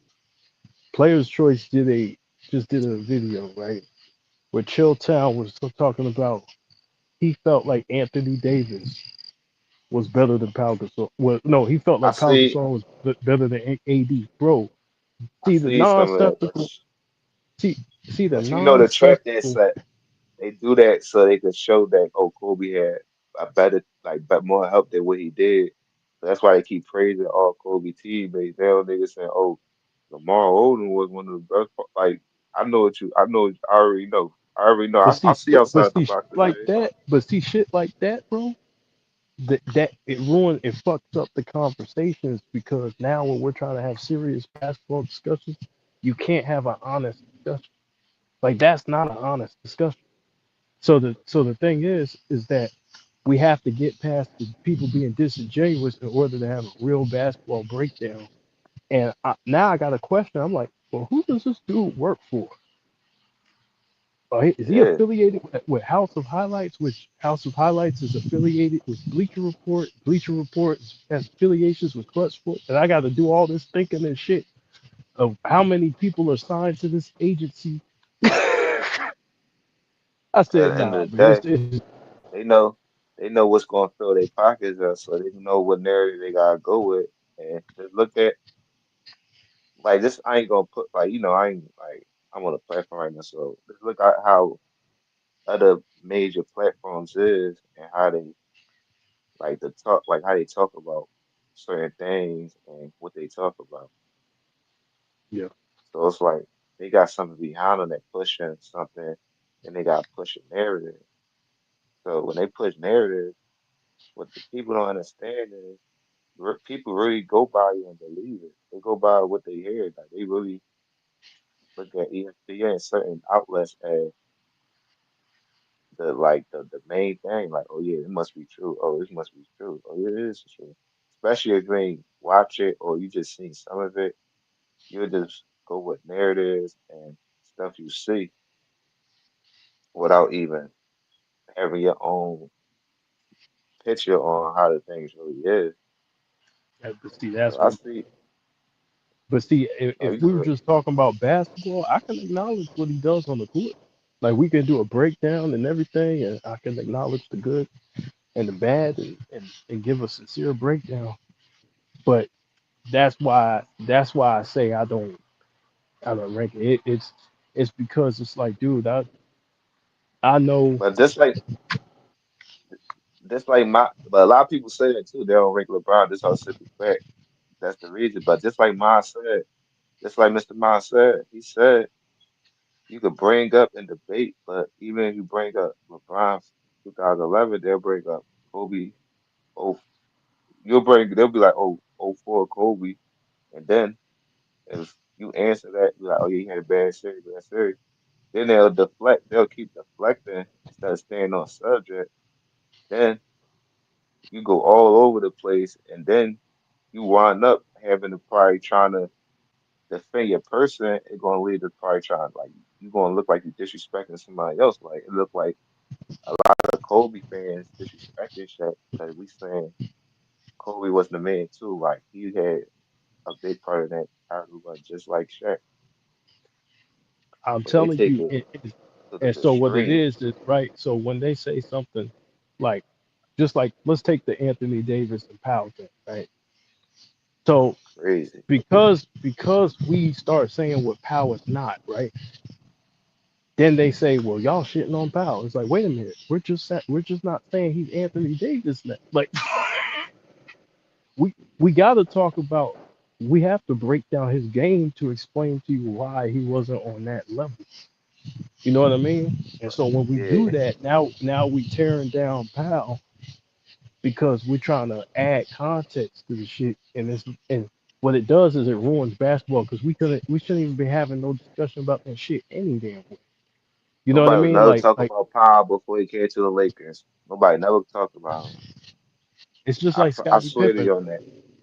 It's just like Scottie Pippen, right? That like it's like we got to turn um Scottie Pippen into fucking Elgin Baylor instead of just grading what he did on the floor. You know what I mean? In order to take Yeah. away credit, and we end up having disingenuous conversations. You know what I mean? And the It's conversations getting just take. crazy out here, man. They started having conversations like Scottie Pippen better than Jordan. Somebody came on here and said Dennis Rodman should have won the Finals MVP. So like stuff like that is little stuff that they throw. It's not sticking yet, but over time, stuff like that gonna stick. Like you know what? Dennis Rodman do got Defensive Player of the Year. He is a great rebounder. He should like that's what I'm saying. People gotta watch It's what they say because stuff sticks. was just it's just like what like when we were talking about T Mac. It's like, oh well, now you shitting on T Mac. It's like, no, like listen, if we're gonna bring up a hypothetical situation, right?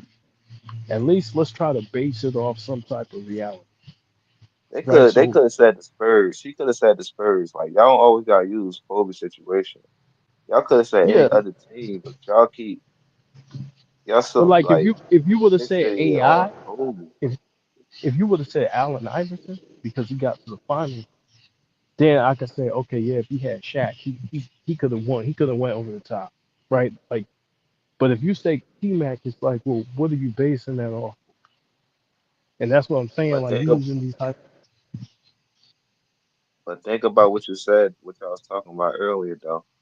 And I was thinking what y'all was saying. I'm like, dang, that's crazy. How Kobe was arrogant and cocky. And think about how they treat the players that's arrogant and cocky now.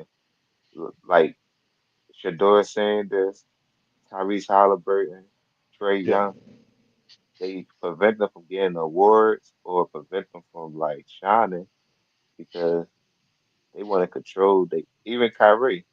Like so you can see how if they don't follow along or fit the narrative, they're gonna get like shitted on or like they're not gonna get rewarded for their greatness because Trey Young, he he really putting up way better numbers than Steve Nash MVP season and impacting the game with like a lesser team, but he not even getting rewarded for it because players voting him, oh he overrated, oh we don't like him.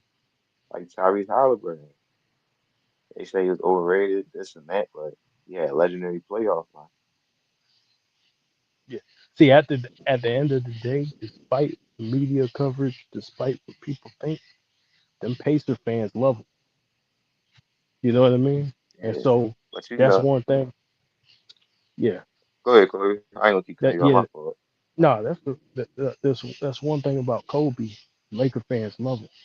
And so no matter, the type of coverage he get or people don't like him or whatever, hey, you can't say nothing bad in La La Land, bro, about Kobe because he But when put you, everything on the line. but when you do stuff like that and you diminish somebody's character, like they name and they like reputation, you stop them from like certain brands, start them from like certain like it just stopped what they doing like when, for instance, when you make a whole segment and keep talking about Kwame Brown the Yeah, bus, people don't understand what he's going through now because he be explaining it like I understand. I just think he misunderstood because at the end of the day, that fuck up a lot of his branding and a lot of like people that want to associate and work with him. So you don't want to be associated with somebody that's like it getting fucks up the clown money. or bust. Yeah, that's why JaVale McGee was mad at Shaq because how we look at JaVale McGee, oh yeah, he goofy. First thing we think about, oh yeah, he goofy. Yeah, you done branded me as So a dumbass, and now I can't that's make what I'm money. saying. You know what I'm saying? Even like that's why I think Draymond got like a podcast and stuff. Like even like how they like even though Draymond be having his antics and stuff like that, just like just like Steven Jackson and Matt Burns, they got podcasts because they don't want nobody else talking about who they was and controlling narratives. And now you listening to them and you like, oh yeah, they cool dude. So stuff like that really matters because when you got major platform and people look at you, millions of people and they Yeah. fans of yours, they gonna believe, oh yeah, that's violent, that's violent. Oh yeah, he But see, the thing about the media though is that a lot of these players have to let this shit go because they can't confront the media. It's in their contract, right? And so like, yeah, you might there might be some narratives about them that they can't even debunk because they can't go exactly back and forth. You see what I'm saying? And so right, it's right. fucked up because sometimes it costs you awards. That's why like people always ask me, well, why you so focused on the media? They don't matter. No, the media do matter. They're the ones who coming up with these lists. Yeah, They're the ones who coming up with these award, giving people awards. They're the ones in control of people's legacy, how much money they make, contracts, different shit like that.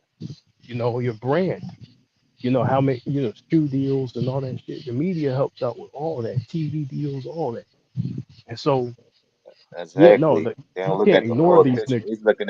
They just looking at it like, oh, we talk about the sports like, oh no, they just ranking the players. Like y'all gonna rank the player, we all rank them, but at the end of the day, make be consistent with your criteria. Like stop moving with your feelings, cause just like Kyrie, he was on the 75 list, but just because he had a situation, y'all removed him for it. So right there, show me that y'all handle business with y'all feelings. Even with the referees and stuff, they treated Rasheed Wallace and AI differently because AI and Rasheed, they had their own personalities, like their own person, and they wasn't going like just be a part of the show.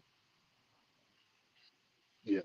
Well, with Kyrie wasn't willing to lead y'all into a burning building. So they tried to use him as the poster child for a certain thing that I won't say on BJ's platform out of respect for his platform, but they tried to use him to promote certain things to and certain, agendas or whatever, and he wouldn't do it. And so as a result, they punished his ass for that shit. You know what I mean? So it was just politics that kept him from playing basketball, and they tried to take everything away and take away what he accomplished, make it And seem like he then was a problem. and then It's funny how he and go ahead, he Kobe. went. Yeah, yeah, yeah. One quick thing. It's funny how he went to Dallas and there's no more issues off the court. And he knows a big thing that people don't realize, man, would really like hurt Kyrie. And people like I don't think like you gotta think one of the biggest icon in basketball called him like a buffoon. So it's like Hmm. you gotta think certain shit that he's getting said and happen, that's like whole weight. And that's why I respect when two cents be coming up and talking about like certain things you say, you gotta like word it better because the words you say matters. Like Yeah, you gotta understand. I know we like say stuff, but when certain words it like hold different weight. Like you gotta word everything right and correctly. And you call somebody a buffoon, now people look at him like, oh yeah, he ain't even go to college. Oh, he just a dummy. He just you see what I'm saying? So it's like then now certain you things now don't you get got the world. Now you got the world calling this nigga a buffoon. questioned. Then now they gonna like, oh yeah, he was talking about the world flat. Like you see what I'm saying? So it's certain things Yeah, people say and people go back to dig up stuff and like make a narrative out of something. So that's why I say a lot. That's why dudes like Kawhi and certain people don't talk to the media because they already know the narratives that's gonna get pushed and that's gonna be out there. So some people just like don't even want to be bothered with the media. They know how they set yeah, things up. yeah, and that's the problem. That's what we fight against too. Like having these basketball discussions because the talking heads are deciding what's important. The talking heads are the ones they're the ones giving you a narrative and pushing things out every Instead of single letting the year. game push it. Instead of letting the game push it and the people like Exactly. performing on Because the field. yeah, the only thing they care about is money. So what are they gonna do? They gonna give you what sells, and damn, damn, what happens to your brain? You know what I'm saying? Damn, if it fucks your brain up when you're talking about basketball, they don't care. You know what I mean? So the younger generation, a lot of them, they sit in front of the TV, and you know what else they watch, right? They watch two grown men go at it, just yelling at each other, or talking over each other. You see what I'm saying? And Right. so that's how they think debating is. It's just talking, cursing niggas out, talking over niggas, and, you know what I mean? And that's Instead of, crazy though. I was just thinking about what you said earlier about the 80s, right? Like 20 years from now, like when the talking points to people, everybody was saying Kobe, it's gonna be Mhm. different. See what I'm saying? Because the people that really respect Kobe and really seen them ain't gonna be able to argue for him no more. Because just like how we looking at things now, like how we look at Kobe, Bryant, Steph, and all them, Mhm. Pete Maravich, all them, Jerry West, LG, they probably was like they probably was like top dogs in their own right. So even like when the '90s happened in '80s, they probably still had them like in the top rankings and stuff. So I just Yeah, think people gotta talk and keep talking because you don't, even if it's the same subject, because you gotta plan it in the person's mind and the thought process. Because sometimes go out one ear to the other. So now you gotta really keep talking about it because you don't, it's just gonna get erased. It's nobody from yeah, like no Kobe fans came out and combat what they saying or talk about nothing. Kobe gonna be then looked at crazy. You gonna be like, hold on, it's fucking Tony Parker back. Like you feel me? So it's gonna be yeah, crazy conversation. Yeah, there's another conversation with Jokic over LeBron. You know what I mean? That conversation started. And so, w- see, and this is the thing with LeBron fans, they got to be careful what they arguing. Because if you arguing this about stats, that means a nigga don't have to win. And he could be over you just by getting numbers and getting his ass whooped. And Right, so, because especially if he got less range too, because he got the MVPs. So it yep. looked like And he so, gonna have his average is like gonna be over because he gonna average probably more rebounds and assists, and his points and gonna then be you know what they're closer. going to do? You know what they're going to do? They're going to turn into Kobe fans. You know what they're going to say? Well, what about the defense? What about the other aspects of basketball? Watch.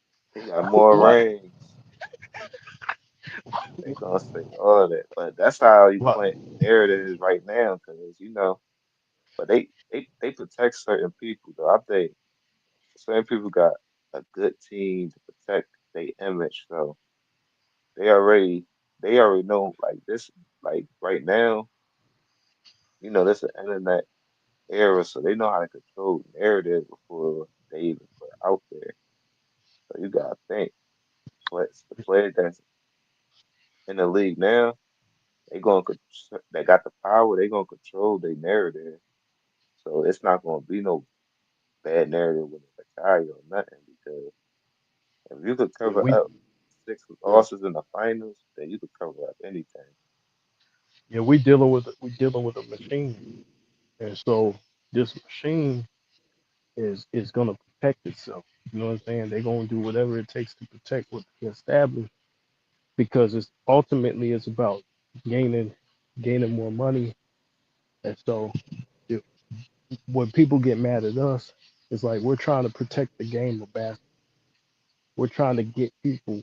The reason why we criticize these guys for the All Star game, people might laugh and they might say All Star game. Why y'all give a fuck about All Star game? Well, the reason why is because you're paying, bro. This is entertainment. Yeah, These guys are supposed to be caring about the fans. They're supposed to be out there giving a fuck. So once you start paying these guys and they don't gotta perform, you're gonna get a lackluster product. You're gonna let dudes gonna be lazy. Dudes ain't gonna show up to perform.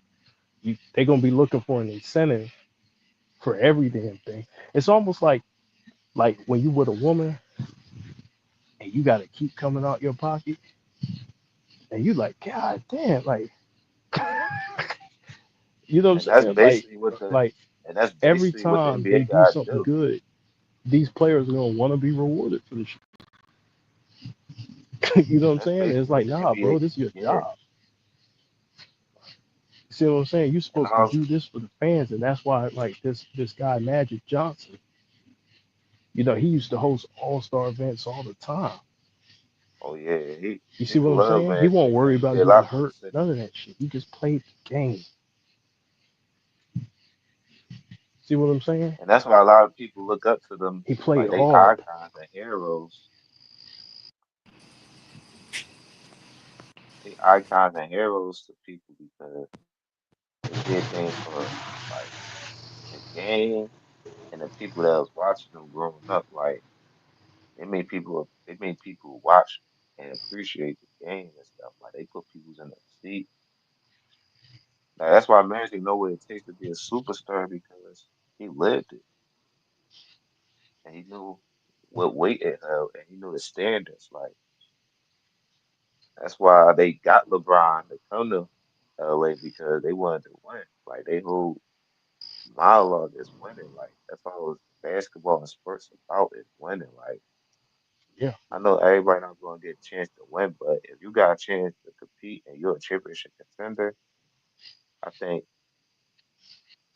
you should go for it, because that's what you play the sports for and train your whole life for, to compete and Well, be one the thing, best. one thing we got to give Michael Jordan a lot of credit for is passing down knowledge.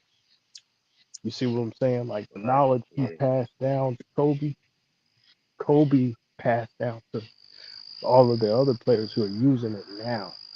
And so that's what you're supposed to do. You're supposed to pass on this tradition and keep it going, what you know, so that the next generation can use it. And that's what, because these guys are responsible for keeping the game going. So when you talk about all-star games and all this shit, that's the way you spread, you know, you might have a new fan, turning and watching TV. They might turn to the all-star game. You could ruin their experience by not playing hard, and they might never watch basketball again. Or you could give them an experience that they'll remember for the rest of their lives, and you can inspire that person. They probably go outside and play basketball, and then probably be an NBA player one day. That's your And that's why, responsibility to promote the yeah, game. and that's why you don't cheat the game and you respect those who support you because a lot of players that's even players that got dads in the NBA and that was around the game when they was younger, like Steph Curry, watching his dad shoot, watching that team and being like in the crowd, that Hmm. motivated them to be great. Even like you said with Jordan, Kobe learned from Jordan. He used to call Jordan. He's just trying to like master everything because he already knew like, yo, I'm trying to be better than everybody. And that mindset right there is what you want out of a basketball player because he trying to perfect it so much that it got him 5 rings. So he wanted to master his craft. That's why a lot of people respect Kobe because he don't got no flaws in anything. I can't bring up nothing that like a flaw for real. Like he just like mastered everything. That's the stuff he talk about. Even when he used to break down films and stuff and be in interviews, he talk about all this stuff. So it's just like the knowledge of him and how he put in the game. A lot of these players that's doing what they doing now, like Kyrie, Jimmy Butler, Kawhi, Hmm. they got that mindset and that like they gained from Kobe. Like they looked up to Kobe, like KD. He said Kobe to Jordan, Kobe or Jordan, even Steph. Like they respect this dude on like a high level. And you master the game, right, by watching the goats, watching the Magic, the Birds. You take stuff from each and every one of them, and you implement it into your game. Like like like if you watch Shea, for example, Shea's dad was a big Iverson guy, right? You can see a little Right. bit of AI in this game. You can see a Yeah. little bit of that influence. He You just can like see, a control A, that's all, and taller, so he could get to his spot different. He yeah, can. you can see a little Kobe, a little Jordan. You know what I'm saying? That influence in the game. You can and see that's what you get when you study great players, and that's why like it's so important for guys of those, like that to pass down knowledge so those guys can soak that in. You know what I mean? And become greater because and that's what's missing from the game is those veterans who've been around. Remember, Chris Paul, was able to help Shea, Yep. develop and read, probably help them read defenses and shit like that, how to pass better, right? Um, keys to reading the defense, and that's what it's about. It's about teaching and growing the game. And I think they lack, like some of the modern players, it's like they lost that accountability for entertaining fans and promoting the game. It's just like no more standards. Like it's just like in sports and like in sports and competition, not only like basketball, this competition period,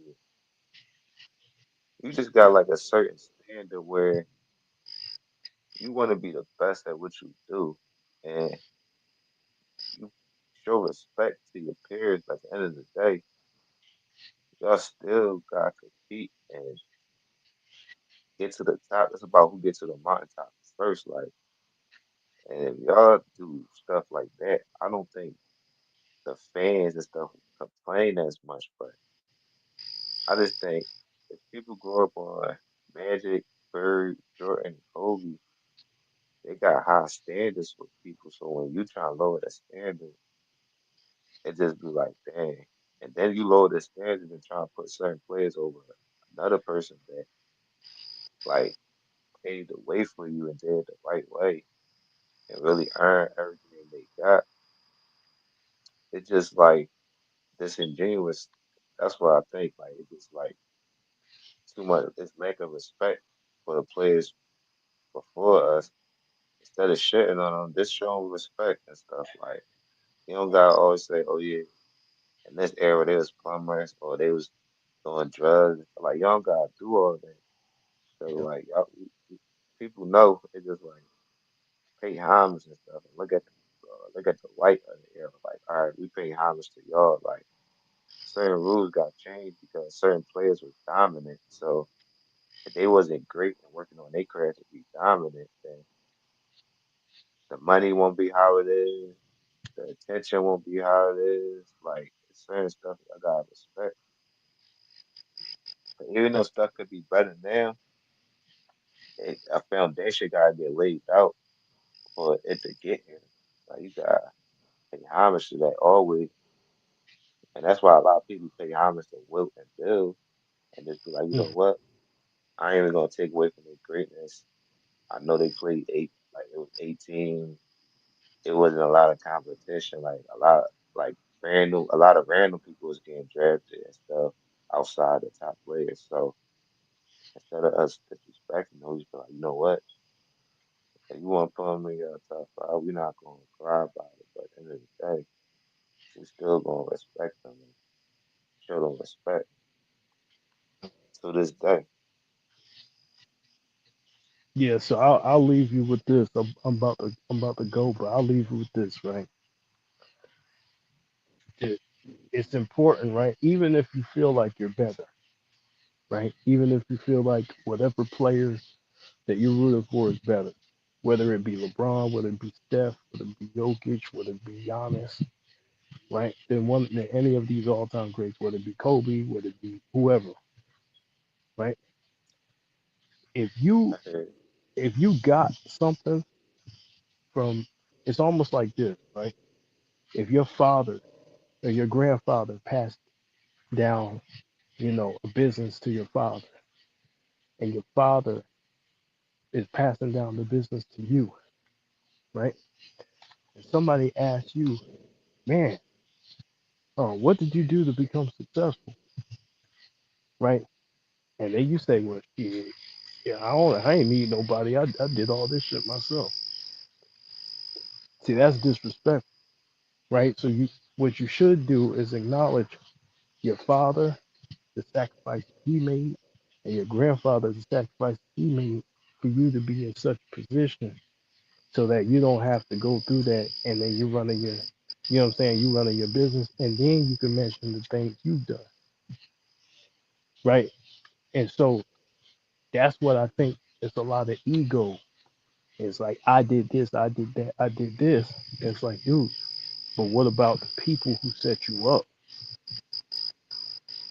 What about that support system to where we made this thing global? We made this thing, you know, survive in the 80s, right? This thing, Dr. J, made the game more entertaining. So people watched in the 70s, him and Kareem. What about those people? What about the Bill Russells who went through the racism and stuff? You know what I mean? yeah. So you can, enjoy what you enjoy. And man, you feel like you're gonna do whatever you want. The least you could do is uphold the standard. It's See what I'm saying? acknowledging, man.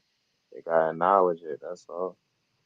Y'all gonna have your opinions, but just acknowledge where all this came from. And don't forget, legends never die, man. That's the point of a legacy, man. The point of a legacy is because I had one guy tell me, he was like, well, Kobe's gone, and we need to move past Kobe. And I said, nah. And I said the That's reason why is crazy. because that's what the legacy is. The legacy is what you establish, so when you're gone, people remember you. So just because you're not here, just because our legends ain't here, don't mean we forget about it. That's not how that works. That's what they worked their whole career for their legacy. And so I'm gonna leave y'all with that. I'm gonna leave you with that, and I'm about to get into this bed, man. All right, man. Take it easy, man. See you on the next one. All right, man. Peace, bro. Peace, CJ. Peace, BJ. Mamba out.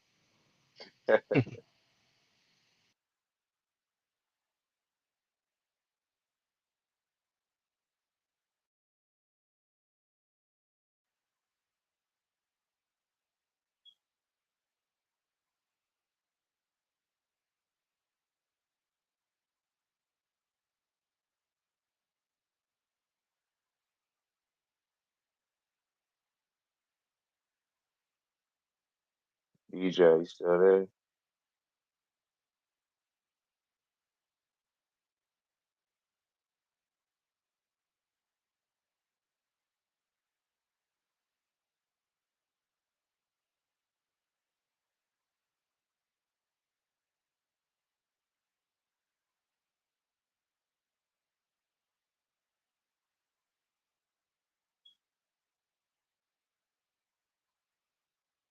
Oh, yeah. Take it easy, man. About to head out.